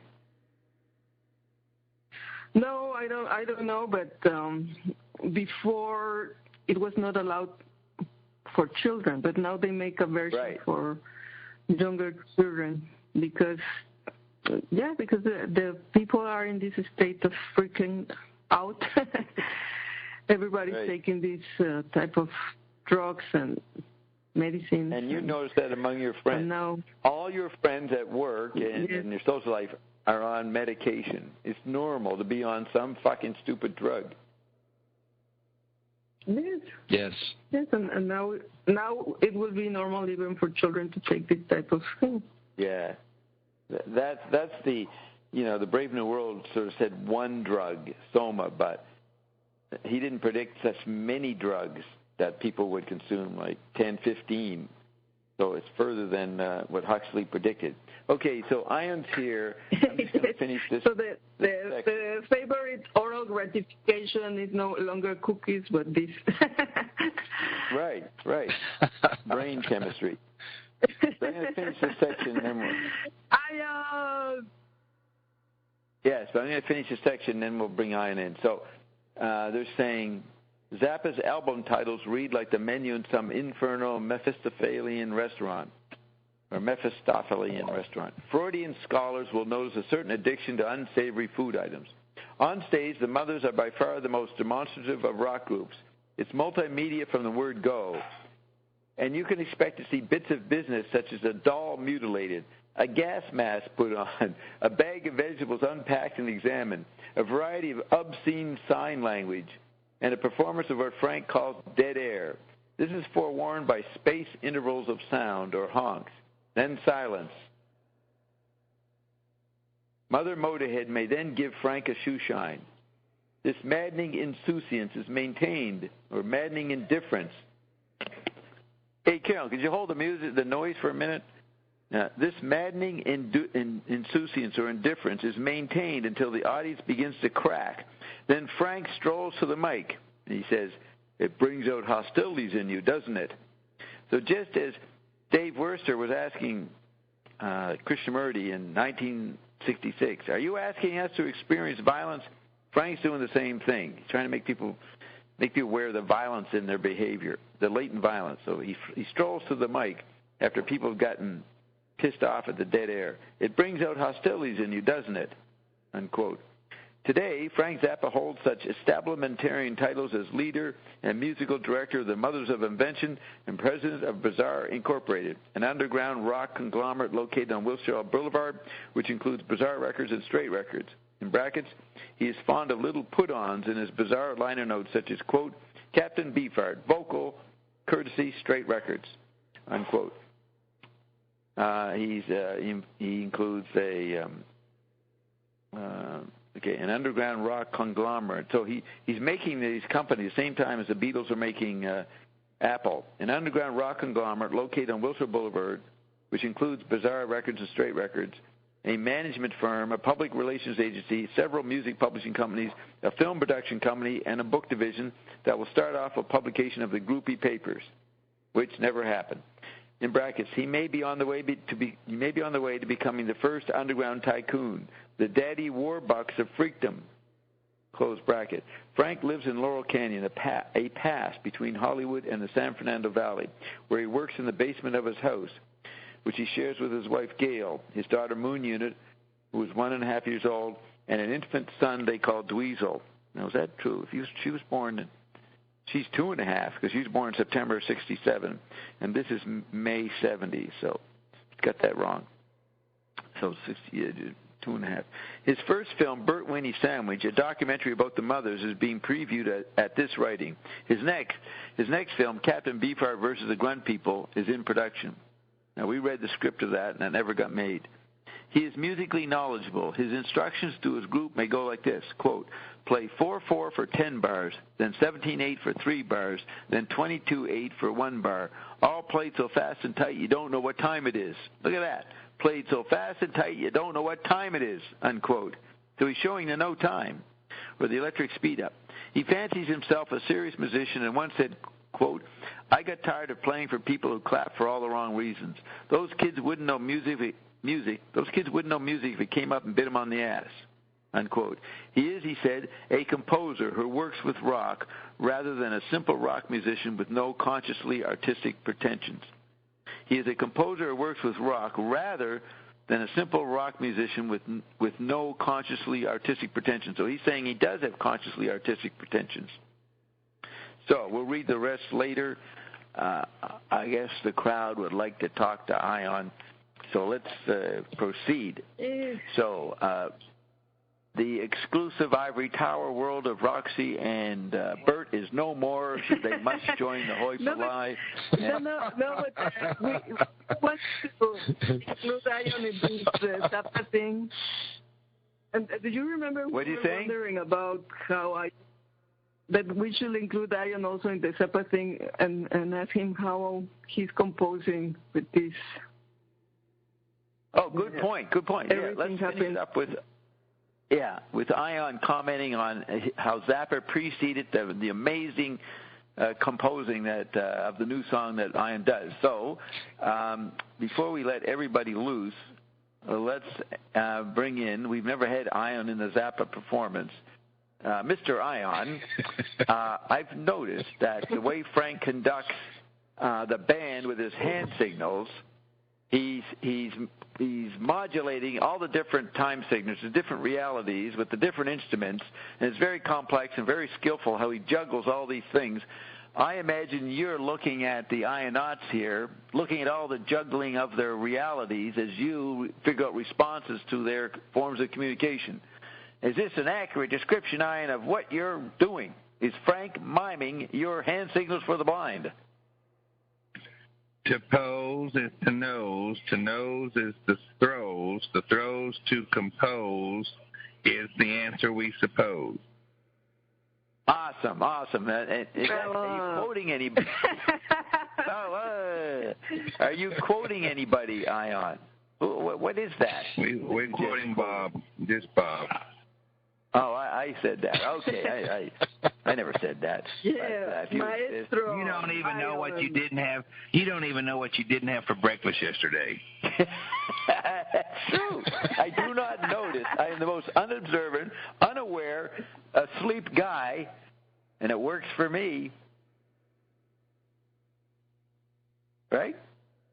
I'm mindless. Yes, but I'm always in awe in how things are connecting and how, for example, you go back to things you said at the beginning and you repeat them and then these things are revealed.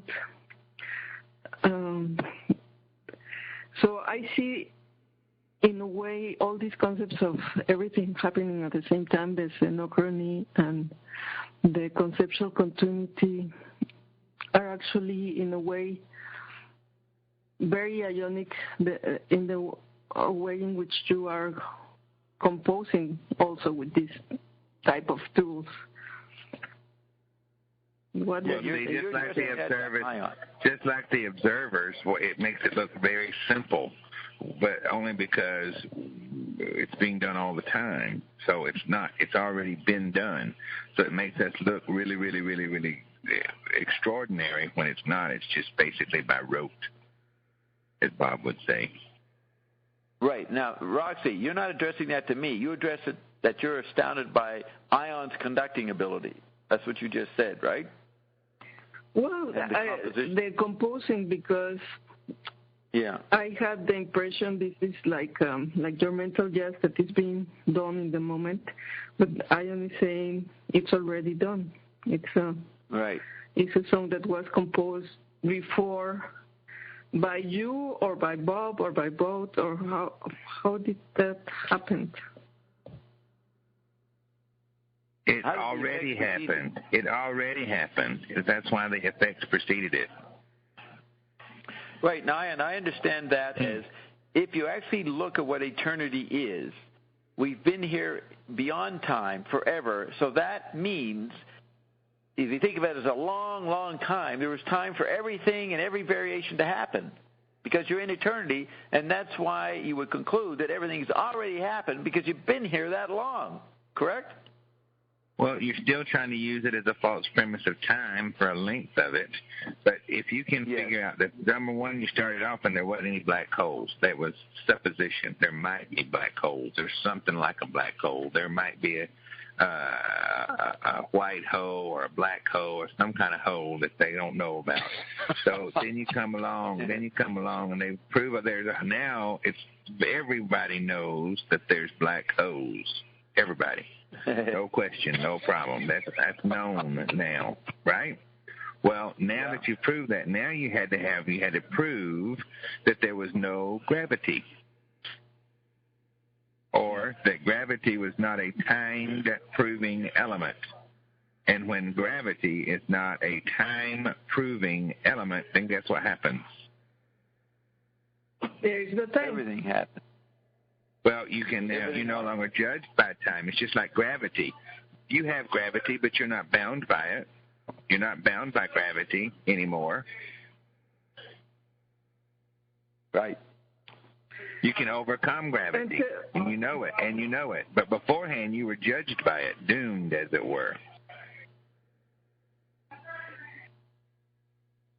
So all these concepts, for example, energy, matter, time, space, I have the impression they were all never understood. And are all these things also disappearing? Space, or concept of matter? They're being reparations, yes. You did it right. The reparations of matter, yes, okay. But, Ion, the way Zappa was conducting multiple time rates happening as fast as possible, so he was trying to show no time by having the little man play on different collage cycles of rates, and he's directing with hand verbal ESP. Is that how you see all the people responding to you right now? Listening, vibing, looking and thinking. Yeah, you're watching. Banging, rubbing one out, even now. That's right, Bob. You mean shooting, killing? You just shot somebody. All of it. Is Frank, can we say that Frank was miming that as best as a little human could do? Was he trying to to anticipate the scenario of Ion's perspective? Introspective, but yes. Okay. So unless we can get on to say other things, we'll leave it at that point. Now, here's what's incredible. There's someone on the phone, and it says cell phone, Nova Scotia, Halifax, Nova Scotia, Prince Edward Island, Canada. I've never seen that before. Someone from Halifax. We must see who this is.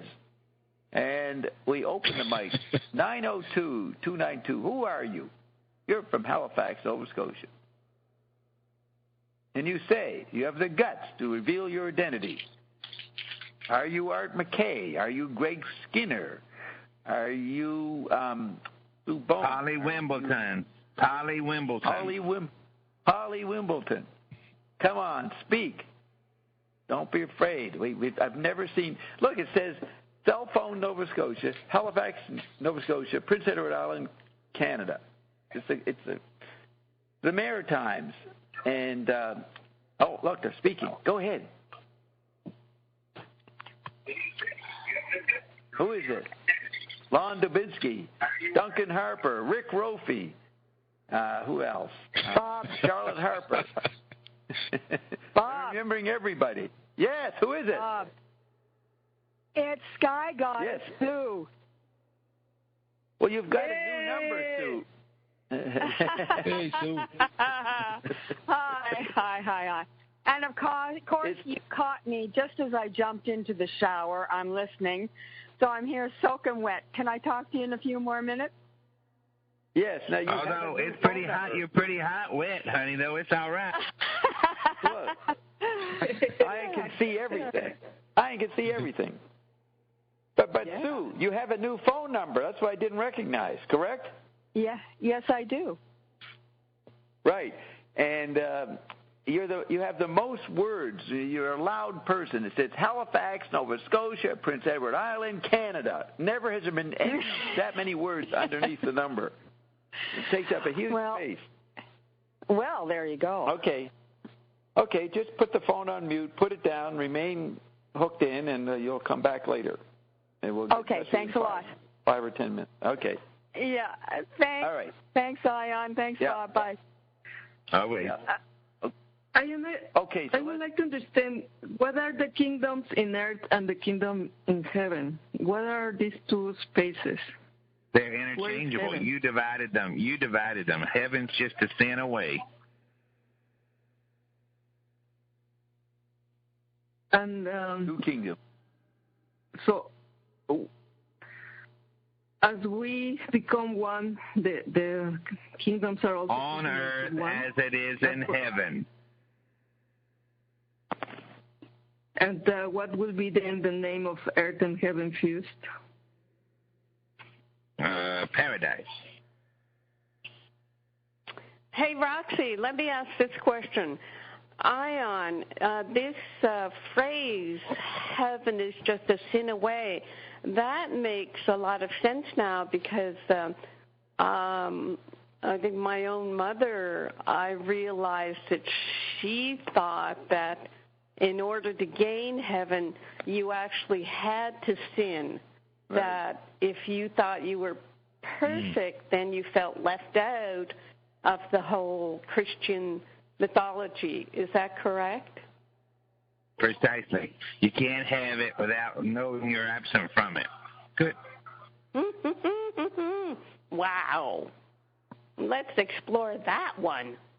No, we already did. We did that 100 times. But, Carolyn, you can't have the timeless without time. So you're fucked up if you're working towards the timeless and trying to live without time. You're still limited. So if you're trying to be perfect or have heaven, then you have to have a less than state to make heaven knowable. If you want to have bliss, then you have to have contrast to know you had bliss. So you have to live like me. You don't notice anything. You're fucking barely here. You don't notice what you remembered, what you experienced. You don't remember the ice cream you ate. This is the key to living. Bob is a non-entity of nothingness. Bob is the paradise. But yeah. Notice the double negatives. Notice the double negatives there. I don't know what a double negative is. Did I say a double negative, Carol? No, I don't think so. Did I say that? No, I just said a double negative. That's not a double negative. I don't think so. That's one. And don't. Do not. No and do not. No. Wait. Oh, what? I do not. I don't think you did not say I do not know. Wait a minute, Roxy. Carol's lying. She only said one negative. I don't know. I said no. I don't think so. See how Bob doesn't hear nothing. That's right. You said no. Bob doesn't hear nothing. No, Bob don't know nothing. He can't know nothing, and nothing he don't know is what he doesn't know. So if he don't know what he can't know, that he don't know, he can't know. He can't know what he don't know nothing about nothing, right? Because there's nothing about nothing can't get nothing, so you can't have nothing. So it's nothing. So why's this talking about nothing? Okay. We can calm down now? Okay, go ahead, Roxy. Yes, because you told me before there is no inside and outside. There's no inside, yeah. Yes, so the kingdom... Yes, is the kingdom part of our body, or the paradise is part of our... It can be. It's as it is above, is it below? So, yeah, it marries. You're going to hook them all back together. Because, see, from a different level, as a God, you won't be bound by this plane or earth plane. Earthbound spirits, your mother would call them. You're not bound by that. So then you can move to a different level. So now the continuum doesn't engage. So now the world is you and you are the world. Gotta go. Yes. So gotta go. Let's hope he can come back. Okay, that means I can read the Zappa thing. Okay, so what else was I going to say? Yes, we may keep this in. For those that listen to our Zappa series, they will hear us talking to the great conductor. I won't delete this part. You know what I mean? They'll be going along. We're talking about Frank reading the Playboy article. Yes, because and then all of a sudden we're talking to Zappa. Saying, Ion say that. Ion.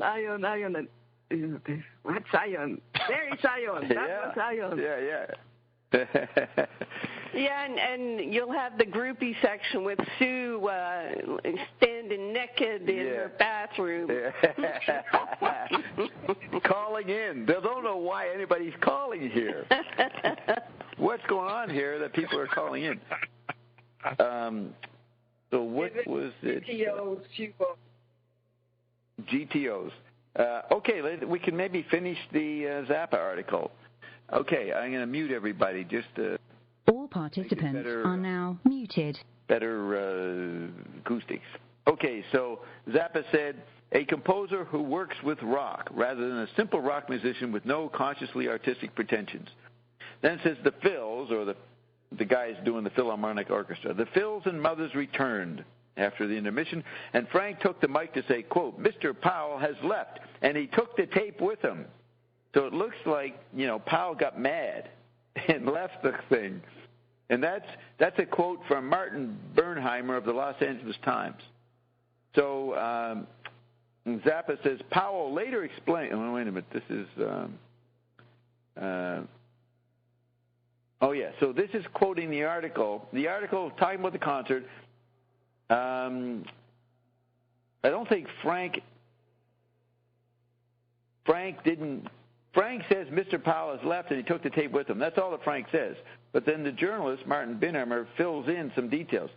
Powell later explained his action in terms of, quote, revulsion at the wretched debasement of new music, exploitation of pop mobs, mockery of art, cynical attitude of the Philharmonic management. Typical Zappa, Zappa causes chaos. And so it goes on saying, Powell insisted his displeasure had little to do with the musical mishap. So it wasn't because his tape wouldn't work. He also claimed that Ernest Fleischmann, executive director of the Philharmonic, attempted to bar Powell's exit, threatening never to schedule his compositions again. Fleischmann dismissed Powell's behavior as, quote, ridiculously unprofessional. So all kinds of crap. The Philharmonic was trying to raise money for their puny old classical music, and all this ego fighting started. Let's see. Anything more? No, Fleischmann. Fleischmann is the name of Pons and Fleischmann, the Cold Fusion guys, 20 years later. 1989 actually. 1989. They announced their Cold Fusion breakthrough. So then the article says, and this article is in Playboy, the April 1971 issue. Zappa then gave a brief preamble to 200 Motels. Quote, now he said this to the audience, I wrote this a while ago when I thought symphonic music was where it's at. And when we rehearsed this week, I heard all the errors I made, but we left them in. So you're going to hear them too. It's not really a great piece of music, but I think we can get off a few times, unquote. In brackets, 200 Motels, we don't get to hear Roxy and Bert laughing. So, is that you? Are you open, Bert and Roxy? Yes. Yes. Did we miss laughs? Did you already laugh? what I've been saying? Yes, because he says he's not respecting the institution of the orchestra or whatever. But I was thinking, like, you have these conventions in I got to mute Carol. How do I mute that? Carol's fucked up. Come on, Carol. Bob, you need a laugh track. No. Bert and Roxy are better. Yeah, like Powell says, he was revulsed at the wretched debasement of new music, exploitation of pop mobs, mockery of art, cynical attitude of the Philharmonic management. Wow, he's pissed off, man, and Frank caused that. Yeah, go ahead. Yes, but just the convention of the concert hall, that like the musicians come and everybody applauds, and then you don't applaud between the different movements, but at the end. I mean, how could Zappa be part of that, of this repression? No spontaneity. No repression. Did you say repression? That's a good word. It's repression. Yeah. Did you say that? Yeah, because repression. Yeah, because he wants audience to participate, and in this convention of the concert hall, like what he's doing is seen as lack of respect and bad taste. Right. And this is the Gutenberg era, where you passively receive the artistic input. You're a consumer. And once you get into electric age, the audience gets into the act and starts participating and making with the artist. And that's what Zappa represents. He represents the co-creation, not the one-way song, Wyndham Lewis called, where people sit back and watch genius in action. So he's interrupting that one-way song. What else? And it's repressed. Yeah, it's very and he can't be spontaneous. So continuing here, Zappa then gave a brief preamble to 200 Motels. He admits that it's a lousy piece of work. I wrote this a while ago when I thought symphonic music was where it's at. And when we rehearsed this week, I heard all the errors I made, and probably he was totally frustrated by the musicians. But we left them in, so you're going to hear them too. It's not really a great piece of, now that's pretty good. No one's ever introduced, well, this is sort of a lousy piece of music, but we're going to do it anyway. That's pretty humble. It's not really a great piece of music, but I think we can get off a few times. Right, then in brackets, 200 Motels. You see, this is it. It's just like my life. Wherever I was, there was all kinds of fun happening, but nobody else knew it was happening other than the few people there. Where Zappa performed, we heard the recording. Everybody's having a great time, and then Time Magazine disses it. It's like Frank's bringing around this liberating environment, and the establishment can't stand it, and they suppress any reportage of it, So it's like I did. We run the world, but Time Magazine won't admit it. And we heard earlier that a lot of people know what Carol's doing, but they do not want to acknowledge her. They're afraid to. So we carry on with our wonderful world, and Time Magazine tries to ignore it. So in brackets it says, 200 Motels represents strains and snatches. Represents strains and snatches written by Zappa in motels and hotels here and in Europe on his road trips. The whole mother, the guy says the whole mother, or the motherfucker, the whole mother is 2.5 hours long. But one sequence, which required, among other things, a soprano soloist, 3 dancers, a chorus, a narrator, an industrial vacuum cleaner, a noisy 16mm projector, and a dental health film, all that was deleted, cutting this performance to about an hour. So we're getting even more details that we didn't get before, what was actually cut. And I thought that Zubin cut it in the middle of the performance, but it was cut beforehand. And Frank, he went along with whatever conditions Zubin said, because Frank knew this is impossible. He's even going to get a chance to do this, so they could have tied him up, and he still would have done it. Just so he knew he could create a scene no matter how much they tried to control him. So they say, "All right, Zubin, hit it!" cried Zappa. So this is the second half. They actually had the Philharmonic play the first half. Now in the second half, Zappa's in charge, and they're going to do the whole 200 Motels. So that's when he says, "All right, Zubin, hit it!" cried Zappa, initiating the world premiere of 200 Motels. what really happened as it developed was not two bands playing together, but two playing apart. A battle of the bands. It actually turned into a battle of the bands. It's a battle of two environments fighting. The old environment. Yeah, the eye versus the ear. The new tactile. Yes, the odd-out tactile versus the visual acoustic.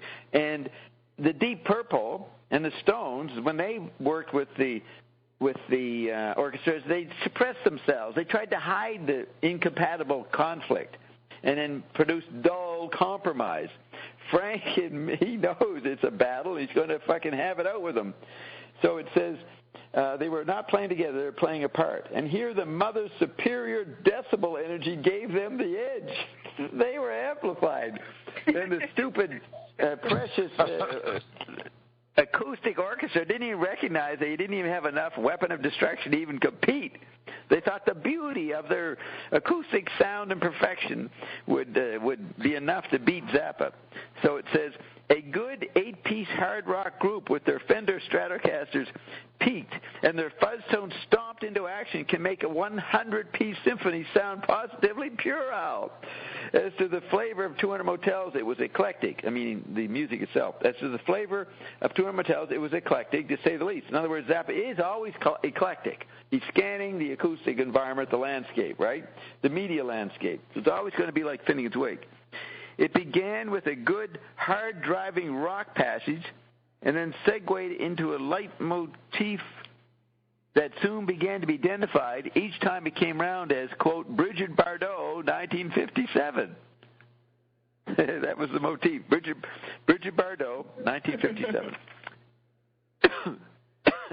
So then it says, then the fills came in with an atonal passage, during which the mothers, having a 75-bar rest or so, indifferently lit up Winstons. So the mothers, they lit up cigarettes as they let the stupid symphony perform its crap. Did you get that? I don't hear any laughter. They lit up cigarettes and sat there, well, what the fuck is this crap? This is not even worth listening to. So they insouciantly lit up their Winstons. So there's a whole, it's more theater than anything. Other echoes that could be caught throughout the piece. So the orchestra's playing, what Zappa's written, and there are excerpts of Dvorak's New World Symphony and Victory at Sea, Guadalcanal March, and Beneath the Southern Cross. So that's all Dvorak's. Victory at Sea, in brackets, Guadalcanal March, and Beneath the Southern Cross. Then Debussy's Prelude to the Afternoon of a Faun, Aaron Copland's Appalachian Spring, Virgil Thompson's The Plow That Broke the Plains, and Honky Tonk Jazz. All this was punctuated by Zappa telling the audience, quote, laughing is very easy. All you have to do is go, ha, ha, ha. Okay, he's telling the audience to laugh as an orchestrated environment. And he says, so he said that to the audience, laughing is very easy. All you have to do is go, ha, ha, ha. Followed by nearly 14,000 risible or laughing patrons doing just that. So they actually did it. Mother Motorhead making yodeling sounds, a little soft shoe in unison by the mothers, a voice from the upper deck intoning a mighty ooh, ah, followed by Zappa yelling, shut up, you idiot!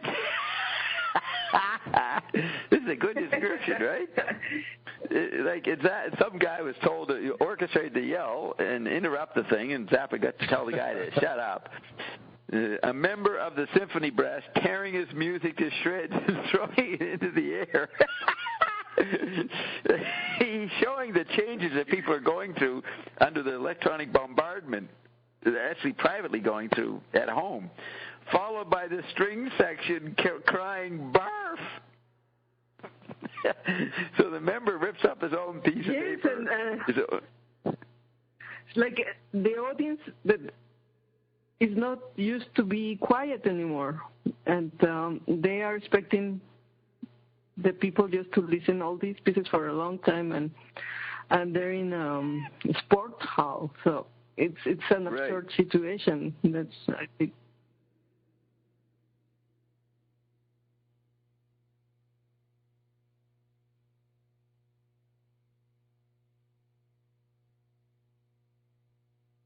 advantage of them exploiting him for him to say some other stuff.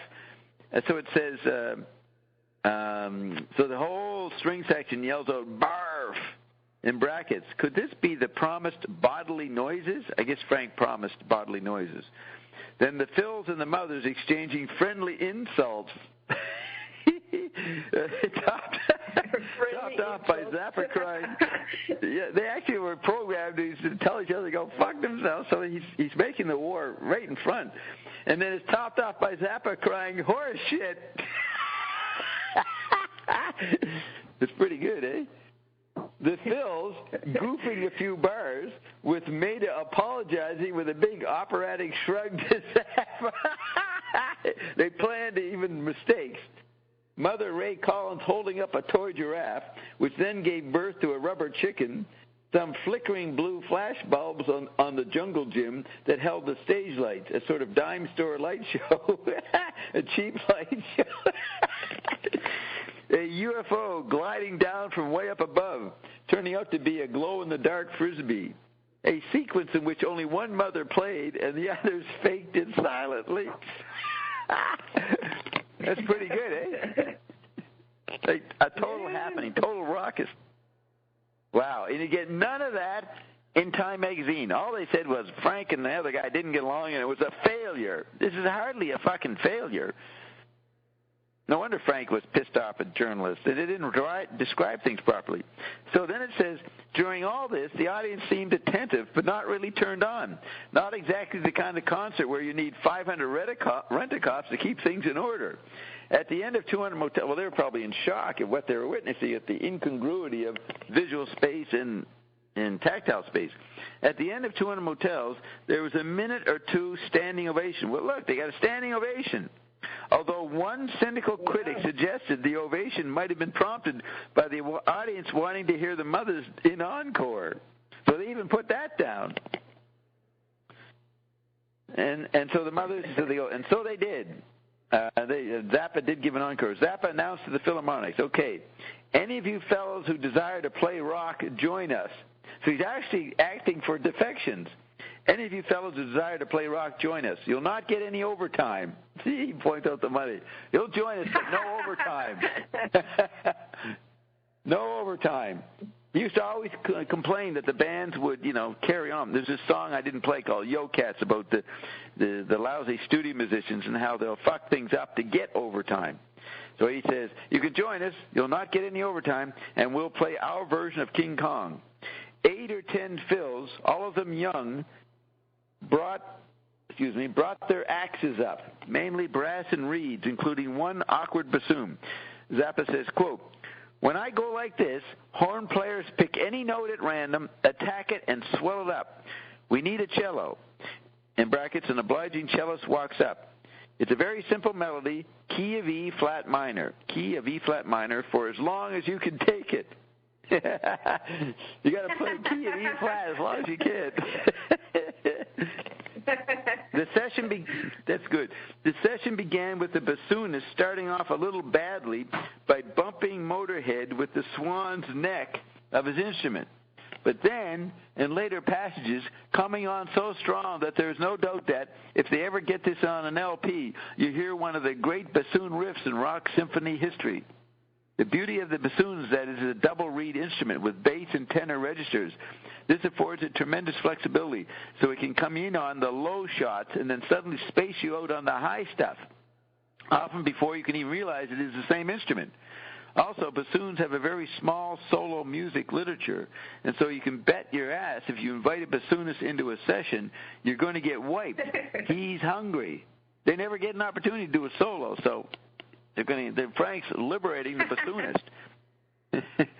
200 Motels, the composition, will not break upon 200 Motels will not break upon an unsuspecting world with the cultural shock of Handel's Messiah. But it seems beyond belief that a figure of the virtuosity and energy of Frank Zappa has been so long neglected by the media. For example, television. Now there it is. The guy said it. Amazing how Bob has been ignored. Bob's musical student. Then it says, Zappa's eye and ear for stuff. I think this is a way in which these whole environments are trying to keep alive because they know the innovation is going to blast them. It's going to blast all the old science, all the history, all the medicine. So the only thing they can do is ignore you or Zappa as long as they can, but that's just to survive a little longer. But things become futile, and they have to go. Yeah, right. So that's the real reason. Right, and there was something I was going to add to that. That's why David Wally, who wrote the first biography of Zappa, told me personally that he was shocked when Time magazine gave such a huge obituary of Zappa. He got no coverage in Time magazine. And then when he died, they say, this is a major American composer. So they weren't going to tell anybody when he was alive.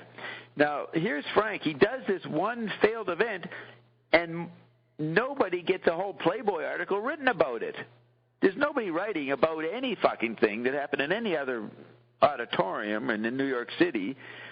Like that's the point here. He did get coverage. It was a big success. The fucking Playboy commissioned this huge article about the whole thing. So Frank did get noticed. Everybody knew he was a national treasure, but the bullshit Android Meme Central headquarters wouldn't admit it. But we'll change all that. Remember, the Evergreens predicted that someday this will be known as the Frank Zappa era. It has to be. He's the only guy that did everything. Yeah, like by on that, he changed music. By inventing it, you have millions of groups, once the wah-wah comes along, changes their music. Frank caused that. So it says, Zappa's eye and ear for Southern California schlock pop detail are faultless. The boy in the song You Didn't Try to Call Me on the Freakout album tells a girl who rejected him, quote, I re-primered the right front fender, man, and you didn't try to call me. I thought you were my teen angel, man. So there it is. He re-primered his right front fender. That's the lyric. Then it says Ruben Sano himself. That's Ruben of the Jets, quoting what he says. Then there's Ruben Sano himself who says, quote, no. Then there's Ruben Sano himself who was, quote, 19 when he quit the group to work on his car. There were already 11 other guys in the band, so when he quit, nobody missed him except for his car when they had to go to rehearsal or play for a battle of the bands at the American Legion post in Chino. Ruben has 3 dogs, Benny, Baby, and Martha. Then it says, or the boy, and you're probably wondering why I'm here. Here's the lyrics. You tore a big hole in your convertible top. What will you tell your mom and pop? Or Willie the Pimp on Hot Rats. Man in a suit with a bow tie neck, want to buy a grunt with a third-party check. Or the teeny bopper in Mother Mania who is, quote, only 13 and she knows how to nasty, unquote. Or the guy in the song Later That Night. Don't go, baby. Don't put me out on the street. You threw my best shark skin suit out on the lawn, right on top of some dog waste. End of that lyric. So, ending the article. It may be, of course, that Frank has been upstaged by that'd be the Abby Hoffmans, the Yippies, and the Jerry Rubens, who have purloined his cheerfully mad, earthy motherness from the underground and the bandstand and brought it into the streets and the papers. What is certain, though, after the concert, is that classical and rock are as unmixable and unblendable as the rock and scissors of the pantomime game. Consciousness 2 versus Consciousness 3. Actually, it's not. It was a success. They showed the incompatibility, but they still produced a great show. So what's the problem here? For classical is a product. Now look, he's going to explain this. For classical is a product of Western civilization's sublimation, meaning to repress the sexual impulses and to sublime them, while rock is anti-sublimation. Then it quotes Frank. The big beat matches the body rhythm, says Frank. And then in another place, Zappa says, he says, quote, to deny rock music's place in the society was to deny sexuality. Any parent who tried to keep his child from listening to or participating in this musical ritual was, in the eyes of the child, trying to castrate him. Remember, that was in that Life magazine article in June 1968 called The Oracle Has It All. We went through that. Then it says, getting your shit together, that phrase, in quotes. Getting your shit together is a vogue phrase now. It's what everyone really is trying to do, even Nixon and Agnew, though they wouldn't use the phrase.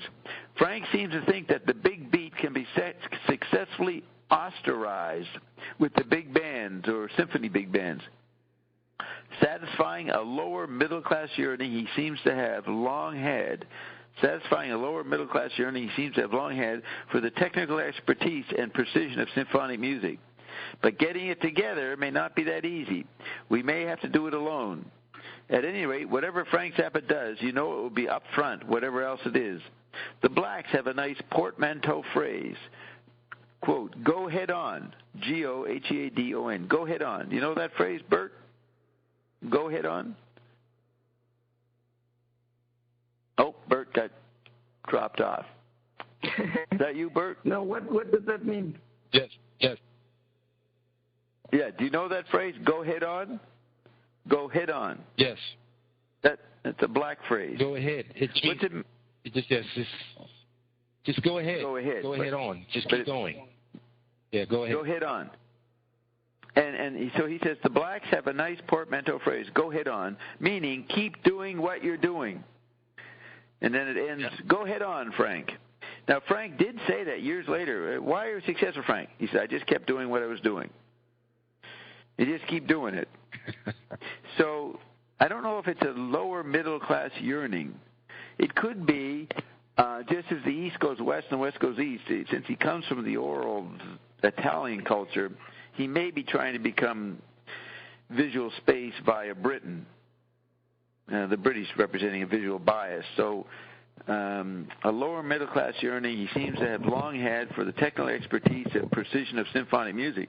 Well, how about he's including every modality, and he must include the expertise of symphonic music in his palette, in his collage. You know, it's not necessarily a yearning. It's if he's going to have electric tactility swallow everything, he must have every kind of music in his repertoire. So you got to have that symphonic thing. Okay, there it is, a marvelous article, and that completes the Frank Zappa thing. Bravo! Now we got I'm going to Maestro Bob, yes, Maestro. So now, what's so funny, Bert? I'm a maestro. What are you laughing? No, I was just yes, that you are a maestro. You are a maestro.